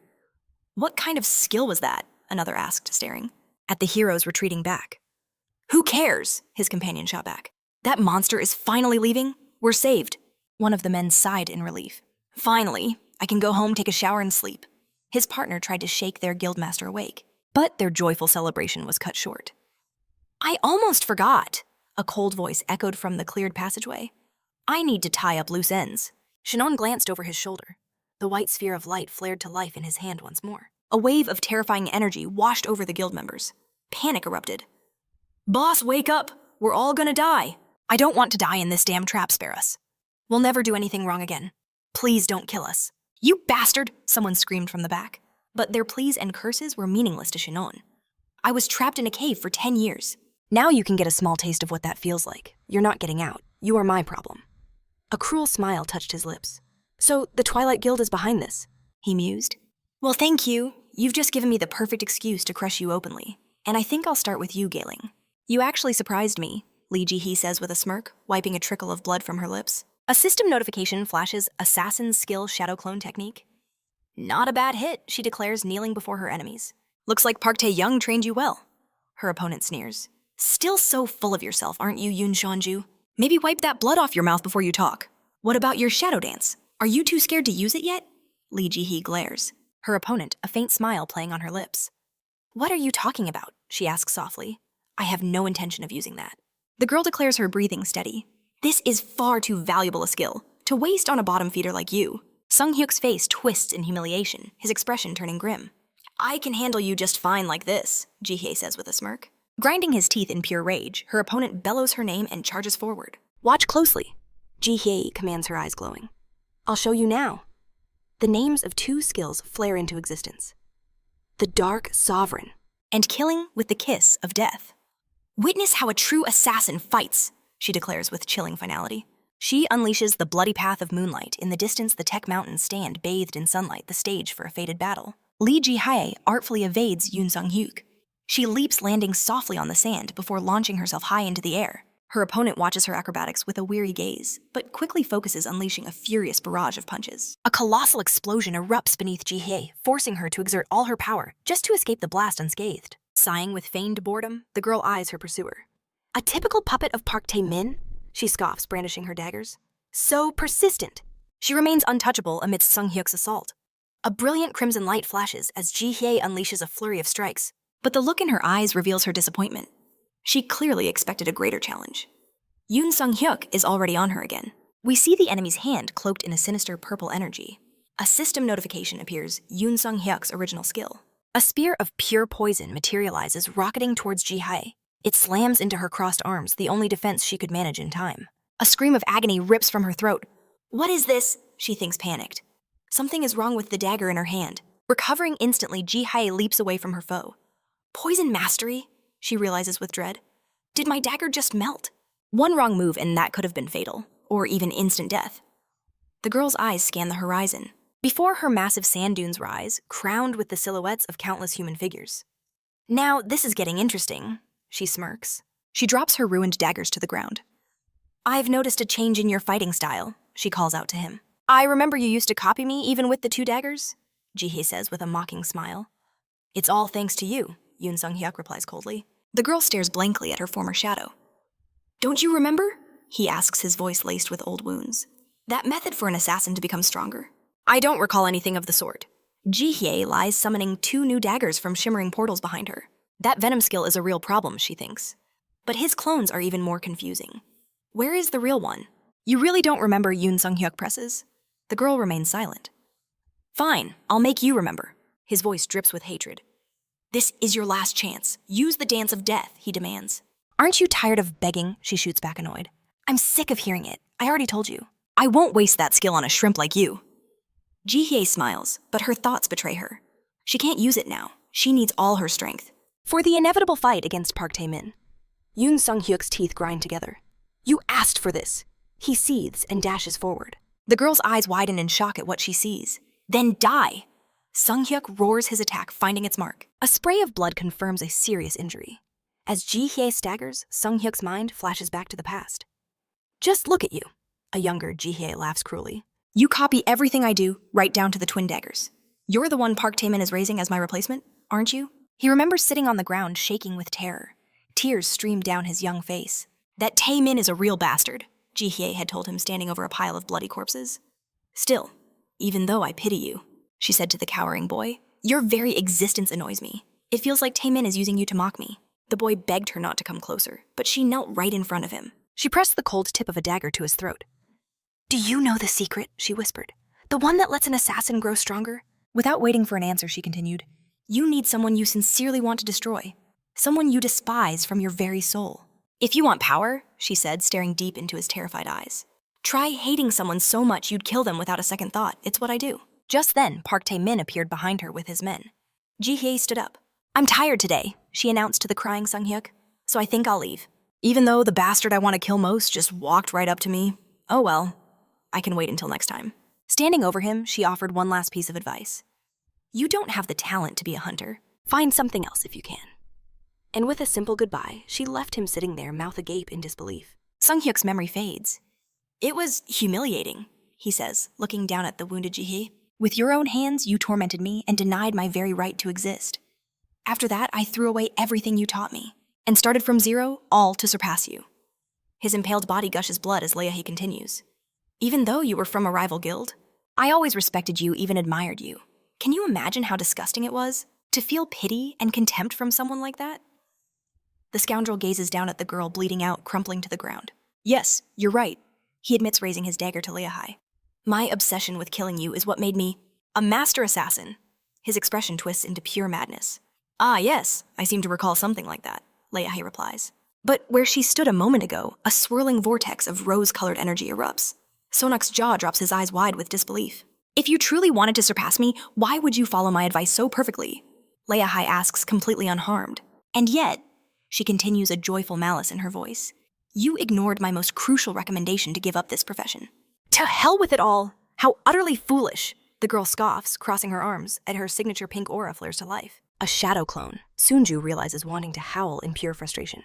The real Leahi materializes behind him. Damn it! Since when was I fighting a clone? He screams in his mind. Allow me to teach you one final lesson, the girl says, smiling. She extends her hand, fingers spread. An assassin reveals their true nature only once, in the moment they claim their enemy's life. Yansun Huk stares at her in utter despair. He knows it's over. Li Jahi! He screams as he's consumed by her crimson energy. Until the very last second of your existence, the girl says coolly, you were nothing more than a pathetic imitation of me. She says this thoughtfully, her gaze distant. She turns from her fallen foe, but glances back over her shoulder, and calls him a stupid bastard one last time. But suddenly Leahi senses another presence nearby. You truly are incredible, a man's voice remarks. Although Sonak showed remarkable skill. A shame, really, but it couldn't be helped. Jahi spins to face the speaker. You're finally here, she snarls. The one bastard I want to kill more than anyone in this world. Of course, it's Park Jun. Did you enjoy the little show I prepared for you? He asks with a smirk. I feel both disgust and pleasure at the same time, the girl replies, leveling her sharp dagger at her true enemy. Just so we're clear, abandon any hope that your death will be quick or easy. Taeyong just laughs, raising his hand. Ominous green energy begins to pulse from the plate on his gauntlet. That's exactly what I wanted to hear from you, Leahi. The villain raises his sword, a cruel smile on his face. The two enemies face off, radiating immense streams of power. Tong's aura is a sickly green. Jahi's is a vibrant pink. Shadow dance, the girl declares. Her opponent glares back. Begin! The scene cuts to a mobile phone screen. The name reads Leahi. The person you are calling is unavailable. Please leave a message. What's she so busy with? Shin Hong mutters. I have to tell her about Sato. A voice cuts in. You seem to be trying to contact Leahi. She won't be able to answer.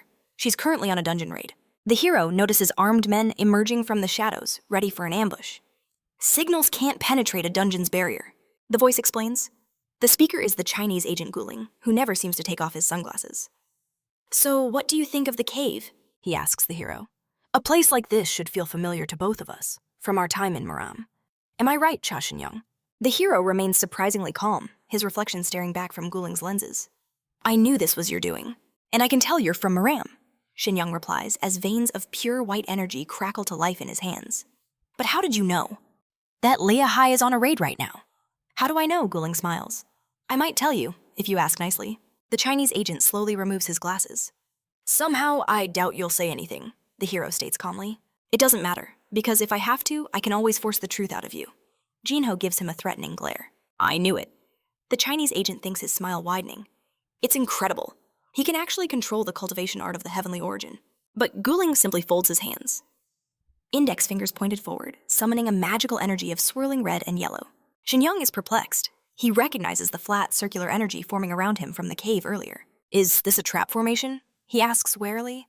Oh, you'll soon find that this is far different from any formation you've ever seen. Guling says with immense pride, this is my masterpiece. A technique combining the formations I learned in Miram with my own witchcraft. He thrusts out his fist and declares, Heavenly Golden Seal Formation.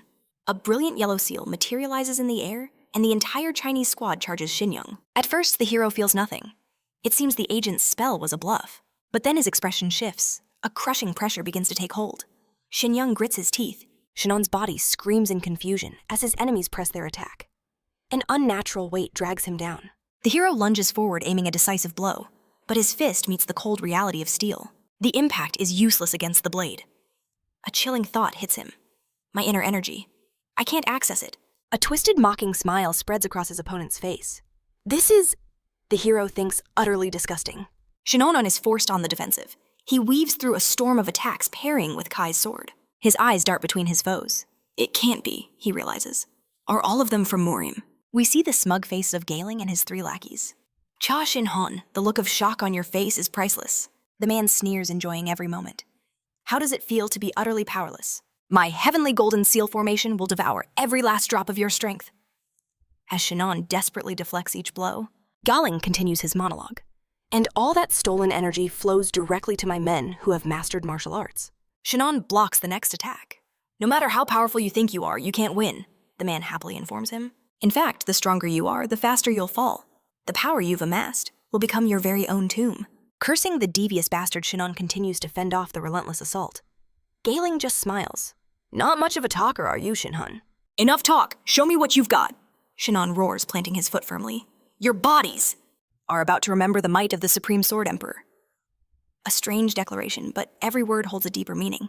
The trap formation, a type of pocket dimension created by arranging natural or mystical objects. The legendary strategist Zhuge Liang used an 8-part formation, in traps to call forth wind and lightning, annihilating an entire army. A man whose wisdom was so profound, his power so absolute, he was like a god.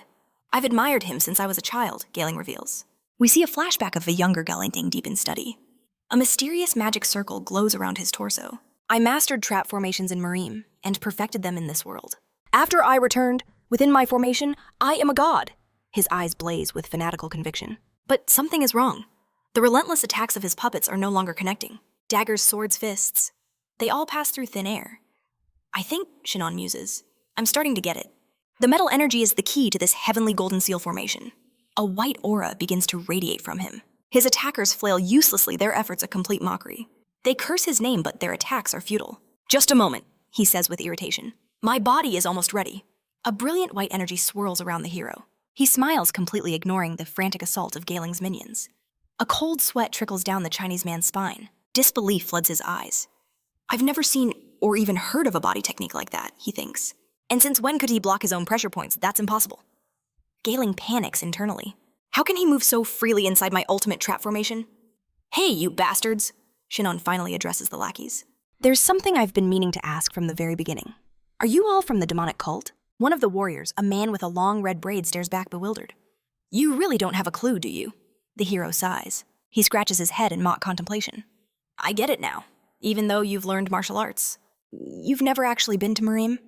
His opponents freeze their mouths agape as they stop their attack. Your sword formations are far too crude for people who have returned from Morim. We see the flawed patterns that gave him the clue. Moreover, Shin Hong adds calmly, I can't sense the energy of the heavenly origin arts from any of you. You're very observant, Cha Shin Hong. Galing's smug smile returns, dripping with condescension. You're absolutely right. My subordinates are different. He spreads his arms wide. They were transformed into martial artists. We see the hollow eyes of his 3 companions. Doubt flickers across the hero's face. If you were at my level, you could manipulate meridians and transfer internal energy. But you don't have the caliber for that. You're using some kind of sorcery, Shin Hong says to Galing's 3 henchmen. They stand inside their magic circle and stare at the hero in complete silence. Otherwise, you wouldn't be able to do what I just saw. Okay, whatever you use, I don't see much difference. Shin Hong shrugs. Just admit it. Is it sorcery or a demonic art? Ha! You know of such things. Galing replies with a grin. That's right. I simply repurposed the human garbage that is so plentiful on these city streets. These wretches lived in poverty, but their lives still held value. Here their skulls, bones, and blood have served me well, the villain boasts. By sacrificing a mere few thousand souls, I was able to forge warriors who rival even high-rank hunters. We see a monstrous form bathed in crimson energy. This power, Gang declares, means no matter what trick you pull, you can never escape my trap formation. Shin Hong calmly cleans his ear with a pinky. So you admit to using human sacrifices? A smirk plays on our hero's lips. This is why I love dealing with demonic cultists, he says ominously. A golden star ignites above the man's head. The scoundrel feels its immense power terror flashing across his face. What is this resonance of this magnitude? Gang doubles over, clutching his chest. A wave of agony tears through him because, when I deal with demonic cultists, Shin Hong says coolly, his hand glowing with a pure white light. I can torture and maim them without restraint. I feel no guilt. In fact, it feels quite righteous. His eyes burn with righteous conviction. So he asks his enemies, shall we begin the demonic cult hunt? A dazzling smile flashes across his face. Filthy curses are his only reply. I'll kill you. Gang roars, trying to summon his power. A spark of hope ignites on his minions' faces. I can move again, one exclaims. I'm overflowing with energy, shouts another. How pathetic, Shinon sighs, lifting his leg. You're celebrating. Over a little stolen inner energy. The hero stomps his foot down hard. From the point of impact, a wave of pure white energy erupts, cleansing the golden power Gang had summoned. What's happening? The man cries out. Horror fills his eyes, his hands frozen in a ritual pose. His men writhe in agony on the ground. My body is on fire. Help me. It burns. Their tortured faces are a horrific sight. Shinon, meanwhile, stands serene, bathed in white light. Fire overcomes metal. Fire melts metal, he repeats to Gang. Disbelief is etched on the man's face. This is basic knowledge. For anyone who understands the 5 elements, our hero explains. Your trap formation was based on metal energy, so I simply made a few adjustments. How could you know that? The man asks, cold sweat dripping down his brow. Back in Marine, I studied trap formations for a while, Shinon replies. It was a bit of a hobby. A hobby. Gang's voice cracks with disbelief. I dedicated my entire life to studying traps. He trembles with rage. Just a hobby. Do you? Now on his knees, his eyes reflect pure despair. The realization of his own insignificance seems to have broken you, the hero says, almost pitying him. But you must understand, it makes perfect sense. Smart people tend to learn quickly. A grin spreads across Shinon's face. And you're about to die, he states. The very formation you're sustaining is burning away your true inner key. Gang looks deathly ill. You've stolen countless lives.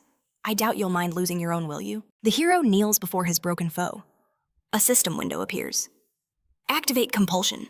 Shinon extends his fingers, and light pours from the villain's eyes.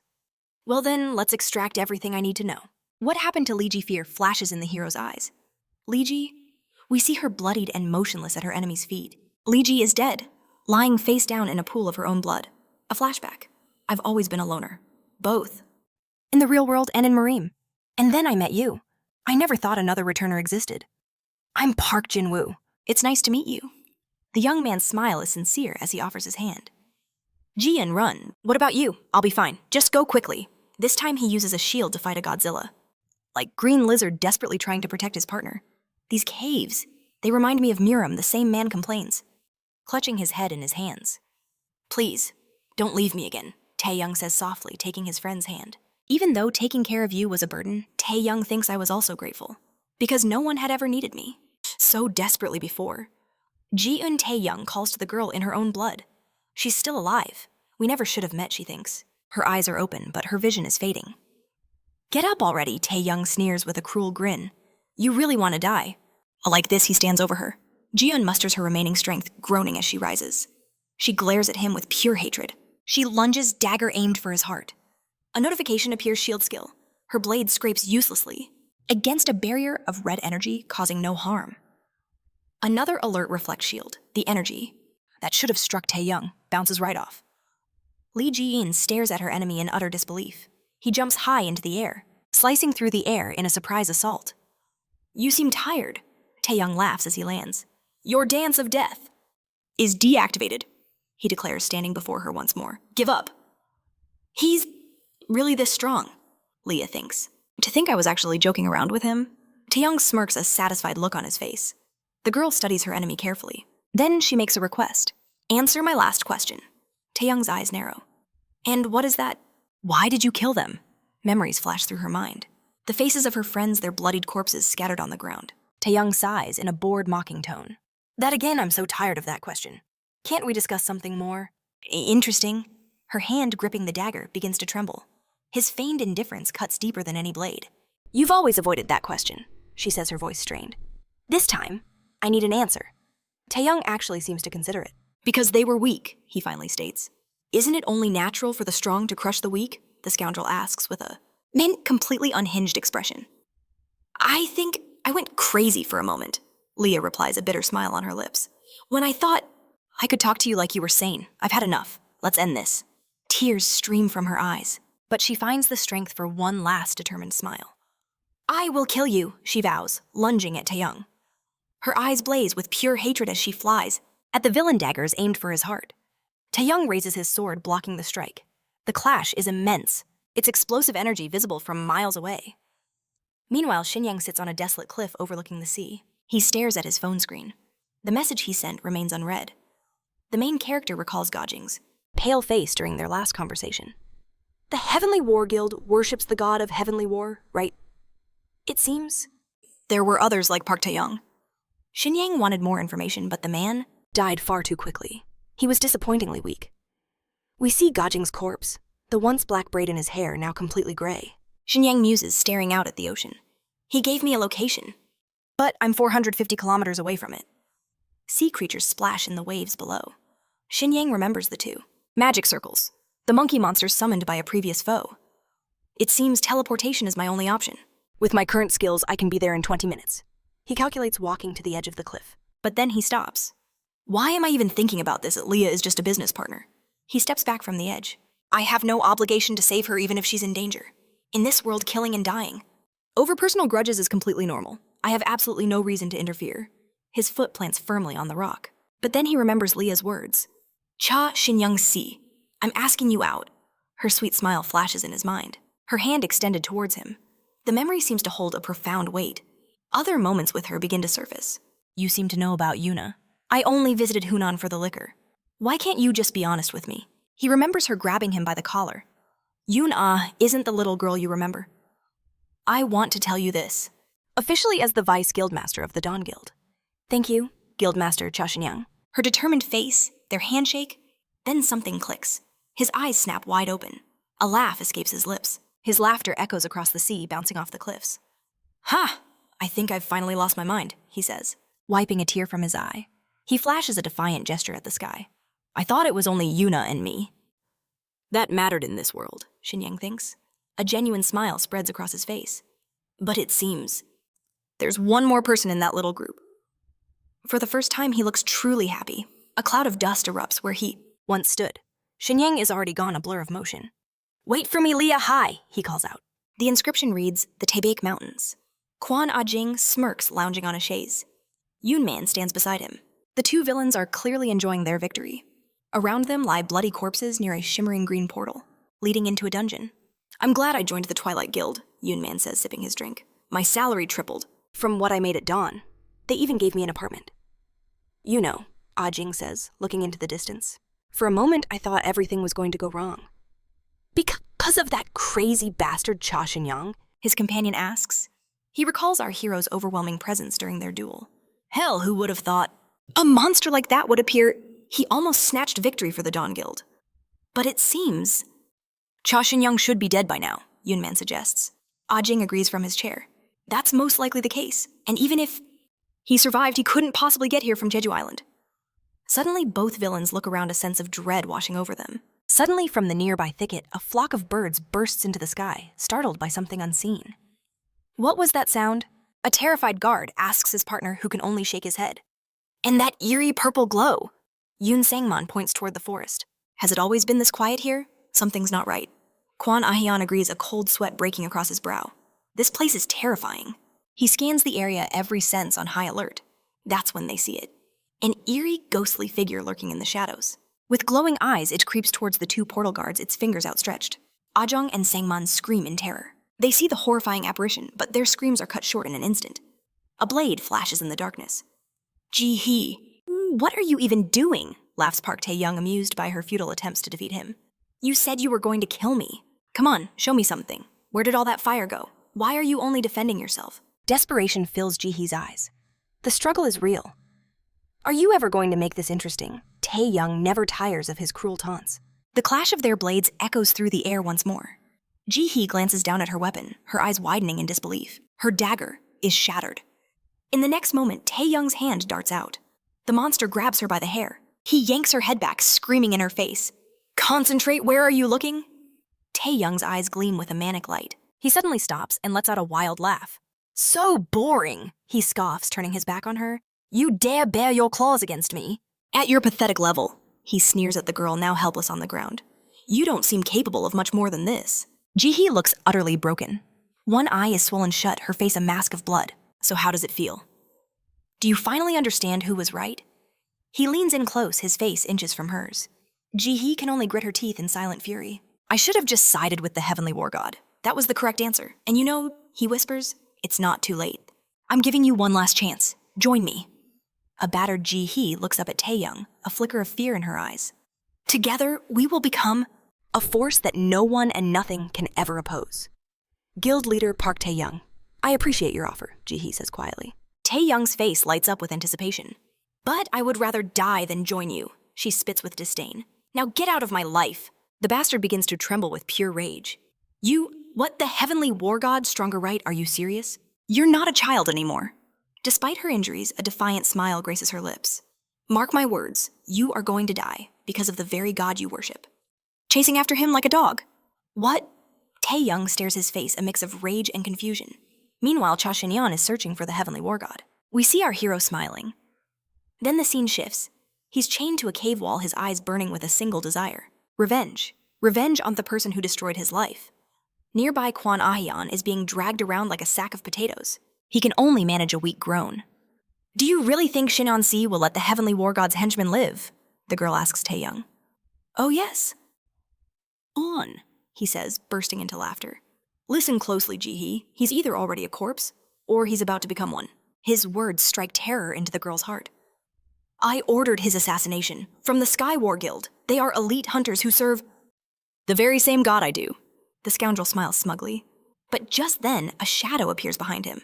A special unit of the Sky War Guild, led by a warrior from Murim, has been dispatched to Jeju Island for this very task. Any one of his fighters is stronger than most high rankers. Even if Cha Shin-yeon's growth is monstrous, he wouldn't survive a single battle with that guild. The absolute certainty on the villain's face is unshakable. Hey, you talk too much, a voice calls out from behind Taeyoung. It's Shin-yeon, the very man he was just gloating about. You seem awfully pleased with yourself, don't you? Our hero asks with a mocking smile. Taeyoung is so shocked he starts to stutter. Cha Shin-yeon, how did you get here? Did you really think I'd fall to those degenerates you turned to your side? The hero stands tall. He's not only dragging Kwon Ah-hyeon's arm, but also carrying a comrade on his shoulder. As I recall, Shin-yeon says, during the Festival of the Sun, these two were members of the Dawn Guild. He throws the traitors at Taeyoung's feet. They jumped me out of nowhere, so I politely put them to sleep. Shin-yeon dusts off his hands. Shin-yeon, see? The hero hears Ji-hee's voice. I knew she was alive, he thinks. His eyes find her. Unable to believe her luck, she gives him a relieved smile. He can see just how badly she's been hurt. Taeyoung, meanwhile, is desperately trying to process this. The Dowling Guild was defeated. But even so, how could someone from Jeju Island get here so fast? Our hero calls out to Taeyoung, who can only grit his teeth in fury. Gritting his teeth, he seethed. Long time no see, Shin-on. The Sun Festival was the last time we met, wasn't it? System alerts flared to life. Shield skill reflects shield. A small red sphere of energy ignited on Taeyoung's shield. I have a question for you. Shin-on declared, unleashing his attack. White energy slammed into the shield, which was already glowing crimson. We can see Taeyoung is beginning to panic. Do you have a religion? Shin-on asked with a calm smile. If not, you should find one, immediately. Then you'd better start praying for your soul, because today I'm sending you straight to hell. Shin-hyung strikes. Taeyoung screams in desperation, raising his blade high as it sinks into a swirling green portal. The two sworn enemies begin their final battle. Taeyoung attacks, but our hero deflects his strike with ease. We see two silhouettes clashing. Against the blazing sun rising over the desert. Taeyoung's sword glows with a furious red energy. But Shin-hyung defends himself with nothing but his bare hands. From his expression, it's clear the fight isn't going as planned. Taeyoung unleashes a sweeping blow, the trail of his weapon searing the very air. Two martial artists have finally met, locked in a battle to the death. You know, Shin-hyung begins easily dodging another blow. I think it's about time we used some real martial arts, don't you? A brilliant blue sphere of energy crackles to life in his palm. A system window appears, 18 dragons subduing palms. Could it be that legendary palm technique? Taeyoung can't believe his eyes. Shin-hyung raises his hand ready to strike. A swirling vortex of blue. Energy gathers above his head. Another notification, the dragon soars in the sky. We see the orb of power pulsing. In our hero's hands, unleashing a devastating stream of energy. The wave surges towards Taeyoung. He stares in disbelief. Thinking that this technique was known only to the head of the Beggars sect. Only he possessed the skill to use it. How could Shin-hyung have possibly mastered it? Taeyoung grits his teeth. I see you stole that battle skill. From somewhere, he declares. I refuse to be defeated by a cheap stolen trick, he roars, raising his sword. Waves of incandescent orange energy explode from his body. For a moment, chaos reigns on the battlefield. And then, A blinding explosion erupts. What's happening? Ji-hye thinks, shielding her eyes from the flash. I can't see Shin Hong. Or Tae-young. They were both engulfed by the blast. Deputy guild leader. Are you all right? A voice calls from beside her. That voice. Who is that? She asks, turning toward the sound. Ji-hye sees Jang Junho, the guild leader. He's wounded. Into leaning heavily on his sword, but his face is alight with joy. He's relieved the girl is still alive. Ji-hye rushes to his side. How did you get here? What happened to the rest of the squad? She demands. They're all gone, Junho replies, his voice laced with pain. We fought our enemies to the bitter end, he says, gesturing to the fallen. Somehow, I was the only one to survive. He coughs up blood. Damn it, Tae-young thinks, sword in hand. My energy and blood are in chaos. That clash was far more devastating than I ever expected. His surviving henchmen rush to his side. They ask if he's unharmed. What happened here? This entire area is completely annihilated. Was this Lee Ji-hye's doing? The questions come one after another. The most important thing is your condition, sir. You're in no shape to fight, his servants tell him. Well, well, I think I hear some familiar voices, a man says, walking over the dunes. Look who it is, Ryu Sang-gun and Choi Ji-han. It's been a while. It's Cha Shin-hyung, returned from the blast. His enemies recognize him and cry out in shock. How did you get here? One of Tae-young's men asks hysterically. That monster. He's not even tired, the boss thinks. This is terrible. My internal energy hasn't recovered at all. Tae-young glares at the enemy with a mix of rage and terror. I need to buy some time, he decides, his eyes shifting to Sang-gun and Jun. The two men seem to understand. Ryu, Sang-gun, Choi Ji-han, kill him, he orders. His named subordinates are paralyzed with fear. They have no desire to face Shin Hong in battle.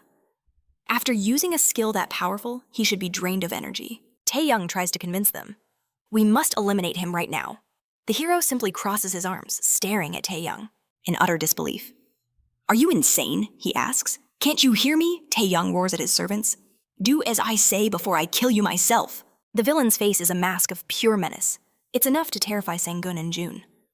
All right, we'll follow your orders. They declare, preparing their attack. You'll pay for what you did at the Sun Festival, Sang-gun shouts. A ball of yellow. Energy forms in his hands.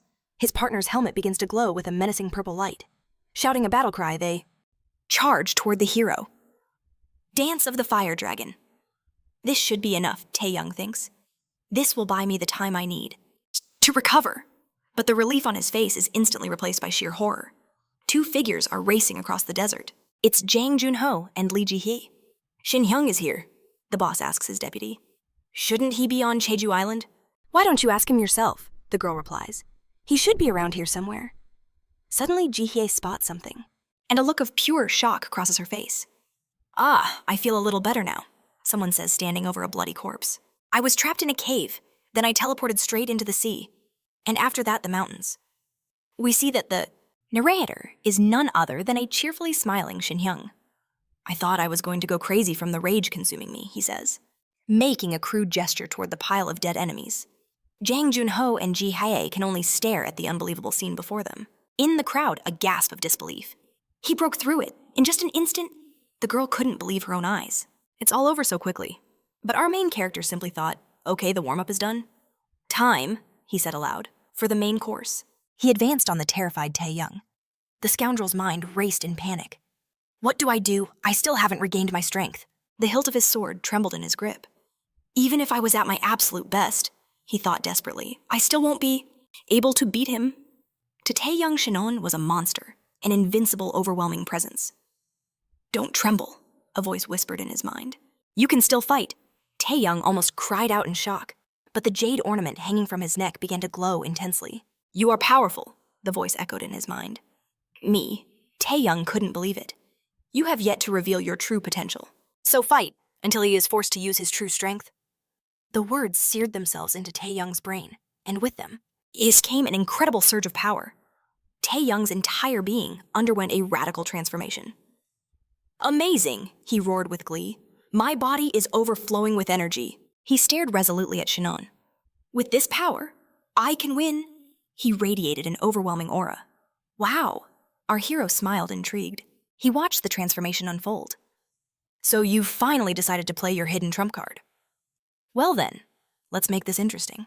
Crushing a stronger opponent is so much more satisfying. A voice whispered into the scoundrel's very soul. Prove your worth as my tool, Park Tae-young. Ark.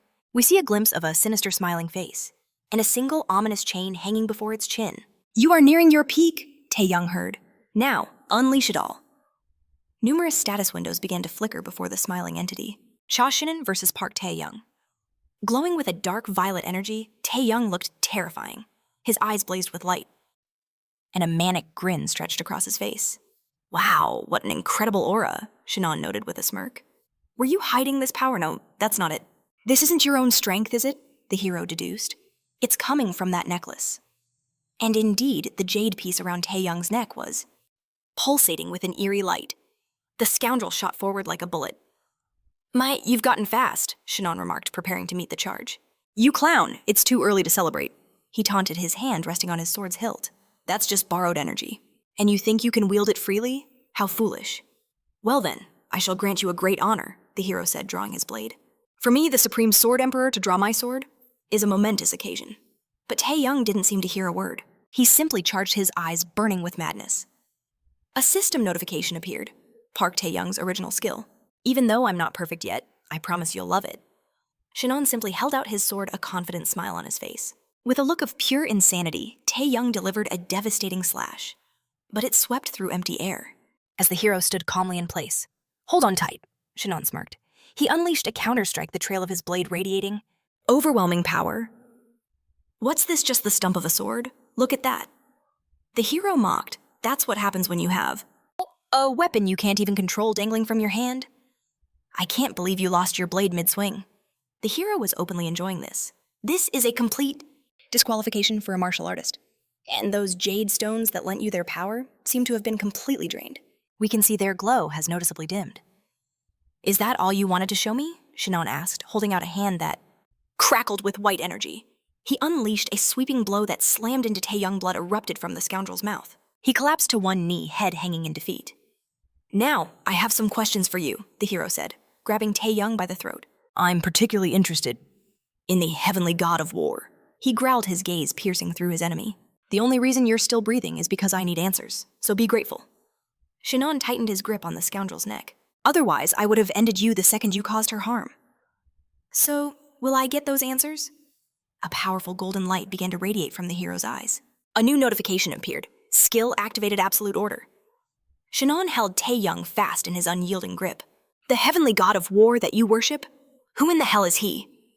Tae-young, blood pouring from his mouth, struggled to speak. He forced out the words. The heavenly god of war is the one who sent us to Mirim. Shinon couldn't believe what he was hearing. A single golden Mirim status window appeared before them, then another and another, until they filled the entire space above. They swirled around the hero and the man he was strangling. How can this be? Shinon exclaimed. Ghostly chains began to appear, linking the status windows. Together, more and more chains materialized, filling the void. It's the being that is currently residing within my body, Tae-young screamed in desperation. What in the world is happening? Shinon thought, absolute horror dawning in his eyes. The chains now bound him as well. The hero's eyes shot open as if from an endless sleep, only to find himself suspended by powerful shackles. They dug into his wrists as Shinon roared, What in the world is going on here?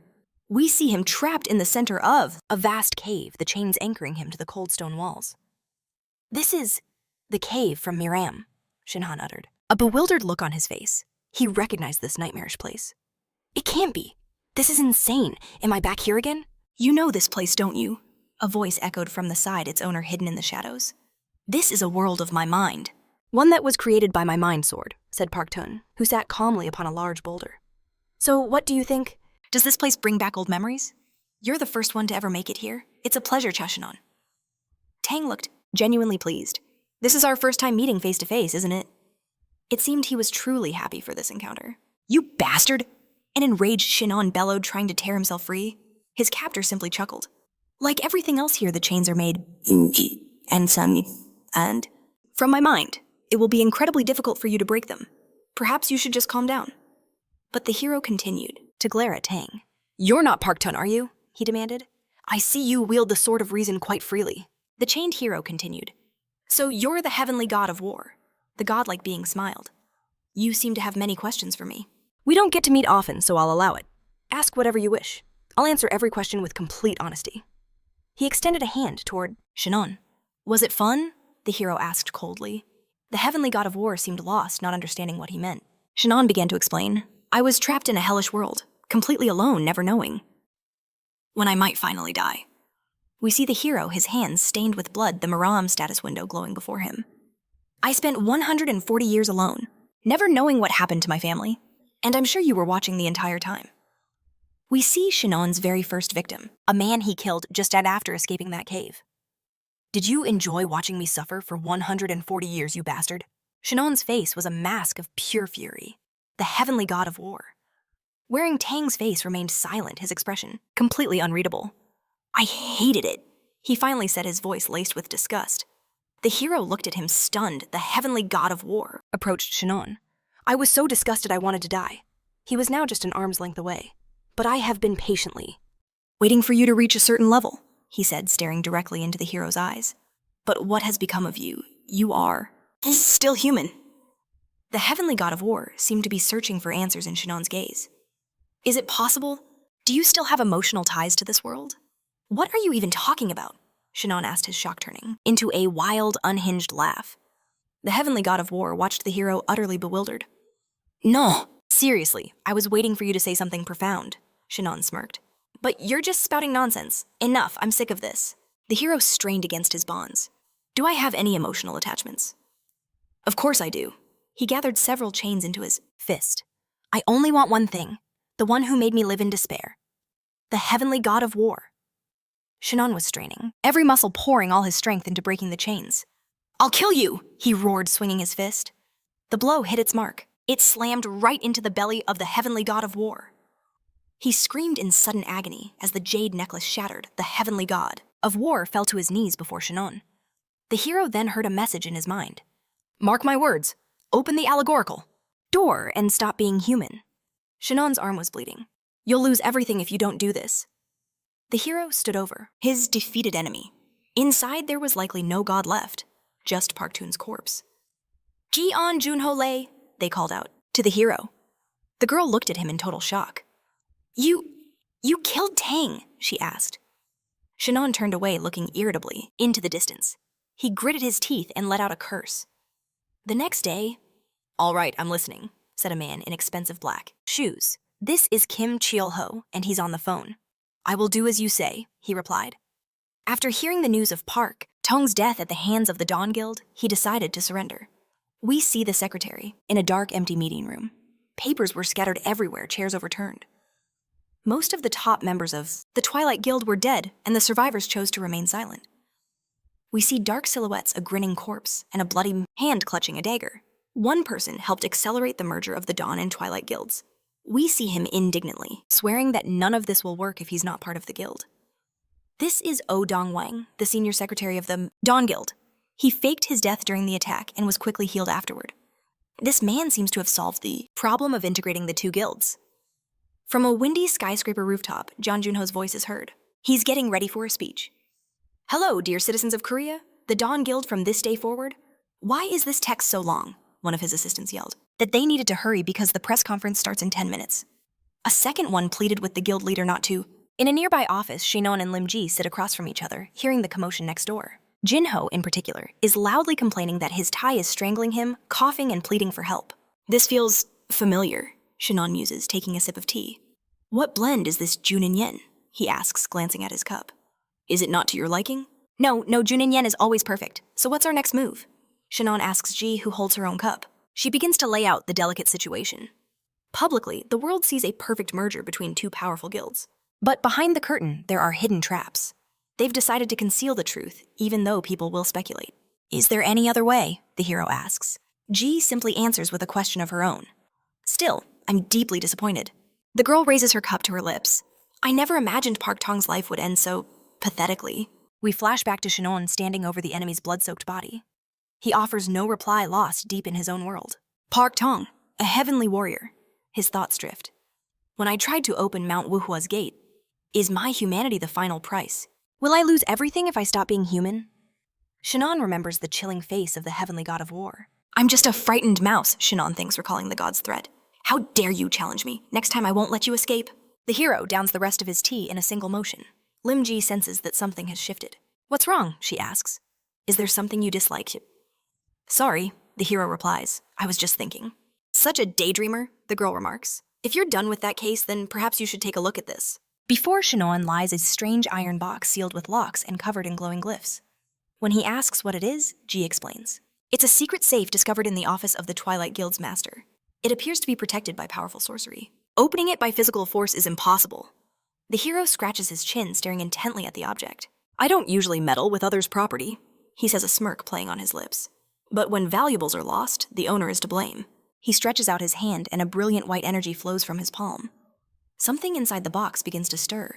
Gears whir and mechanisms shift until finally the main lock clicks and turns on its own. How did you do that? Asks a stunned Lim Ji. The safe door swings open. It was easy, Shin Hong says coolly. It felt like it had been struck by G-force. He pulls out a folder. It seems this was very important to them. The hero suggests opening the file, but inside he's surprised to find only a single sheet of paper. Let me see that, Ji says, snatching the folder from his hands. Shin Hong looks at her bewildered. Hey, I didn't even get to read a single word, he protests. But Ji's eyes are wide as she scans the text. It's a secret pact, she says grimly, between the Chino Guild and Park Tong. It states that as a result of their cooperation, a certain North Korean dungeon was to become the property of the Chino Guild. But that's not even Twilight's territory, the hero says, shocked. Just then, Shin Hong's phone rings. It's squad leader Kim Keel. As he answers, Ji continues to absorb the document's shocking contents. Kim Keel reports that his team has secured the cave. The men who attacked Shin Hong are currently trapped inside the dungeon. He describes the scene as total chaos, as if a bomb had gone off. The hero smirks, remembering he warned them. There's one more thing, the squad leader adds. I think you'd better come here yourself. Squad leader Cha-yoon is incredibly furious.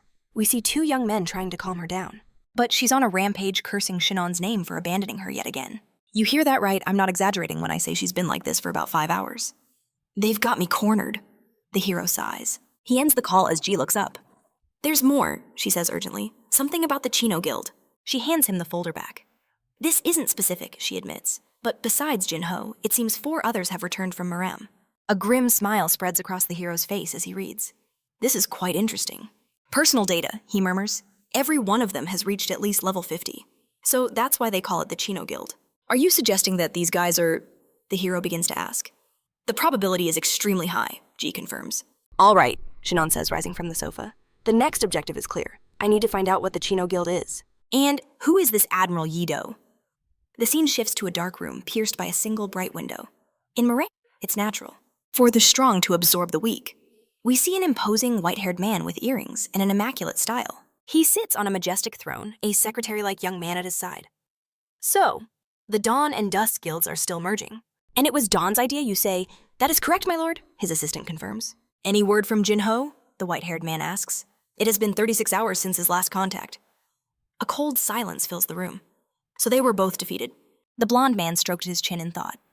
Park Tae-young's arrogance was one thing, but Jin's sudden collapse. That was a completely unexpected variable. A dead Chinese hunter along with his 3 henchmen.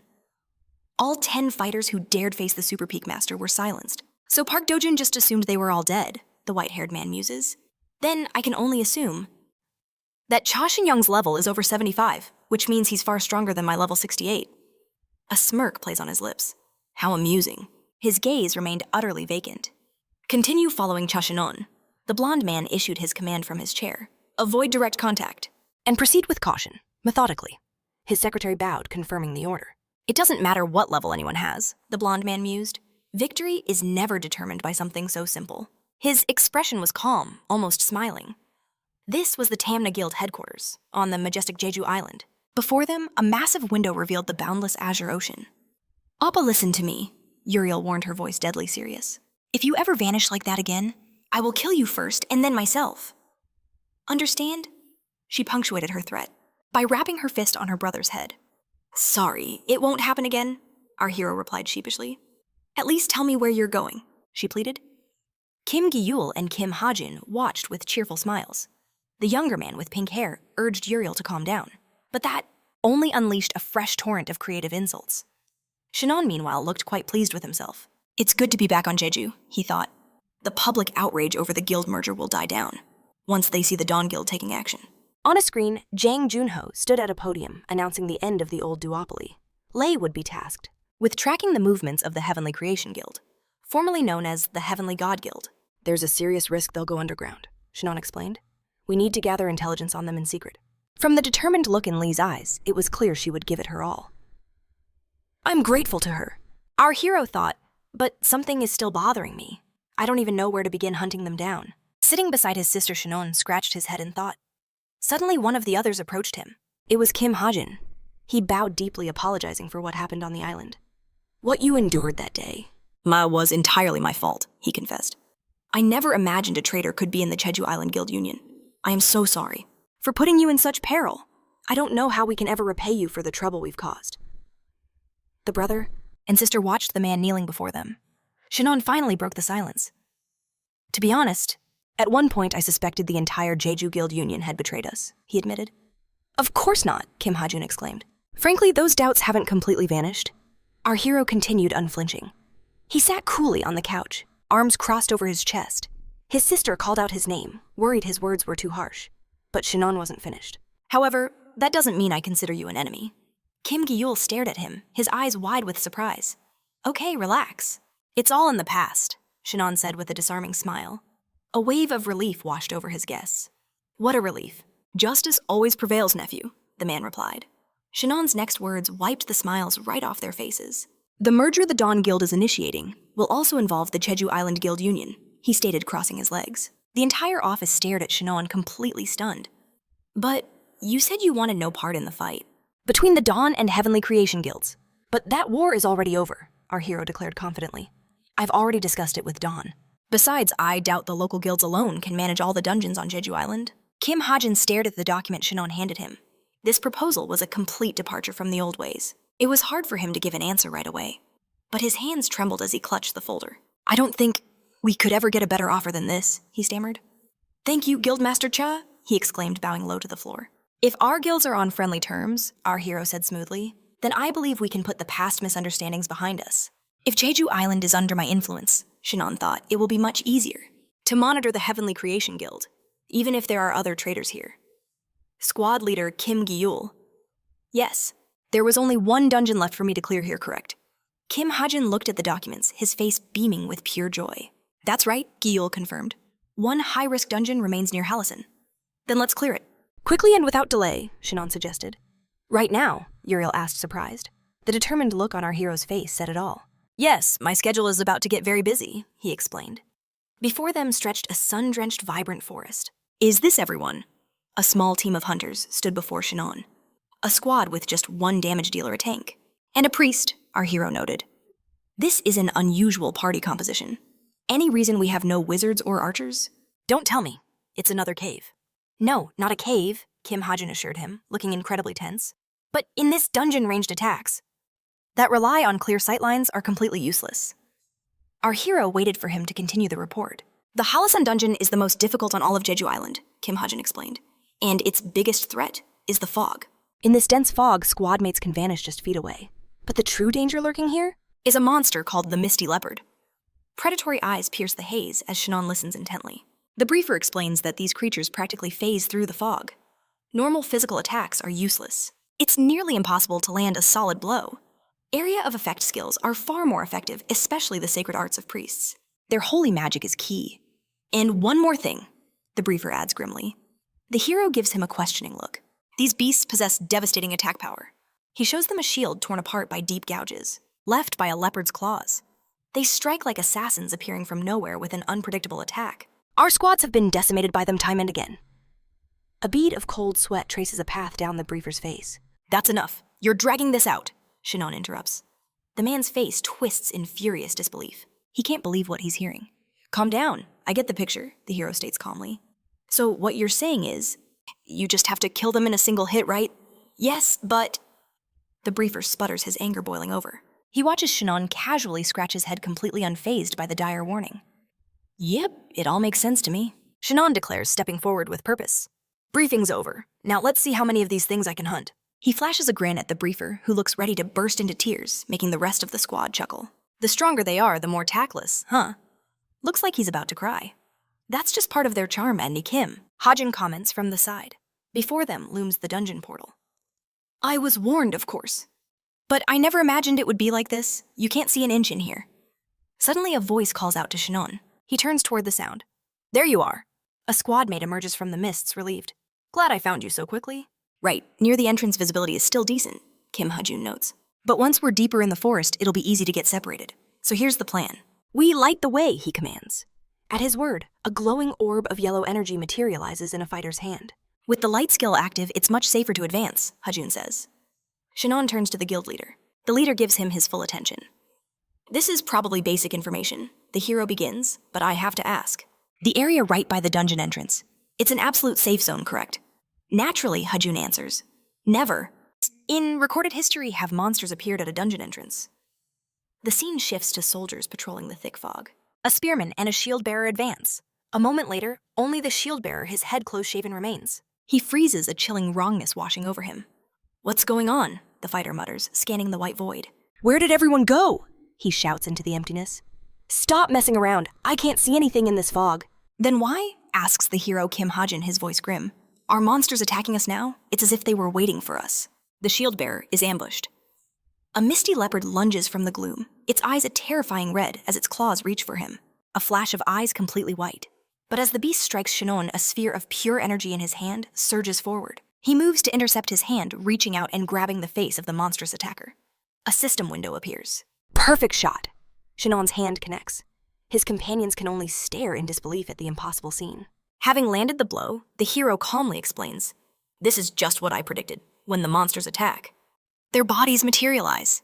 It's confirmed the eerie white eyes belong to the misty leopards. But then Shin Hong notices something else. He whips around.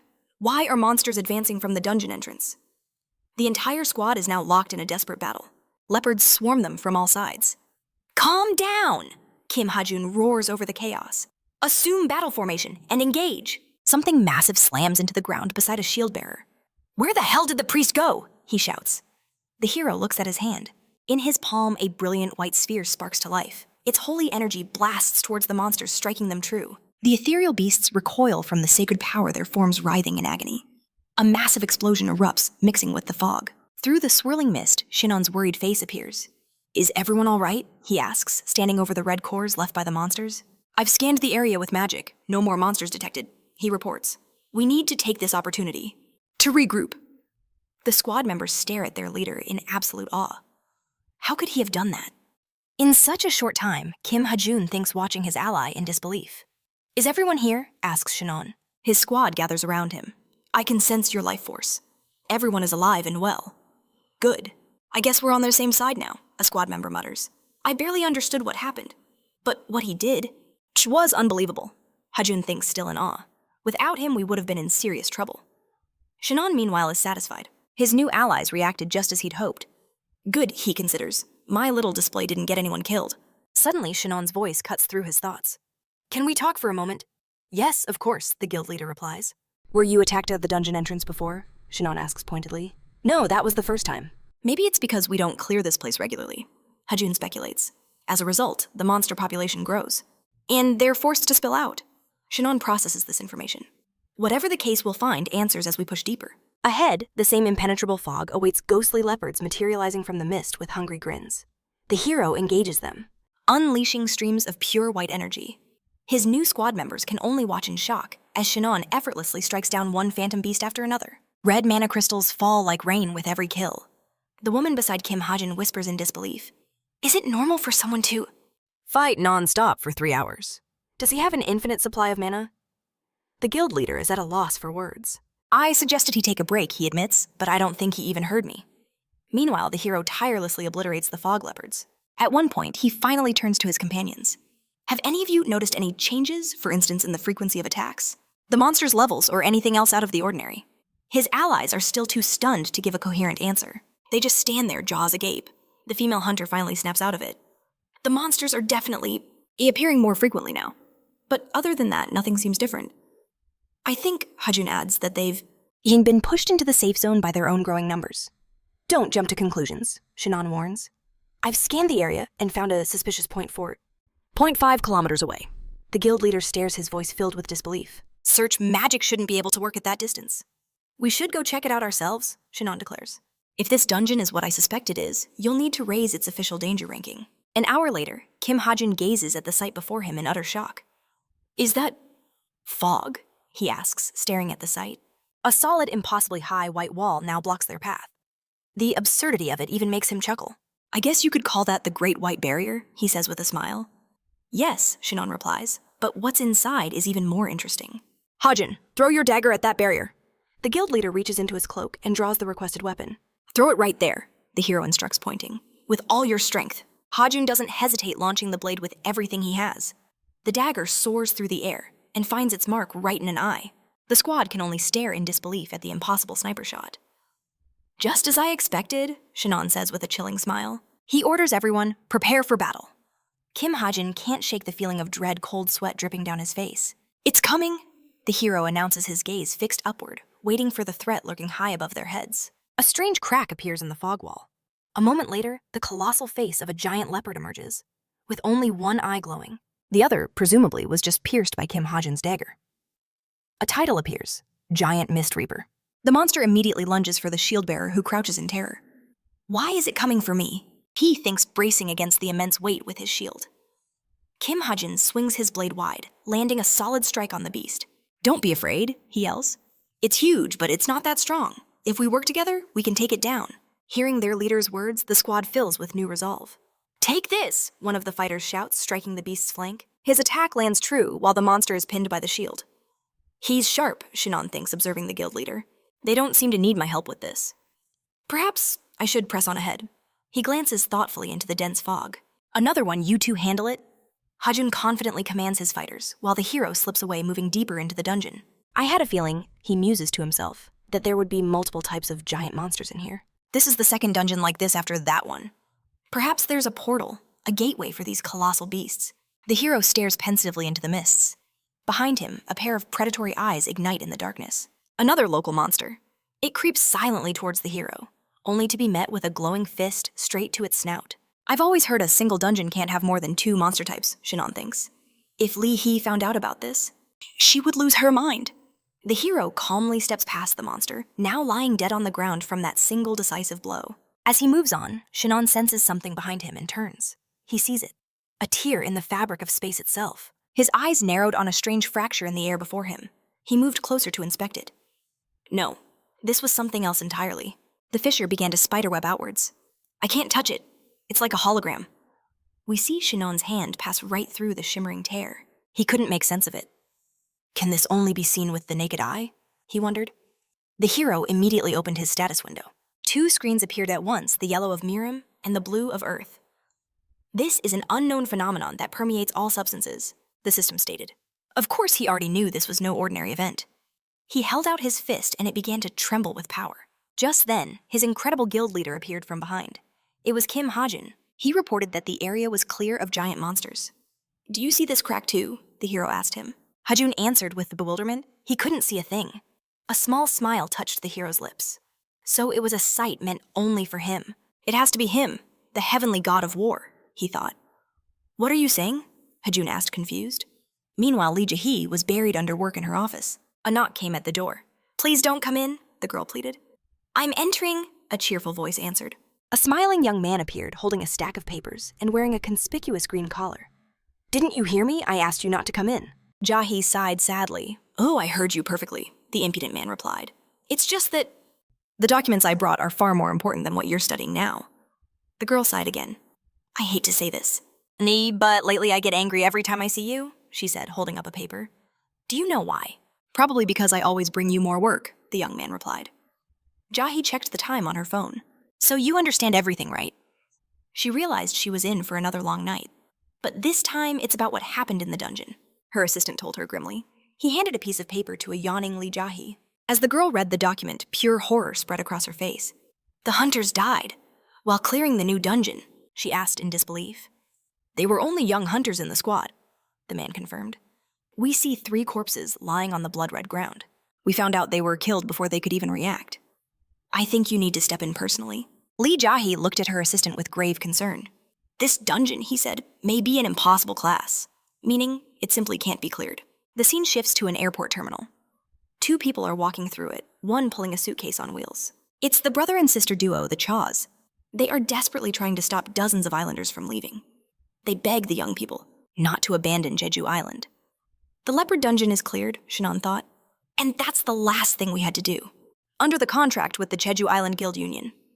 Riding in a car, Shannon was lost in thought. He was examining a green stone. Oppa Yunel called out to him, but her brother didn't hear her. She only got a response when she noticeably raised her voice. Why are you so distracted? Yunel asked. Is that the skill stone you picked up in the dungeon? Yes, it dropped from the giant Miss Leopard. The locals asked me to take it since I saved them all.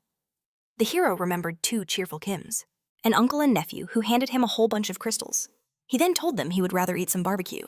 And as for the stones they offered, they were worth 1,000,000,000. I can't believe giant monsters have appeared there as well, said Yunel, who was driving the car. Didn't you say something similar happened in Bushan's dungeon? This is becoming a trend of some kind. Is the end of the world coming for us? Shannon stared thoughtfully out the car window. The giant monsters aren't even the real problem, he thought. I can't figure out what that crack was. Martial arts and skills flow freely through it. Even my Kisi sense doesn't detect it.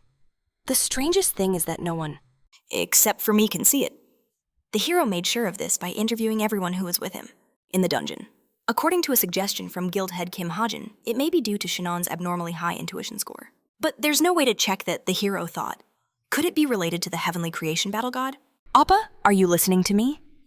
It seemed the hero had missed his sister's question again. What are you saying? He asked blankly. Why are you constantly distracted? I asked if you were really dating Lee Jahi. Shannon choked on his saliva and coughed. Yunel, he said, at least warn me when you say such nonsense. I almost choked. Don't you know everyone's always talking about it? She said, surprised. And for the record, I don't mind at all. She'll make a good sister-in-law. She's very capable. I've never thought of her that way. Yes, really. You should try it. Watch the road. The hero advised his sister. We're going to have another car accident. Early the next morning at Lee Jahi's office, thick stacks of papers covered her desk. It seems you're finally awake, a voice said. Lee Jahi lifted her head. From the work table where she'd fallen asleep. Through a daze, the girl saw the figure of a familiar person. It was Shannon.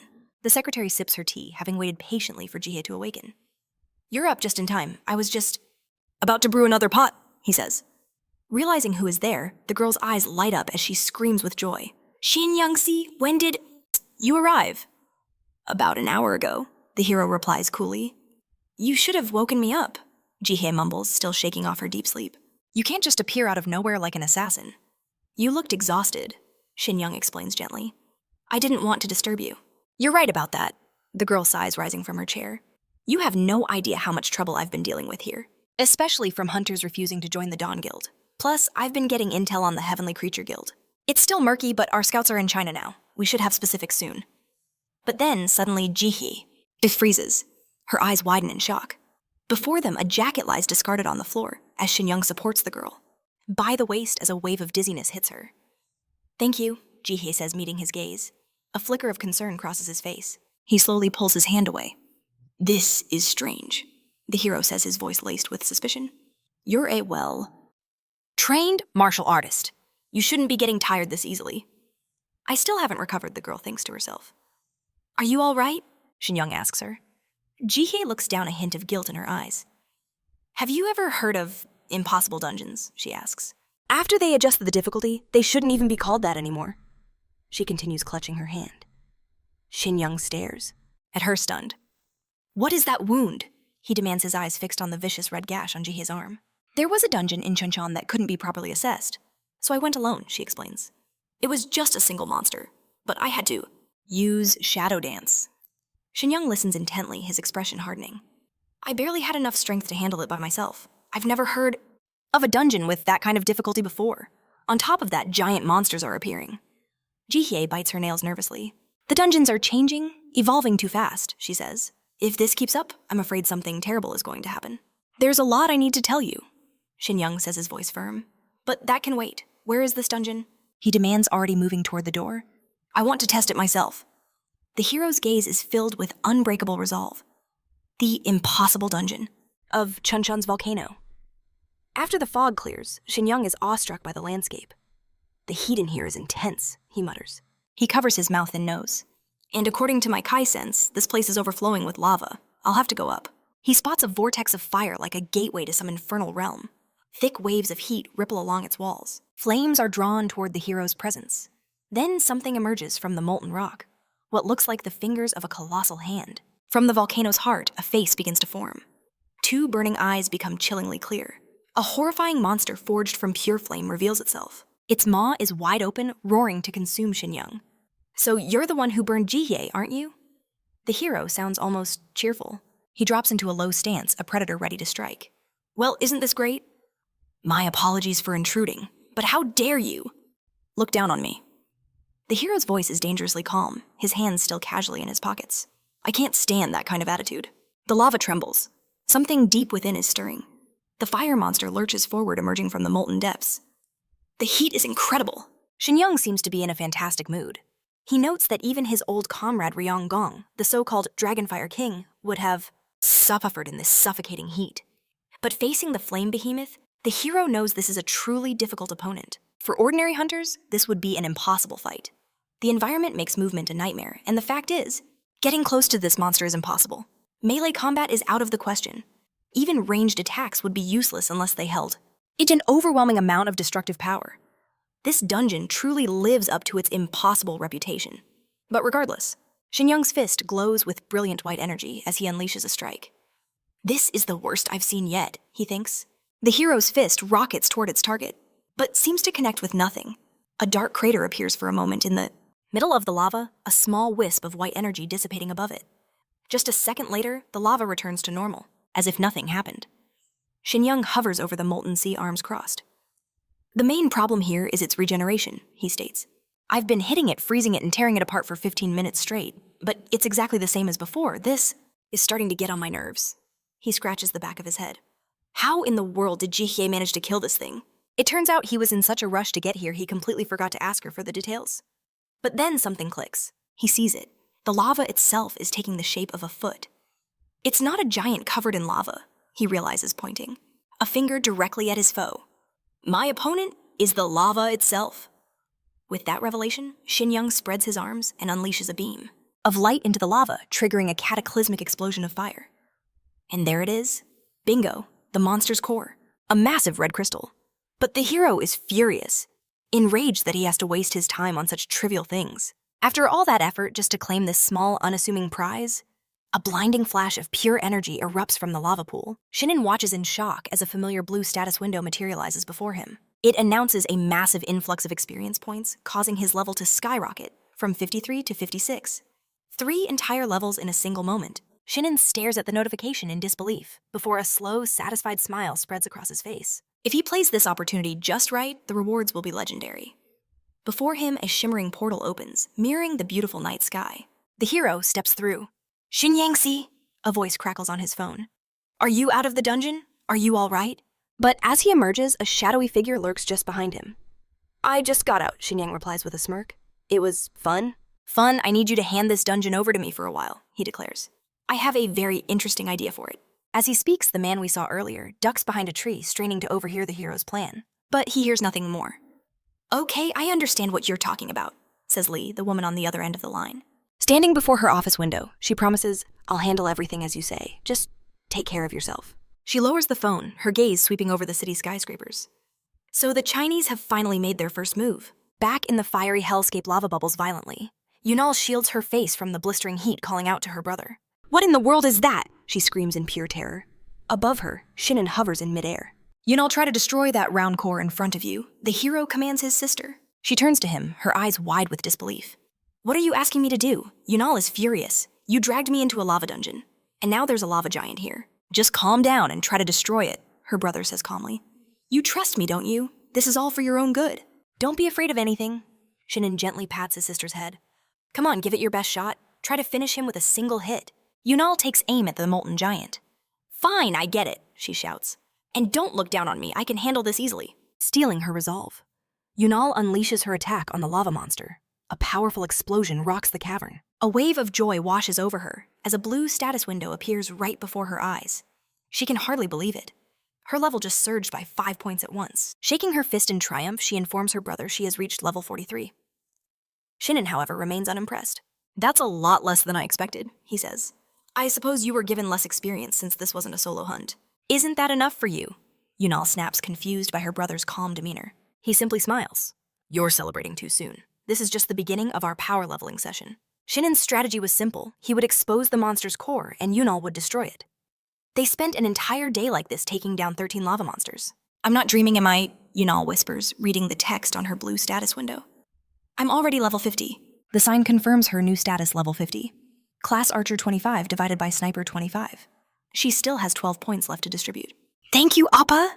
The girl screams with pure joy, throwing herself onto her brother's neck. I'm a high-ranked hunter now. My salary will increase, and I can finally buy an apartment. I am forever in your debt!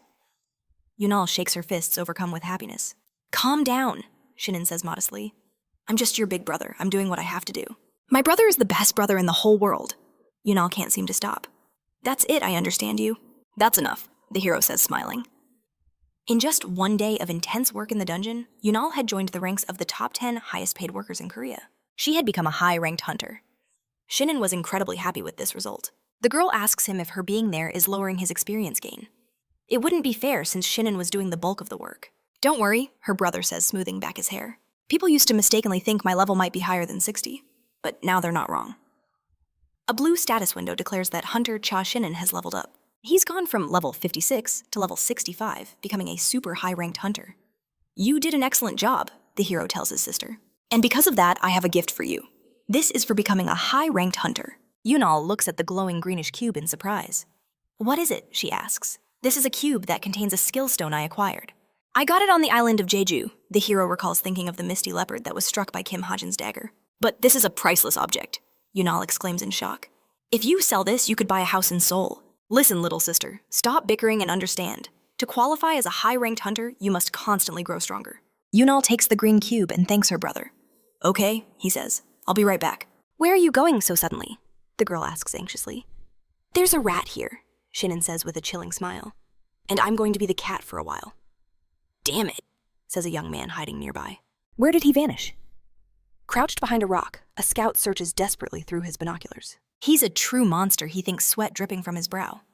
To clear out a dungeon that dangerous, all by himself, Cha Shinon's power was never reported to be this immense. If he keeps growing stronger, this could become a serious problem. He grinds his teeth in frustration, nervously biting his nails. Hey, you.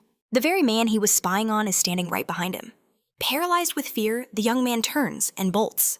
You're fast, aren't you? The hero smiles ominously. Above the fleeing scout, a familiar magic circle begins to glow. A second later, the fugitive slams into a barrier of crackling blue energy. As sparks fill the air, the hero grabs him. He lifts his opponent by the collar, hoisting him into the air with a single hand. You're familiar with martial arts. But the heavenly origin technique inside me doesn't recognize your style at all, he says. Your sword formation is too sloppy to be called a true martial art. But I feel like I've seen this cheap imitation before, Shin Yang recalls. The moment Jin's wards attacked him. Do I look that weak to you? The prisoner asks, his eye narrowed as sweat pours from his face. Imitators are damned. The hero answers, his gaze piercing through him. The captured young man coughs violently. You've been following me since yesterday, Shin Yang tells him, holding the man at arm's length. But I never thought you'd follow me all the way to this dungeon. You've got a lot of nerve. But are you ready to die for it? The look in the hero's eyes makes it clear he has no intention of showing mercy. His victim wheezes, foaming at the mouth. Tell me everything you know, Shin Yang demands. The scoundrel's eyes roll back in his head as tears stream down his face. He lets out a loud scream, but it's quickly silenced. The scene shifts. Inside a high-rise, Shinon, Yuna, and Jihi are gathered. Seated around a low Asian table, Jihi explains that the case they're on has become far more serious. The dungeon's safe zone has been completely destroyed, she says. Giant monsters appeared. And on top of that, there's the crack that only you can see, Mr. Shin Yang. We see the hero standing before the anomaly. Jihi sighs. Merging with the Twilight Guild and creating an impossible dungeon is already more than enough to tie my hands. She presses a tired hand to her forehead. Yuna tries to encourage her, saying she and her brother have already taken care of the impossible dungeon, so at least you don't have to worry about that. Well done, the smiling woman says. You two did a great job, says the guild's deputy head. I've entrusted the Tam Guild to monitor the Misty Leopard dungeon, Shinon chimes in. They'll contact me if anything important happens. But the fact that all these events are occurring simultaneously is a clear sign that the established rules are changing. A montage of strange transformations appears on screen. Right now, the hero says, we have no idea what kind of dangers may await us in the future. That's why I raised your level, he tells his sister. What? The girl asks, surprised. I'm going to continue training you. So that you can handle any danger on your own, so you can defend yourself against anyone who might wish us harm. Shinon looks intently into his sister's eyes. You said you were being followed, Jihi asks him. How did that end? The man followed us all the way to the dungeon today, says the hero. To the dungeon, he's either incredibly bold or incredibly stupid, Jihi says. Just as I thought he was from the Sky Devouring Guild, Shin Hong reveals. But he was just a foot soldier, so I couldn't learn anything important from him. The hero smiles slightly. But I still seem to have gotten something useful. We cut to an impressive high-rise hotel. Inside a room, a young man is sitting on the bare floor. This is Gia Wang, commander of the Sky Devouring Guild's secret strike squad. Liu Wei, you prick, he thinks, staring at his phone. Why is he silent? Was he discovered? A knock at the door interrupts him. Room service. Please open up, a voice says. Wang looks suspiciously toward the door. Please open the door, the voice repeats. It must be for the morons next door, the man thinks to himself. They must have ordered something, just leave it and go. What's so difficult about that, he thinks? But his attention is suddenly ripped away from his phone, as the door to his room is kicked clean off its hinges. A man in jeans appears in the doorway, saying in a confident tone, that it's best not to ignore room service. Gia Wang leaps to his feet, pulling a knife and moving menacingly. Are you crazy, you bastard? He snarls, his face twisted in a sneer. Have you made your last wish? If you don't want to see what your own insides look like, leave what you brought and get out of here. Shin Hong just smiles. A predatory grin. A brilliant light explodes from behind the hero, and the man covers his face with his hand. Shin Hong moves confidently toward him. I'll gut you, you freak, threatens a furious Gia Wang. You'll pay for kicking down my door, the man shouts. Shin Yu just looks at him baffled, placing a hand on his hip. Hey, you're Jia Wapyong, right? The man with the knife instantly recognizes his uninvited guest. Cho Shin Yu, how did you get here? Wapyong wonders how the hero could have possibly found him. He possessed a stealth technique second to none, able to hide from anyone's perception. But Shin Yu just stares calmly at the man, asking, Where's your boss out for a walk? Wapyong glances at his phone. Just a second, he thinks. His finger hovers over a red bell icon on the screen. Believing it's his best option, he presses it. Suddenly, a presence erupts behind Shin Yu, forcing him to turn. Wapyong tosses his knife aside. Well, to hell with it, he declares. From a blue rift in the air, the man summons a colossal sword. I don't know how you found this place, he snarls, but it will become your grave. Just then, the sound of footsteps. Several figures enter the room, positioning themselves behind Shin Yu. The hero glances over his shoulder. A whole crowd of men in identical uniforms.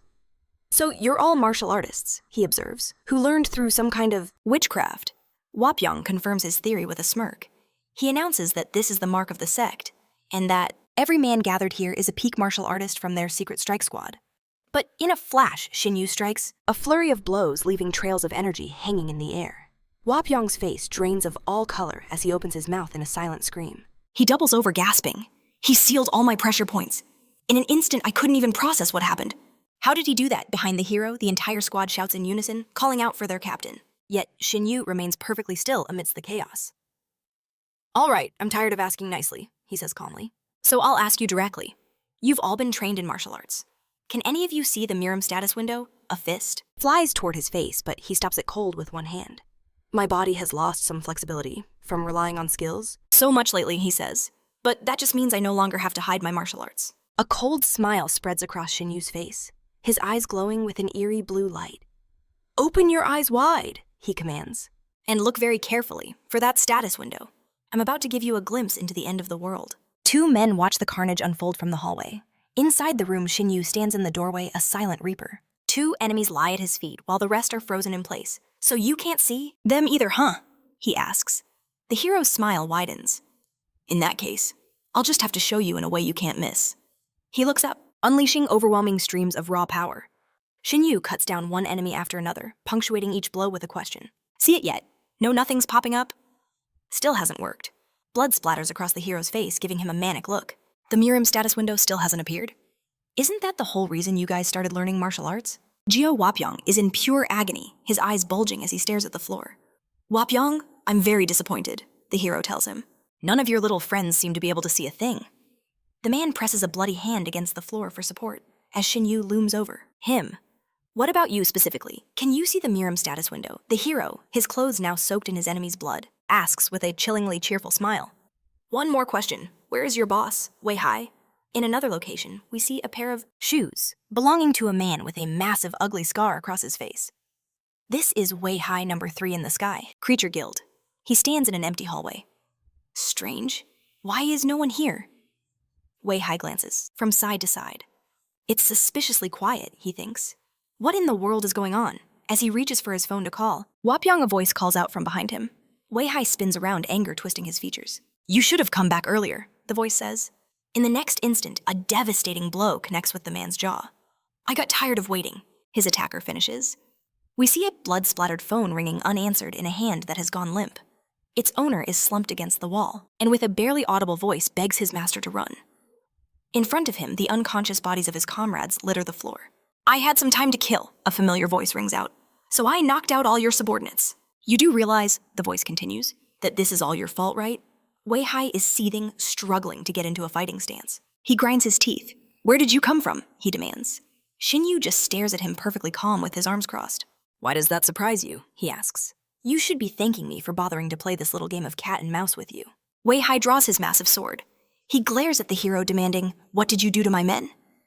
Shin Yu just smiles. What became of the man's subordinates? They lay strewn across the hotel corridor, their lives pooling in crimson. Waves of pure white energy radiate from the hero, his palm outstretched. Wei Hai's sword held defensively stares in terror at his opponent, who is unleashing some unknown art. An instant later, the swordsman is submerged, trapped in a pool of water, choking.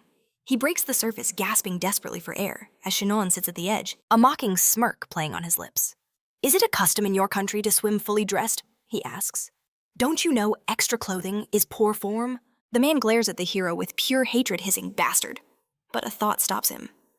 No, I can't fall for his provocations. Wei Hai's mind races, calculating his odds while submerged to his neck.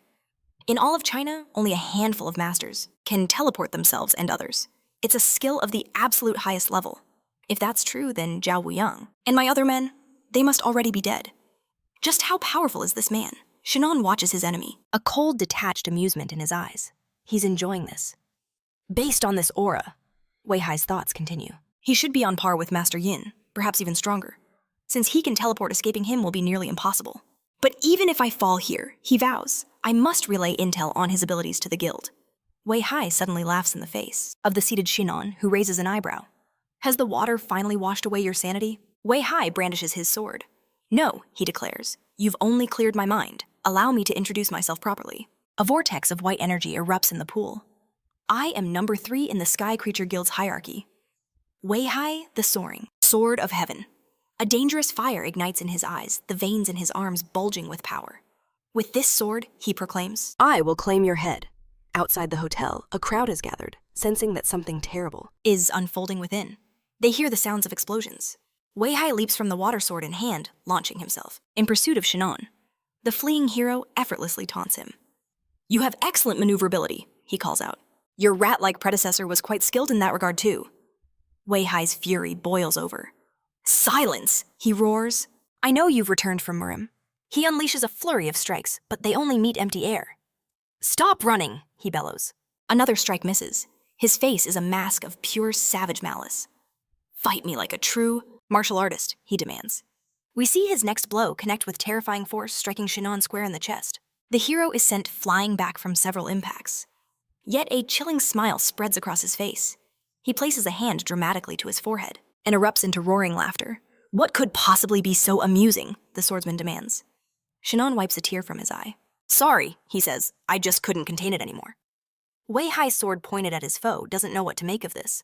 The hero stands before him completely unarmed, radiating a calm bluish glow. Put yourself in my position, Shin Hong mocks. Wouldn't you find it hilarious if an ant tried to kill you with a toothpick? The Sky Creature Guild. It's more like a zoo, first rats, now an ant.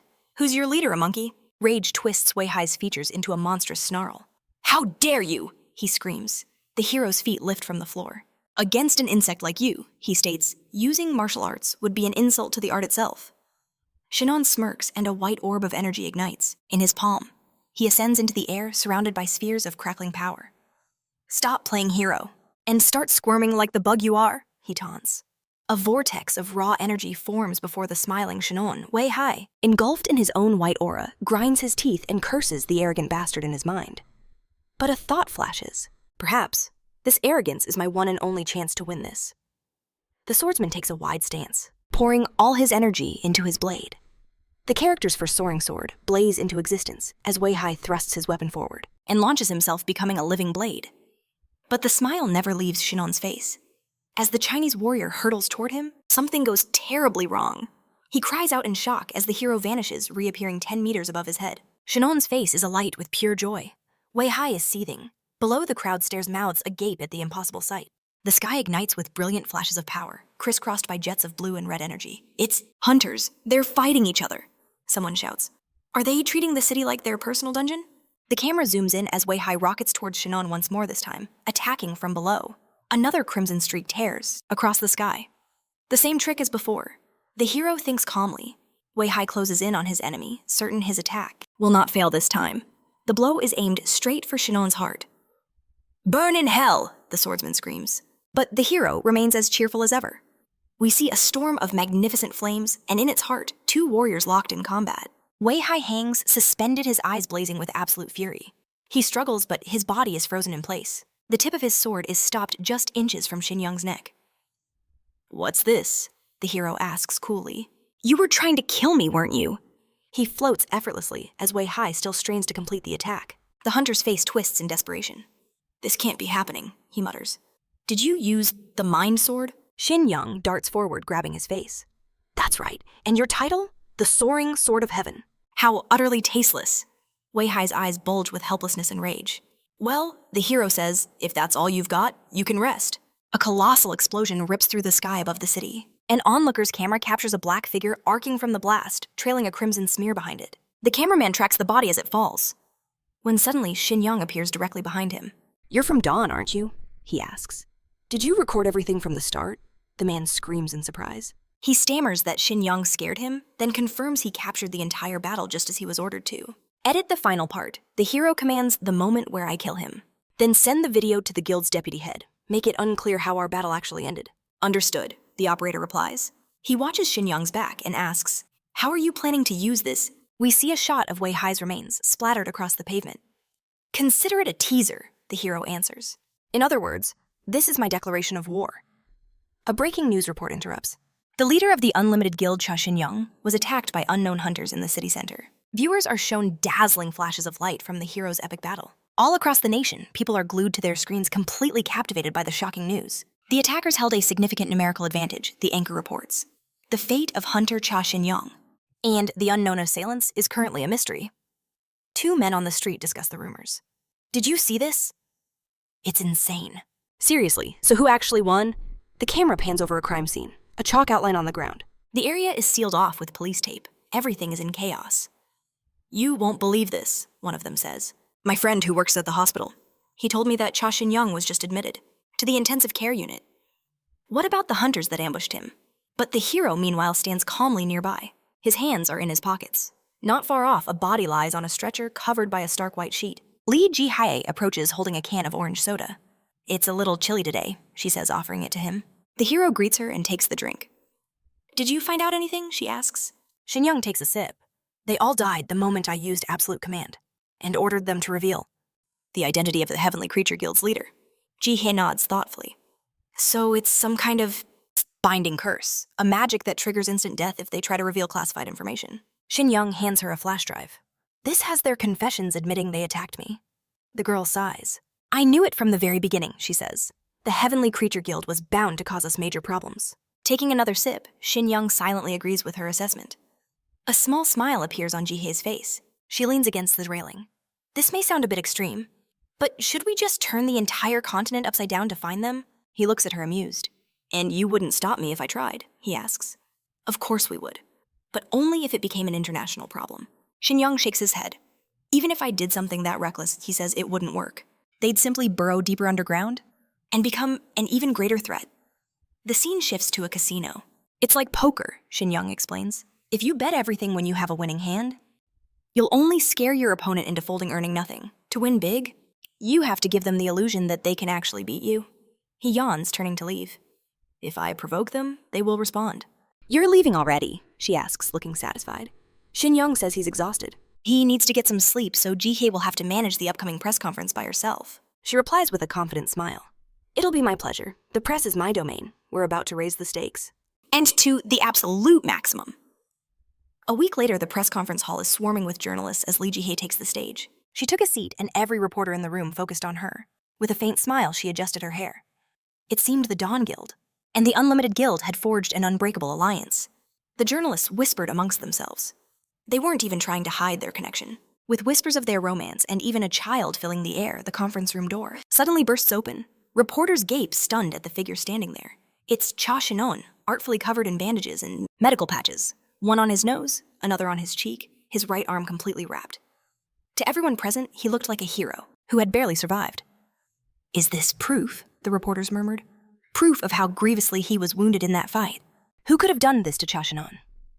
Meanwhile, Li Ji-hee watches her friend with pure irony. If you're going to play the victim, she thought you could at least take your hands out of your pockets. Shinon clears his throat and steps up to the microphone. He takes his place behind the podium, greeting the assembled press as cameras flashed. He looked them all in the eye. "I'd like to thank everyone for giving me your valuable time," he began his performance. "Also, a huge thank you to the Dawn Guild for providing this venue and helping organize this press conference." Reporters captured his every move, recording his every word. "I'm sure you all have many questions about the unfortunate incident that happened last week. I wanted to report on it immediately, but it took time to recover from the mental shock and physical wounds. My apologies for this slight delay," he said, holding up his arm. "But my injuries demanded it." Shinon dramatically showed the audience his bandaged hand. "Regardless, I am now ready to answer all of your questions," the hero declared. The first to speak was NBC reporter Park Dae. "They say there were multiple attackers. Is that true?"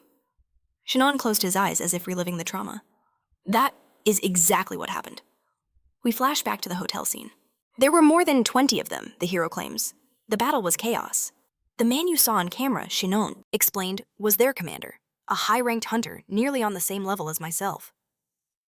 The next question came from another journalist, asking for more details about the confrontation. His colleague, notebook in hand, quickly added, "What happened to the attackers, and do we know who they were?" A strange smile bloomed on Shinon's face. It was a "Fierce battle." His expression turned almost blissful. "But fortunately, I was able to handle them all by myself." Li Ji-hee watched this entire performance with a calm, knowing gaze. The hero continued, "At this moment, I cannot say for certain who they were, but according to documents we recovered, they were from China. For this reason, he announced his intent to demand cooperation from the Chinese government in the investigation." A shocked murmur swept through the room as journalists erupted in outrage. "How could foreign hunters attack our people on our own soil? This is an unprecedented act of aggression. This is a matter of national security." The camera pans down to a sandaled foot belonging to Shinon.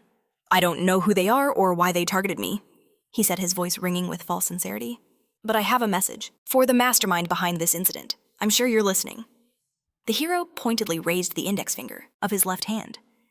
"Stop sending your lackeys. If you have a problem with me, come face me yourself." Then Shinon abruptly switched his index finger for his middle one. "You coward." Elsewhere, a familiar man with an earring in his ear holds a pipe to his lips. He's making a call. A spectacled assistant appears. The white-haired boss asks if there's any news from Weihai. His traditional attire looks sharp and deadly. "There's a high probability Shenche." The secretary reported that he was either captured, Shenche, or eliminated. We see two silhouettes. One is brutally finishing off the other. The boss is splattered with fresh blood. "So you're telling me," he said, "that the third highest member of the Sky-Devouring Guild and his elite squad of assassins have all been defeated?" A chilling smile crept across the boss's face. "We see the source of the blood now. The secretary is lying lifeless on the floor. Not only did they fail the mission," he seethed, "they allowed themselves to be caught." The white-haired man wiped the blood from his cheek with a towel. "I was going to plan my next move carefully," he mused. "But now, my plans have changed." A truly mad grin stretched across his face. "I'll do exactly as he suggested. I'll meet him myself and tear him to pieces." Back at a familiar high-rise building, Yuna runs to the door after a knock. "Who is it?" she asks. "On her way." The girl opens the door and her eyes widen in shock. She rushes back to her brother, who's asleep on the couch with a book on his face. "Appa, get up," she pleads, shaking him. Shinon groggily sits up, pulling the book away. "There's someone here to see you," Yuna tells him, nervous. The hero looks up to see two men in matching suits and dark glasses. "Are you Cha?" "Shinon," one of them asks. Yuna is clearly disturbed by this intrusion. "You need to come with us," the other visitor informed him. "Our boss wants a word with you." Shinon's expression remains perfectly calm. "They came straight to my home," he thought. "This bastard is even bolder than I expected." The scene shifts to a bustling restaurant hall where customers dine and waiters serve their meals. Shinon, his signature sunglasses hanging from his shirt, scanned the lavish restaurant he'd been summoned to. I didn't expect them to contact me this quickly. He thought, his eyes searching the crowd of elite patrons. He was looking for his contact when a voice called out, "Shinon, over here." The hero turned and saw him. It was Jang Junho, the master of the Dawn Guild. Shinon walked over and they shook hands. "Long time no see," he greeted. "What are you doing here?" Shinon asked, unable to process why the head of Dawn would be involved with the Heavenly Creation Guild. Another man at the table offered a hand. "It's a pleasure to meet you, Hunter Cha Shinon. You're much more impressive in person than on television," he said. The hero's eyes widened. He knew that face. It was South Korea's President Park Young-gu. Shinon stared in disbelief, wondering what the highest official in the country could possibly want with him here. He sat down and the president began. "You must be surprised by this sudden invitation. It was an urgent matter, so I had little choice. I asked for your understanding." Shinon's eyes narrowed, looking between the two men. "How do you two know each other?" he asked directly. Jang Junho let out a cheerful laugh, explaining it was practically an open secret. That the Dawn Guild, the strongest in Korea, worked closely with the government. Shinon's mind raced. The Dust Guild had the same kind of connections, he realized. This meant the president himself might be tied to the Heavenly Creation Guild. He folded his arms, his tone sharp. What could the leader of this country possibly need from a simple hunter? Jang Junho urged him to be more respectful, but the president merely smiled. He folded his hands and leaned forward. "I'll get right to the point. I want to hear the details of the attack from the Chinese hunters." Shinon's reply was flat. "All the details are in my official statement from the press conference." President Park Young-gu shook his head. "Yes, but I'm certain you know something else. Something you deliberately left out." The hero listened intently. "You were the one who attacked them first. That part wasn't reported to the public." The president chuckled, and Jang Junho smiled alongside him. Only Shinon remained stone-faced. Park Young-gu then explained the delicate political situation. Since the dungeons appeared, international relations had actually become more stable. Humanity finally had a common enemy, monsters. But in this case, foreign hunters had come into conflict with a Korean hunter. If this wasn't resolved with the utmost care, the peace between the great powers could be shattered. The president wanted to avoid an international incident at all costs. Shinon raised his hand. "I'm sorry," he interrupted, "but it seems you are gravely misunderstanding the situation." The others stared at him, shocked by his audacity. Looking the president straight in the eye, Shinon explained that the Heavenly Creation Guild was nothing more than a puppet for the Chinese government, just as the Dawn Guild worked with the Korean authorities. You remember the all-out war between dawn and dusk, don't you? Well, I am now 100% certain that the ones pulling Park Tae-young's strings were the Heavenly Creation Guild. Jang Junho and Park Young-gu fell silent, looking away. A flash drive appeared in Shinon's hand, the one he'd received from Lee Mei. "I am sure," the hero stated, "that you have already read the confession from one of the Chinese Guild's top leaders." He also knew about the documents found in Park Tae-young's safe. Shinon looked at them calmly and asked a question that completely blindsided them. What would have happened if the Dust Guild had won that war? Jang Junho's jaw dropped. He'd never considered it. A cold sweat trickled down the president's face as the horrifying truth dawned on him. It's quite simple, isn't it? It would have been the end of our country, Shinon explained. All of our resources, our very territory, would have been seized by another nation. He stood up, planting his hands on the table. I'll admit I didn't do it all for my country. I declared war on them for my own personal reasons. But as for this international conflict you're so worried about, it has already begun. The hero turned and began to walk toward the exit. If you don't want to see it, then you can keep your eyes closed. I'll handle this using my own methods. I just hope you won't interfere. Wait a minute, Park Young-gu shouted. Shinon stopped in his tracks. So he finally shows his true colors, he thought. The president rose from the table, his expression hardened. I understand your feelings, Hunter Chut.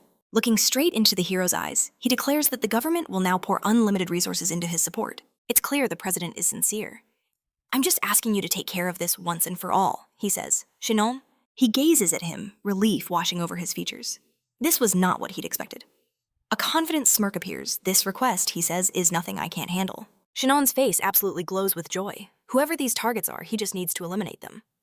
We're at a city street dungeon. As crowds mill about calmly, Shin Young reflects that everything is escalating according to his grand design. However, he never predicted the president himself would decide to meet with him face to face. Suddenly his phone vibrates. A text message appears. Hi, I've been trying to reach you to discuss something. My call didn't go through, so I'm texting. It's a business matter. Let me know when you're free and I'll call back. Shin Young immediately calls the number. When the line connects, he states his name and asks what this is about. The man on the other end introduces himself as Hunter Kang Chan-ik, expressing his relief. We see a hand holding a dossier. Chan-ik explains he got Shin Young's number from an acquaintance. He's thrilled he could actually make contact and asks for an in-person meeting. He claims the issue is far too sensitive for a phone call. Shin Young eyes his screen. This one gets right to it, without even revealing his affiliation. As he approaches a coffee shop, Shin Young makes a decision. I'm free today, he says into the phone.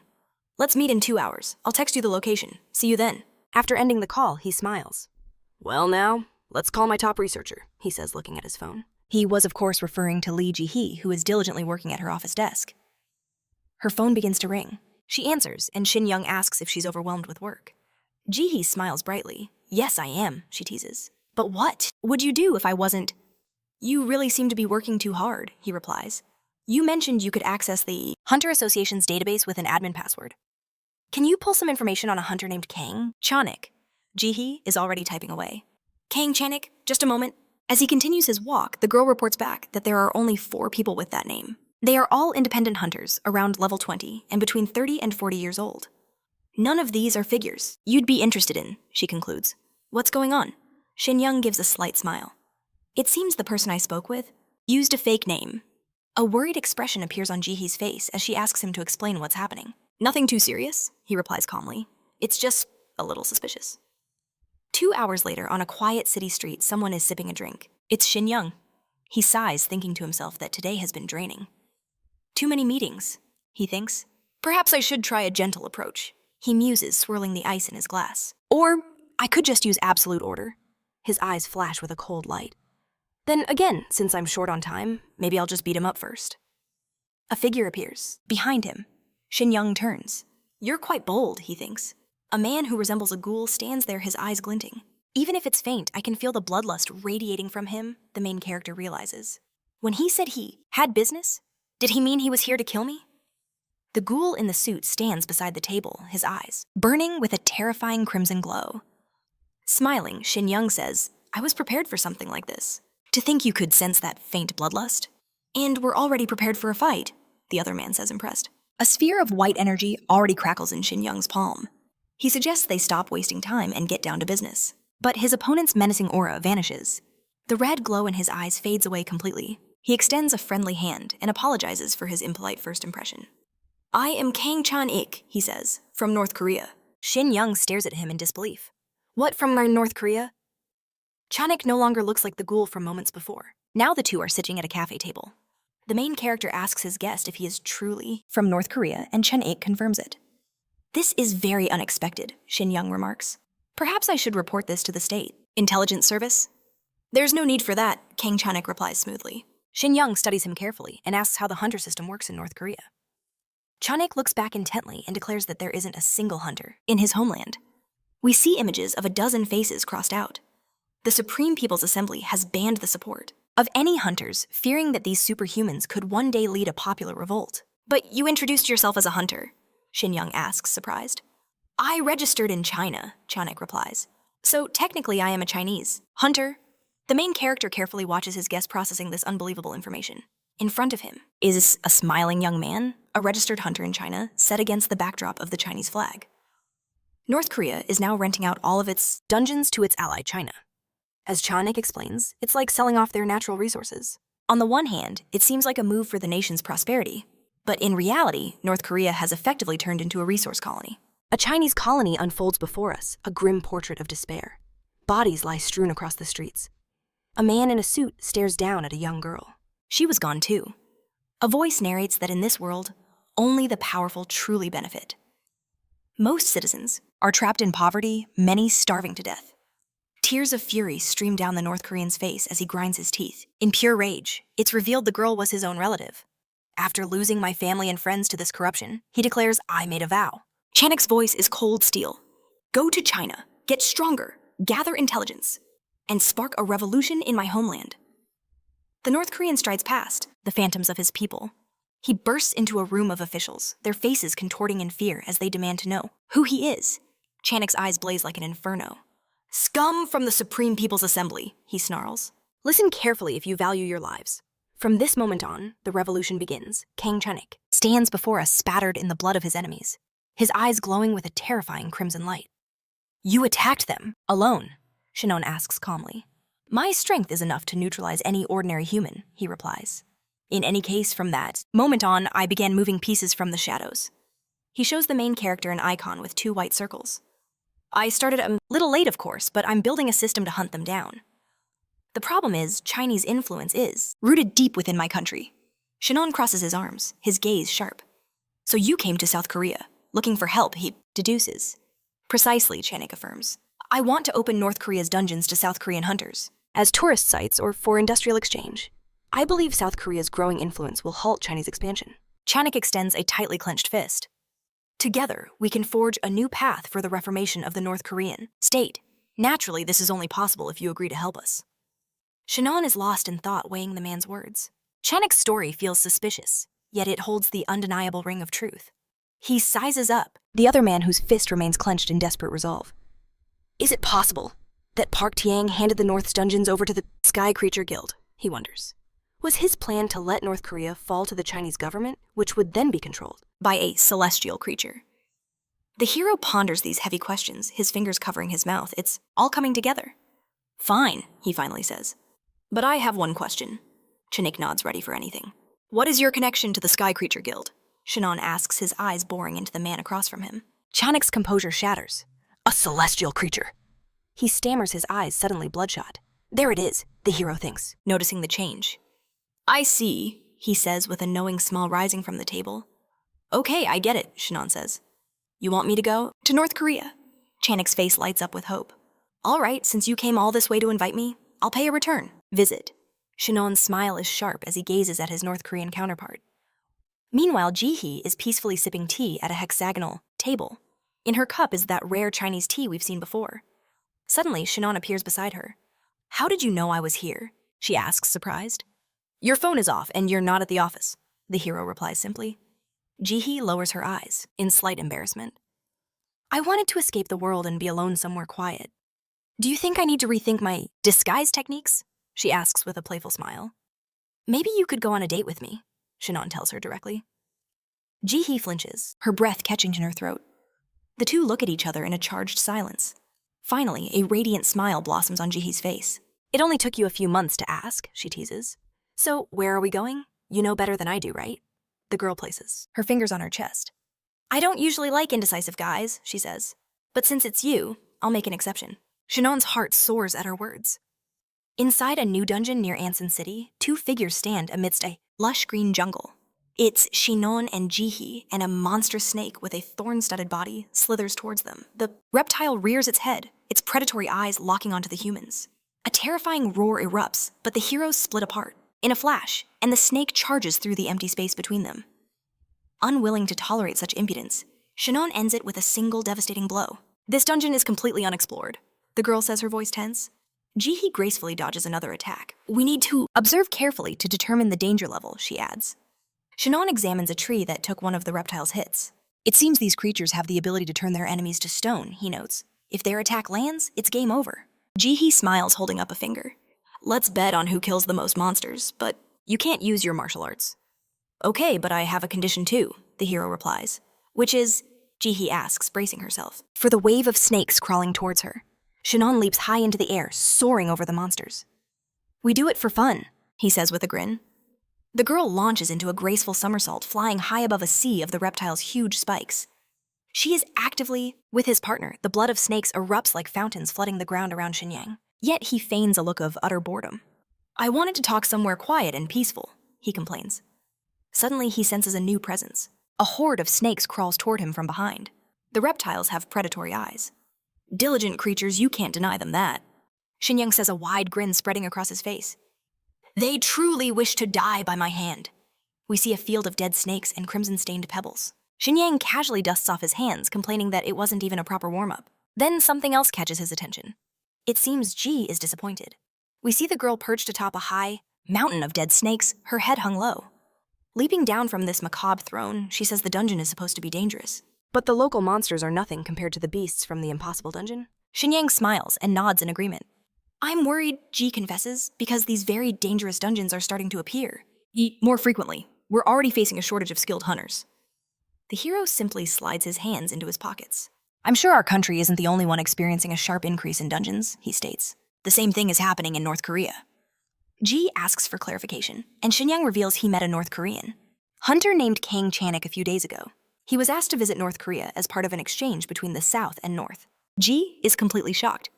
North Korea, she exclaims. The hero remembers the bloodshot eyes of the northern hunter. I don't know if he's connected to a celestial creature, but I think someone has manipulated him. Ji grows deeply concerned, clutching her daggers to her chest. You didn't agree, did you? She asks with a sliver of hope. It's an obvious trap. At that moment, a snake's eyes erupt with orange light. Shin Yang and Ji caught off guard. Turn towards the reptile. A blinding white light engulfs Shin Yang. Powerful orange rays shoot up from under his feet. Shin Yang! A distraught Ji lets out a loud cry.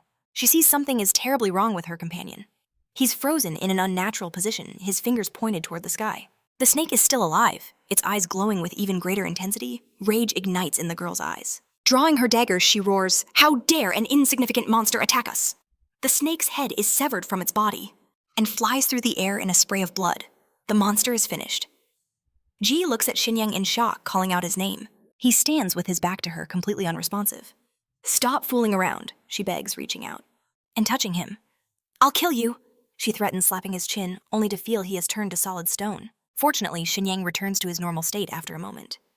"How could you do that to the man who saved your life?" he asks. "What did you think that snake could actually kill me?" she retorts. "Why did you take the hit when you could have teleported to safety?" "Okay, I shouldn't have exposed myself," Shin Yang admits. "But aren't you touched by what I did?" Ji wearily puts a hand to her temple. "That's enough," she says. "Let's finish the conversation we were having before you decided." "You need to get petrified." She points a finger at him angrily. "Why are you walking into such an obvious trap? We are talking about North Korea." The complications are obvious. Shin Yang replies that he simply has to see what's been prepared for him, even if it is a trap. Smiling, he asks why Ji is so worried about him. She replies that she doesn't need to worry about Superman, and that the hero is free to do as he pleases. "You never listen to me anyway," she says, turning away. Shin Yang takes a step toward her. "I always feel guilty towards you," he says, "because you always clean up after me when I do something wrong, and I only look for you when I need your help." Ji is visibly moved. You can see it in her eyes. She looks at the hero, her mouth slightly open as he places his hands on her shoulders. "Ji," he says gently, "if you ask me not to go, I won't. You are the most precious person to me. After Yuna, and I want to eliminate anything that might threaten you beforehand. I promise to take care of myself. Even if we're separated for a while, call me if you need help." Shin Yang looks at the girl with incredible tenderness, and she returns his gaze. "I'll come running to you just like I did from Jeju Island." Ji lowers her eyes sadly and says that it's fine with her. They are standing in a clearing surrounded by lush green trees. "Okay, I'll see you when you get back." The scene shifts to the evening streets of a big city. Some time passes. The hero thinks a date was set for my departure to North Korea. Since the matter involved more than just the North and South, the surrounding countries showed interest in my trip one way or another. We see a private study where two men in suits are discussing the situation, but none of these parties had any reason to directly oppose it. Thanks to Chan Young's swift actions, events began moving at high speed.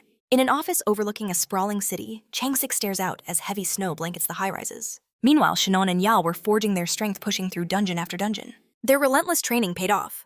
Shinon reached level 67, and Yal ascended to level 54. Later, Yal stands under the shower's spray, her eyes closed in serene satisfaction. A newfound power emanates from her. Shinon sits on the sofa, lost in a book, when a sound draws his gaze. His sister's bare feet fresh from the shower. "Oppa, how do I look?" she asks, a radiant smile on her face. A system window flashes General Martial Arts level 30. Yal has become a peak martial artist, capable of wielding the profound arts of energy cultivation and Kai sword strikes. A look of deep satisfaction crosses Shinon's face. She's finally ready, he thinks. On a highway car's speed past. Shinon is on a bus, tapping a microphone to test it. He's preparing to speak. He addresses the first hunter. "Wu Yuan, level 47, Night Warrior." The man's eyes go wide, realizing he's facing the legendary Cha Shin-young himself.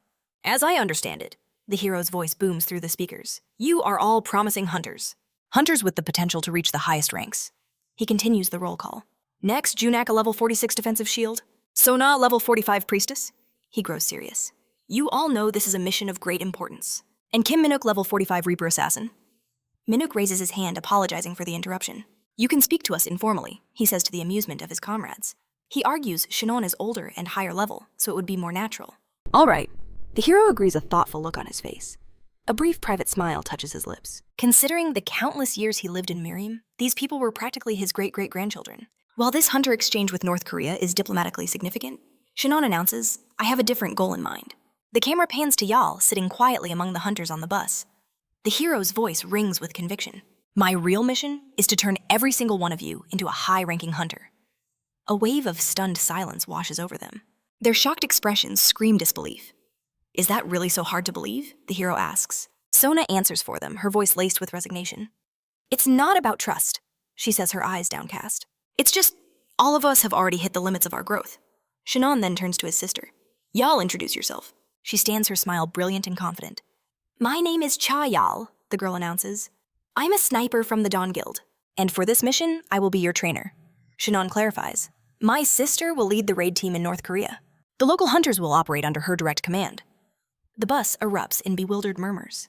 They stare at the siblings, utterly baffled. One of the North Koreans rises to his feet, voicing the group's dissent. The squad leader is always the hunter with the highest level, or the most experience, he argues. I don't doubt Chayal's skills, but Shin Hong cuts him off sharply. That is precisely why she will be your commander. The man looks stunned. Not believing his own ears, he starts to ask again, but Yal just smiles, holding up a finger. Among everyone here, the hero declares, she has the most experience leading squads. He lets that sink in. Not long ago, she fought by my side in high-danger dungeons. And even cleared impossible-grade dungeons. The words hang in the air, impossible dungeons. They can't fathom it. Yal simply conjures a brilliant blue status window. More windows appear, flooding the entire bus with their ethereal light. Furthermore, Shin Hong adds his voice like steel. Her light level is far beyond any of yours. A massive window displays her stats for all to see. Cha Yal, level 54 shooter, 25 sniper, 29. Her raw stats. Strength 10, stamina 12, agility 30, leave them speechless. But wasn't she just a regular squad leader a few months ago? One of them whispers in astonishment. This is unthinkable, another murmurs. Smiling at their shock, the hero drives the point home. Yal has gained over 20 levels in the past few months alone. She put her life on the line time and time again. It would have been easier to die. Yal thinks, standing beside her brother, remembering the struggle. She is your direct commander, Shin Hong states. I will merely be acting as a supervisor. By the time we return to South Korea, he promises, his voice resonating with power. You will no longer be potential high rankers. You will be high rankers. You have my word. Woo Yuan's eyes burn with newfound hope. Sona and Junak are right there with him. Even Kim Manuk is on board. Yes, sir. We believe you, they shout in unison as the bus thunders down the road. But far away, deep inside a snowy dungeon in Kangso, a bald Chinese man walks through the blizzard. His assistant trails behind him, delivering a report. A cruel, satisfied smile spreads across the man's face. Welcome, Cha Shin-young, he sneers. I'm here to prove just how wrong that man's decision truly was. A clearing surrounded by dense trees. 5 hunters are gathered around a hulking, pot-bellied creature. One of them calls the others to attention. The commander, who turns out to be Shinan, points a finger at a disgusting toad. These are the types of monsters that lurk in this dungeon, he explains. The creature is a massive 2 meters long, and judging by its struggle, incredibly strong. Its claws are coated in a deadly poison. He even shows the venom glistening on his own fingers. The North Korean hunters stare in absolute horror. The awakened toad suddenly scrambles to the side on its clumsy paws. Shinan raises a hand to his forehead, observing the beast. He notes its incredible jumping ability. If that thing lands on a hunter, it would mean instant death. The toad's eyes flash with a predatory hunger. Suddenly, a red arrowhead slices through the air, striking its target. A splash of green confirms it hit the toad. The shot, of course, belongs to Yunel. Shinan praises her for the perfect strike. The North Korean hunter beside him is completely bewildered. What is with this brother and sister duo, he thinks. They just took down a high-level monster like it was a common fly. I'll leave squad composition to the squad leader, Shinan announces. Yunel immediately steps up, declaring they'll use their standard formation. The cleric stays in the center and the warriors take the front, she explains sternly to the recruits. The shield bearers will move independently and protect anyone who needs support. Assassins will exploit the enemy's weak points for surprise attacks. She herself will patrol the perimeter, picking off monsters from a distance. Shinan watches with immense satisfaction, as his sister commands the squad with absolute authority. Later, the hero sits at a table for lunch, across from a very displeased Kang Chanik. He asks Shinon to repeat his last statement. I'm asking you to compress the schedule, the hero says calmly, as much as possible. 2 days into one, the North Korean hunter doesn't even try to hide his irritation. But we still have high-risk dungeons we haven't even explored, he argues. We have no intel on their terrain, the monsters or their numbers. Shinon puts his knife down. And that, he says with a disarming smile, is precisely why I'm asking you to shrink the schedule. We just need to work harder to clear them. Lately we've had far too many delays. Back in the dungeon, a toad's long tongue whips out. One of the North Korean hunters struggles to block the attack with his shield. From the toad's back, his companion launches into the air, a massive scythe gripped in his hands. A pure lust for destruction burns in his eyes. He expertly wields his terrifying weapon, and as he leaps, he shouts a warning to his comrade. Watch your side. A monster lunges toward him. He curses, realizing this is a truly dangerous fight. The toad's tongue coils tightly around Wu Han. The fighter lets out a strangled grunt, the air crushed from his lungs. It's becoming impossible for him to breathe. The hand holding his shield begins to tremble and loosen. But with a surge of willpower, he tightens his grip once more. He unleashes a powerful blow, sending the toad flying into the distance. Wu Han collapses to the ground, gasping for air. Hunter Song runs to his side, asking anxiously, "Are you all right?" "Stay back! It's not over yet!" Wu Han screams at her. The girl freezes, unsure of what to do. Because right behind her, 3 more toads are charging forward, tongues out and eyes blazing. Suddenly, a brilliant bluish light flashes past, 3 beams of energy, slice through the air right beside Song Hana. The girl is in shock. Not for the first time, she owes her life to Yunel, who had just fired 3 arrows at once, taking down the monster that was sneaking up on her. "Hunter Wu, are you okay?" Yunel calls out. The battered warrior, gritting his teeth in pain, tries to say that he's fine. But Hana, standing right beside him, shouts, "He seems to have suffered multiple internal injuries." Yunel immediately issues orders.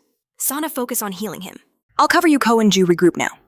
The last 2 quickly confirm they've received the command. We see 2 hands glowing with healing energy as the cleric tends to the wounded fighter. Sana looks at Yunel with a mixture of sadness and awe.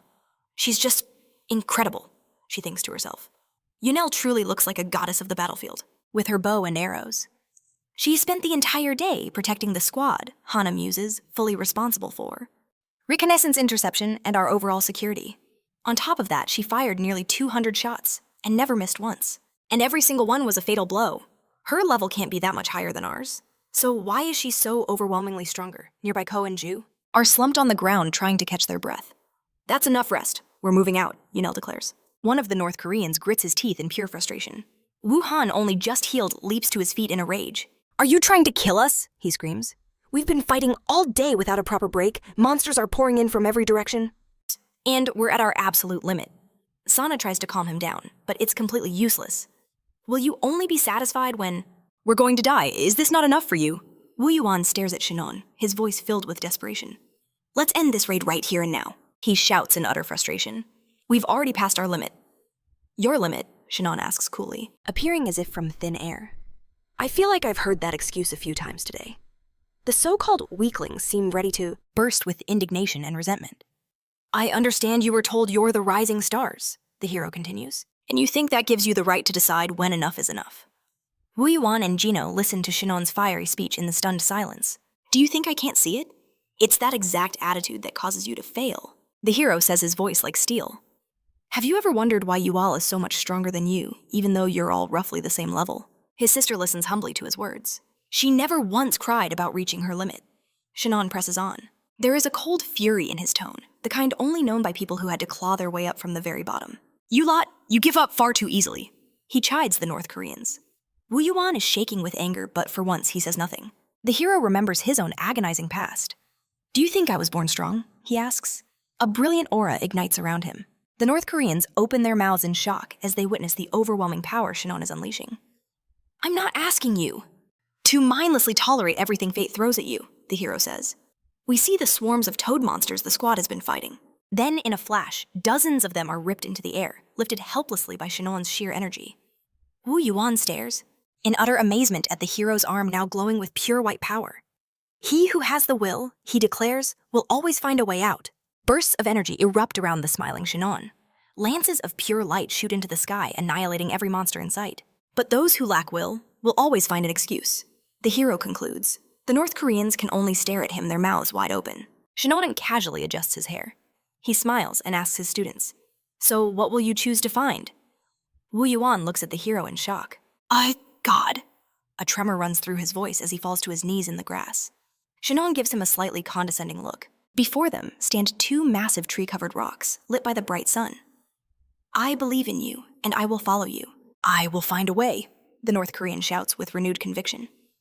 Finally, Shinon thinks I've gained the complete trust of these high-potential hunters. The North Korean dungeon tour continued exactly as planned. An entire month passed. Yual, with a single tear on her cheek, calls out to her brother. A message appears Mount Kumgang before the impossible dungeon. Shinon, Yual, and their North Korean students stand before a massive blood-red portal. They look at its sheer scale, unable to speak. They can't understand why it's so huge. It's like a giant sign the hero thinks announcing, "The Sky Creature Guild is here." A voice calls out and he turns his head. It is Kang Chanek. "That is an impossible rank dungeon. Do you really think we can handle this by ourselves?" The hero thinks for a split second. "Of course," he says, a wide grin spreading across his face. "It's like they're personally inviting me to deal with them," he says. "I'll even go in alone, just wait." The hero walks resolutely toward the shimmering entrance. 3 days ago, Shin Hong swirls a glass of amber liquor with a large block of ice. He is sitting on the rooftop of a skyscraper, reading through a folder of documents. Muwan level 49, Junok level 48, Kwok level 47, San-Ah level 48. The hero looks thoughtfully into the distance. Even Yual gained 2 levels. She's at 56 now, he thinks. We see the entire squad, a truly spectacular sight to behold. Every last one of them had gained at least 2 or 3 levels. Shannon knew that the pace he'd set was unbearably harsh. But thanks to the student's faith in him and his sister, there were no complaints. Shannon tosses the brown folder aside. In 1 month, they gained more levels than they could have in a year of the hardest work. They really have no reason to complain, the hero reflects. He stares down into his glass. And everything would have been perfect, he thinks, but it was all going suspiciously well. He had deliberately chosen the most dangerous dungeons overflowing with money and experience. But so far, he hadn't stumbled upon a single Chinese trail, let alone any sign of the Sky Creature Guild. A deeply thoughtful expression crosses Shannon's face. Did I make a mistake in my predictions, he wonders. Just then, Kang Chanek appears beside him, holding a bottle and a glass. "My apologies," he says, smiling. "Hunter Cha Shannon, I have something to discuss with you. Do you mind?" A bottle of fine wine, a bucket of ice, and 2 half-filled glasses sit between them. "You are doing an excellent job," says Chanek. "I didn't expect you to clear raids every single day. Thanks to you, we have no unexplored dungeons left." Shannon is shocked. He didn't think they would clear them all so quickly. A map of North Korea appears covered in blue checkmarks. "We only plan to raid the dungeons of South Pyongyang," Chanek says. "So, we can go back now?" the hero asks. "Well, based on the original plan," replies with a knowing smile. "If you truly desire it." His eyes flash a blood-red shade. "However, there is one more place we must visit." A wide grin spreads across the hero's face. "Where?" he asks, setting down his wineglass. "Inside the Kumgang Mountain dungeon." Before them lies a vast snow-covered wasteland where 7 figures in cloaks wander. Yal is shivering from the biting cold. She tells her brother it's far colder than the locals warned. Even with the cold-resistant combat suits, she feels the chill deep in her bones, wishing she'd dressed warmer. The North Korean hunters trailing behind them are chattering from the cold as well, fearing they might freeze to death in these mountains. Shin looks at his companions with growing concern. Even Yal, a peak martial artist, can barely stand this, he thinks. This is a very bad sign. Kang Chanek, also part of the squad, calls out to the hero. He insists they must turn back immediately. Going any further, he warns, is far too risky. "And why am I only hearing this now?" Shannon demands. "Before you joined, you swore you would lead us and manage everything." Chanek looks at the hero with apprehension. Why did he have to say that he thinks studying the other man's determined face? We see a memory of Chanek holding a file on the dungeon. "This is a hellish place, Trinity," he had said, "one that even I want to run from." "That's why I abandoned the raid myself," he'd admitted. In the present, Shannon places a hand on Chanek's shoulder. "I appreciate your concern," he says, "but right now we must push forward. If this is truly the last unexplored dungeon, then legendary treasures await us inside." The hero smiles, encouraging his ally. "Whatever you say," Chanek concedes. The hunters press onward through the relentless cold, with Yal taking the lead. The Arctic chill seems to intensify with every passing minute. We might die from the cold before we even see a monster, she thinks. Suddenly, she realizes her mistake. An enemy has just made its presence known. High above them, soaring through the snowy expanse, a massive azure bird appears. It's a colossal eagle with razor-sharp talons and a formidable beak. Chanek looks up at the creature with pure dread. I was hoping it wouldn't show up, he thinks, but there it is, in the flesh. It was because of this very monster that the dungeon's difficulty rating had been raised to near maximum. Magic circles in the shape of snowflakes materialize, crackling with icy energy. We see the piercing white eye of the eagle. The beast, which also has a strange animal-like tail, attacks the hunters from above. It unleashes a devastating barrage of ice and rock. A hand glows with blue energy. It's Shannon, desperately trying to protect his party from the winged monster. But then, flames suddenly appear in the sky, mixing with the ice. Yal, standing behind her brother, shouts that something is wrong with the barrier he's erected. Kang Chanek also stares skyward, his face pale with concern. "Each one of those ice chunks can instantly kill a mid-level hunter," he screams. "When those shells shatter, they burn with a low-temperature fire that's nearly impossible to extinguish. You can't get close to the bird, and you can't force it down. It can continue its carpet bombing." until every last person below is dead. And we see the feathered mutant is doing exactly that. Chanik stares at the beast in terror, stating that for melee hunters like himself, there's no chance of ever reaching it. Yal? Can you hit it with your arrows? Her brother asks.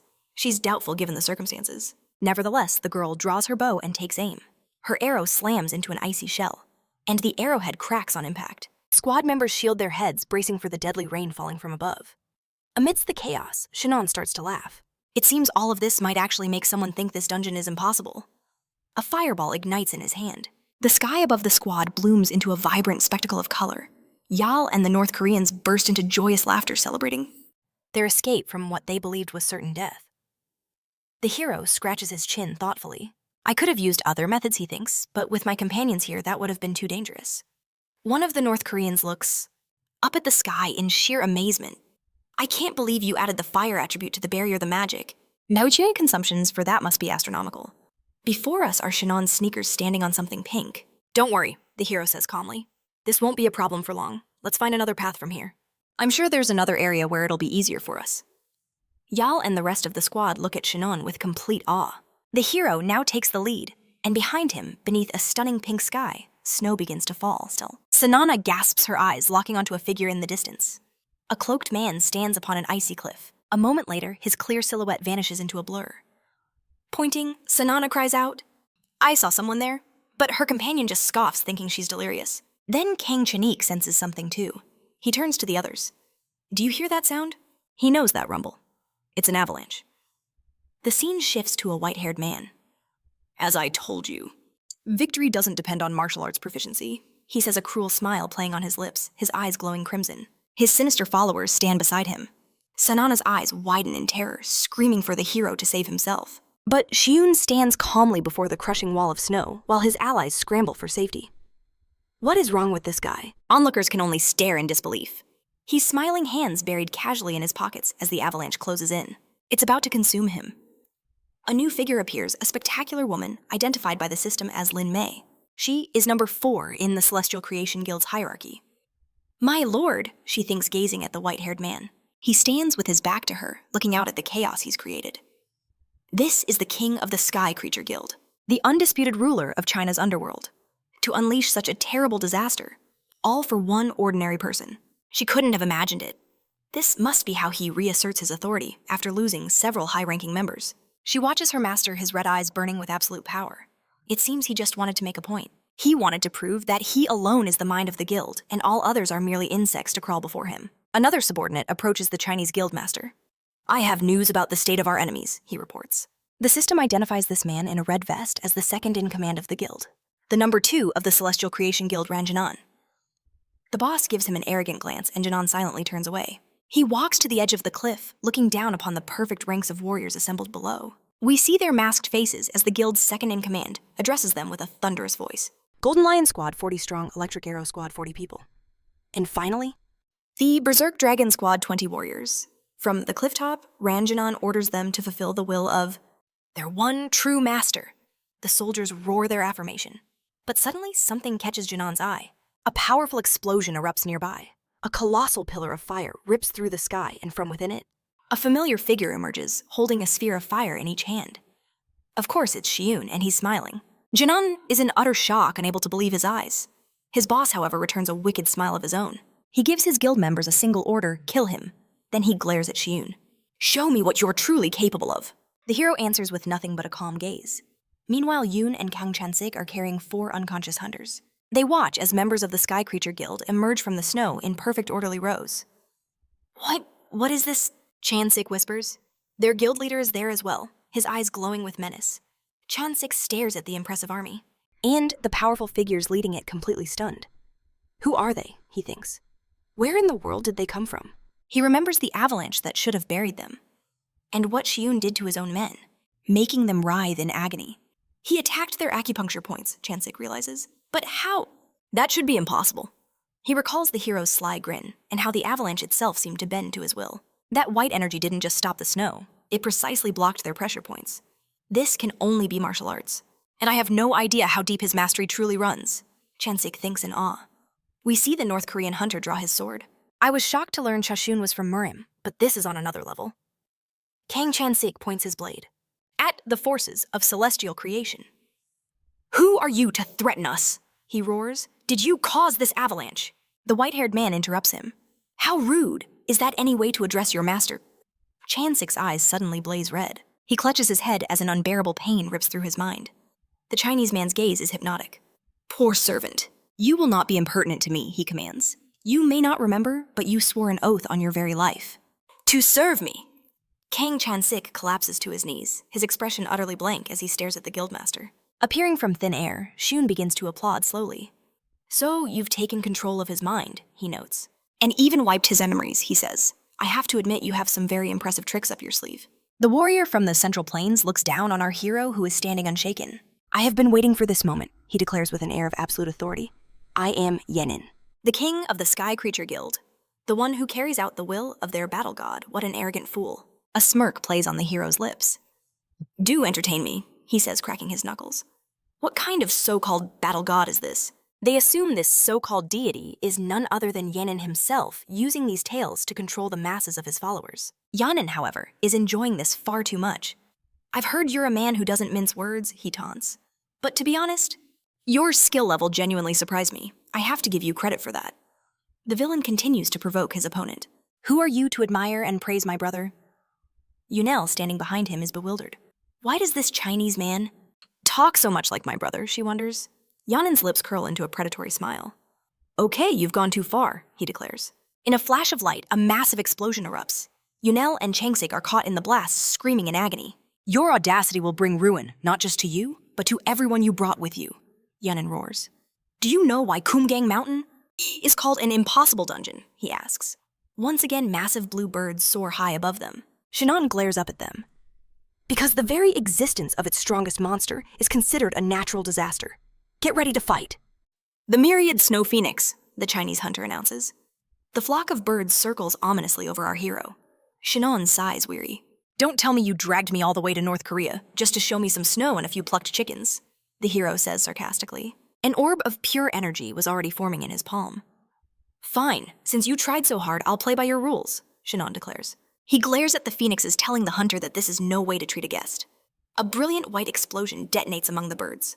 Yanin's face breaks into a triumphant grin, but Shinon looks up puzzled. The birds he had just attacked, they were still there, and they were still fixated on destroying him. Yanin lets out a loud, ominous laugh. "You thought a monster from an impossible dungeon? It would be so easy to defeat," he mocks. "As long as they are here, their energy is infinite. They are utterly impossible to kill." The hero facing down an army of Chinese hunters tells their leader he's celebrating too soon. "True immortality doesn't exist," he states, calmly pulling a sword from the fabric of space itself and unsheathing it. Pointing the blade forward, he gives Yanin a piece of advice. "If you survive this refrain from using the word never, it can be very embarrassing for you later." The other hunters are stunned, realizing Shinon is holding a mere training sword. "My title is the Supreme Sword Emperor," the hero announces, his voice echoing as he draws the weapon from its scabbard. He raises his sword, pointing it toward the heavens where the phoenixes soared. "And my specialty is dealing with birds." In an instant, something incomprehensible begins to happen to the once invulnerable creatures. Lin Mei's jaw drops as she witnesses their grim fate. But Yanin's shock is on another level entirely. His eyes burn red with a rage that's impossible to behold. "You are honored to witness the true sword technique of the Supreme Sword Emperor," Shinon declares solemnly. His aura alone is capable of defying the very laws of nature. Shinon begins to move, weaving a series of devastating slashes with his sword. Lin Mei watches these movements, her mouth agape in astonishment. She marvels at how smoothly the weapon glides through the air. Changsik and Yunel are paralyzed with shock. Even Yanin has a look of utter awe plastered on his face. The sword floats like a light cloud through a windless sky, then falls like a single leaf on a frozen pond. Once again, we see the astonished Lin Mei. By the time everyone snaps back to reality, freed from the spell of that deadly dance, the hero is already standing before them. She thinks his eyes are blazing with a terrifying fury, as if he's staring directly into their souls. And then comes the blow. Before them, the formation of the Sky Creature Guild crumbles. The Chinese hunters watch in horror at what is happening to their army. With a single technique, he wiped out 2/3 of our forces in an instant. Lin Mei thinks in disbelief. We see the pristine snow under the soldiers' feet turn into a vast lake of blood. This is the aftermath in the snowy wasteland, where Shinon's squad clashed with the Sky Creature Guild. The Chinese hunters, their faces hidden by masks, stand in disarray, trying to understand what to do next. Their leader roars at them in a loud, commanding voice to form a battle line. As the fighters begin to recover from their shock, the guild leader starts to emit a blood-red energy. His eyes burn with pure rage as countless lights flash around him. He holds out his hand, spreading his fingers with dramatic flair. An explosion erupts above Shin Hong's head, raining down crimson specks from its epicenter. The hero just smiles. Wow, a combination of demonic power and witchcraft skills. Very interesting. Show me what else you can do. Yanin flies into the air and hovers, barking out clear orders. Electric Arrow Squad prepare to fire. Golden Lion Squad form the Iron Wall. Worm Dragon Squad attack. The Chinese hunters all roar in unison. Yes, my lord! Shin Hong sees these preparations and knows he'll have to shed much more blood. Don't be in such a hurry, he mocks the Chinese leader. You're about to kill each other. Indeed, the sky creature hunters are rushing at him with reckless speed. The leader orders Lin Mei to support the fighters with her magic.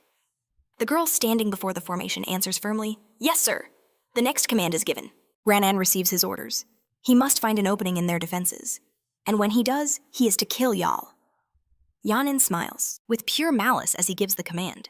Make sure you do it, he snarls. But Yoon, who hears everything, looks terrified. Shin Yong, still having the time of his life, clashes with the advancing Chinese hunters. Don't be in such a hurry, he taunts. Why won't you listen to good advice? Are you all completely insane? It's a good thing I left a few of you alive. The fun has to continue after all. Very interesting, he muses, a crimson light glowing in his eyes. The hero launches a devastating counteroffensive, rushing toward his shell-shocked enemies. For them, this assault is a complete surprise. A strange trail of energy appears in his wake. A system window explains. Cha Shin Yang style, unlimited sword technique. First form strike, whatever that technique entails. Judging by the blurry afterimages of his fallen foes, the hero's attack was devastating. And so it is. Shin Yang stands over the defeated hunters, demanding his next opponent. From the look on his face, it's clear the heavenly creature didn't have to wait long. An iron shield wall rises before him. Cross-shaped visors slide down over the shield-bearers' faces. Lin Mei gives the order. Electric Arrow Squad, open fire. The archers immediately obey her command. Shin Yang observes all this, paying his respects to the skill of the Chinese hunters. A hail of deadly arrows rains down on his exact position. Kang Chanik cries out in alarm, but Yunal, standing right beside him, tells him to calm down. We see shattered arrows lying harmlessly at the hero's feet. My brother is enjoying this battle, the girl explains to her companion. Shin Yang is indeed smiling as he hefts his sword and launches yet another attack. Before us stands Lin Mei, blade in hand. Attacks from even high-ranked hunters don't leave a single scratch on him, she thinks desperately. We must reverse the momentum of his assault. She seizes, the initiative rushing forward with her head bowed low. But to her absolute horror, a giant ghostly monster of pure black aura has manifested behind Shin Yang. Lin Mei stares at this terrifying phantom, trembling with fear. We can't possibly win, she realizes, dropping to her knees. She looks up at the sky in despair as the hero simply walks past her. Yan-in is seething. Lin Mei, you useless fool! Forget your exhaustion and use everything you have, he roars. That bastard has infinite physical health, he screams in shocked realization. Ranan, it's your turn, he commands. The guild's number 2 warrior immediately rushes forward. We see his hand reaching for the sea, terrified Yao. Infinite physical health. A blinding white flash erupts, flooding the entire area with light. We're looking at Shin Yang's position again. How do you know about that? The hero asks. Have you also reached this level? We see a massive crater blasted into the middle of the snowy landscape. This is the first time I've met another warrior of this caliber. I have to give you credit for that. Ran-An is shaking with pure rage. We see a hand trembling slightly as it reaches for someone's chin. But even though I respect the etiquette of a martial artist, I can't believe you'd resort to something so despicable. Taking a hostage, Shin Yang's voice drips with contempt. That is truly low. Ran-An freezes. Why, can't I move? He asks, hatred burning in his eyes, his hand still unable to reach Yal. We see that he's bound by countless shimmering chains. I was really enjoying this fight, up to a point, Shin Yang tells him. But you ruined everything. Just die. A spray of blood erupts from Ranan's chained mouth. He doesn't even see the sword piercing his chest as he dies, asking, what was that? This is absurd, Ran-An mutters, before falling face first into the snow. Those were his last words.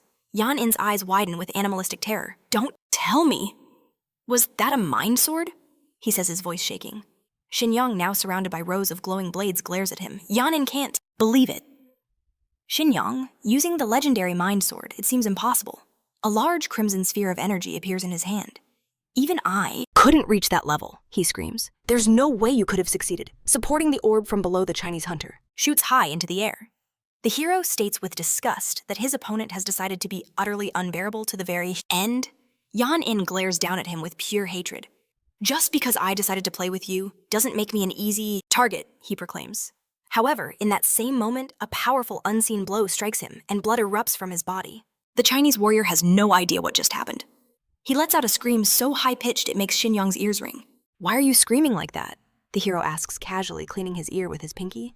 What are these childish games? And how Long are you going to hover up there looking down on us? With a smirk, he extends his hand and shows his signature, gesture a downward-pointing thumb. Yan-in stares in horror, suddenly losing the ability to fly. The Chinese hunter plummets and crashes into the ground with a sickening thud. Yan-in grunts as he lands painfully. His opponent looms over, him sword in hand. You are far too bold, he says with biting irony. That disembodied power you boast about is nothing special at all. The hero's fingers clench Yenin's white hair, forcing their eyes to meet. Do you finally understand the immense gap between us? He says, staring into the eyes of his bloodied foe. But suddenly Yenin just smiles, as if he's ascending to godhood. That level, he says softly. Someone has already reached it, correct?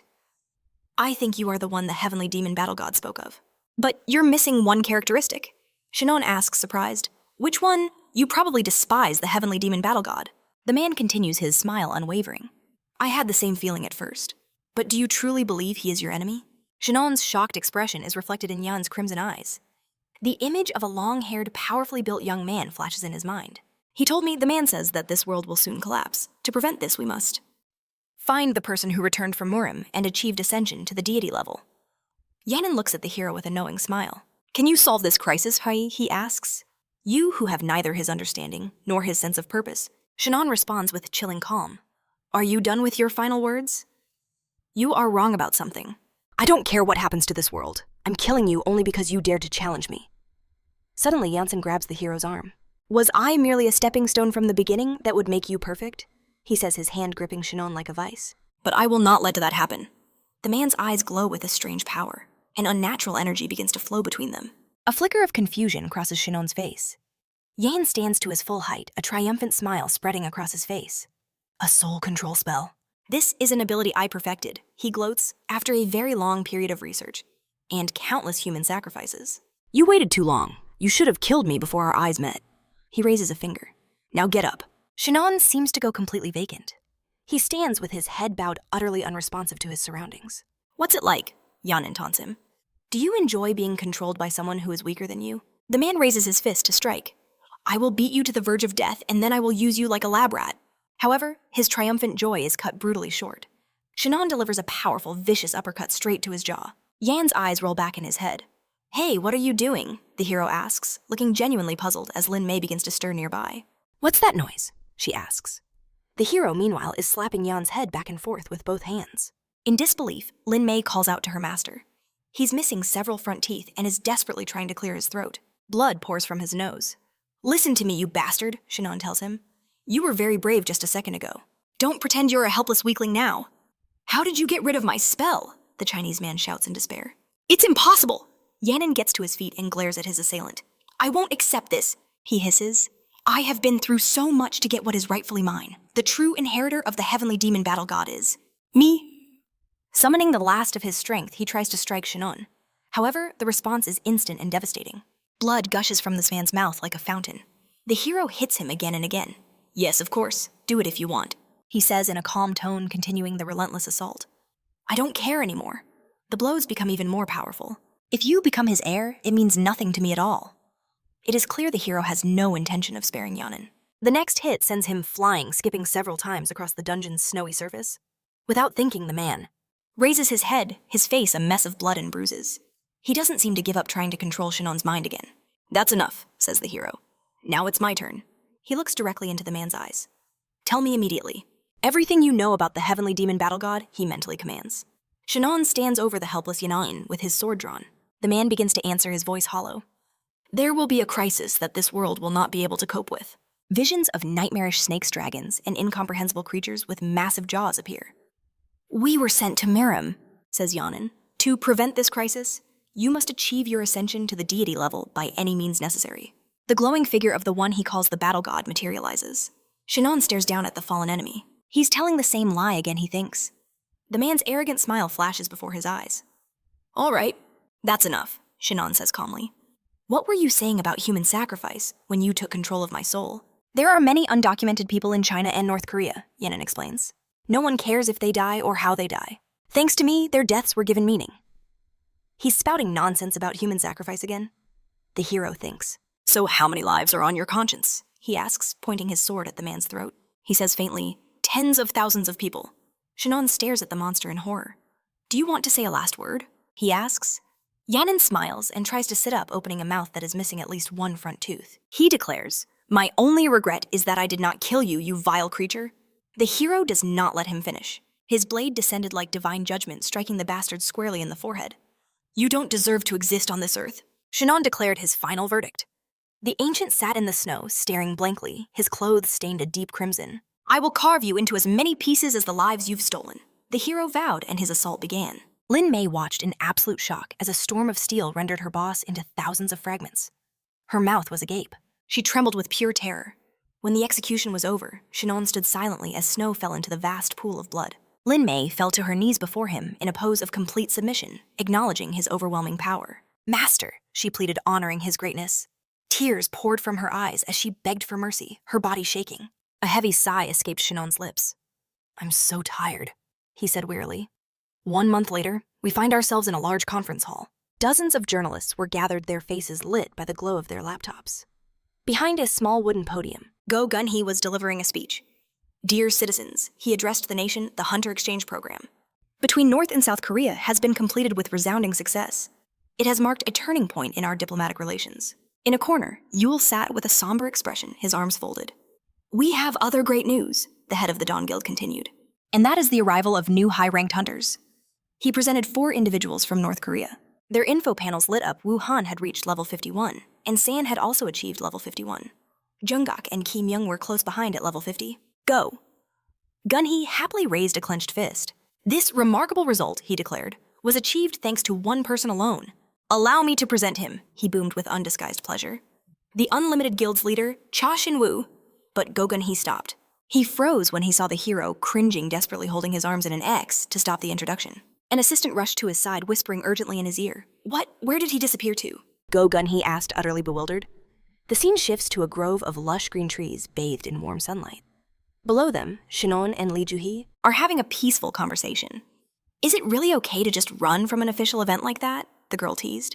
I don't get you. Hey, you're my accomplice, he shot back. I came here to catch you, didn't I? Besides, I deserve a rest, Ju-hee said, basking in the sunlight. I've been working really hard lately. She then turned to the hero with her own questions. Why were you gone for so long? You left in winter and only came back in the spring. There was a lot to take care of, Shin Hong said thoughtfully, scratching his cheek. Although the main burden fell on my new subordinate. We see Lin Mei authoritatively giving orders to 2 men in suits. I decided it would be better not to completely destroy the Celestial Creature Guild, Shin Hong explained. This makes it much easier to manage their infrastructure, information network, and capital. The men listened carefully to their new boss.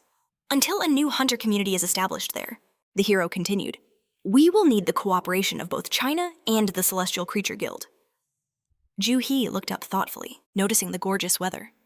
Then her expression turned to alarm as she looked at the hero. Are you all right? What do you mean? Shin Hong asked. Come to think of it, we never found out anything about the Celestial Creature's battle god, she said. The hero lowered his head, a heavy silence falling between them. He recalled the Yin's words. Do you truly believe this person is your enemy? This world is about to collapse. You must cast aside your humanity and achieve true ascension to the level of a deity. Otherwise, you will lose everything you hold dear. We see Shin Hong sitting on the grass, lost in thought. Destroying the world, or ascending to godhood, he murmured. It seems I have even more questions than before, but I'm not interested in questions that don't have answers. He looked up at the sky, his eyes filled with cold determination. Because I know one thing for certain. I will destroy everything that stands in my way. Green leaves drifted down on Shin Hong from above as the end of Season 1 arrived.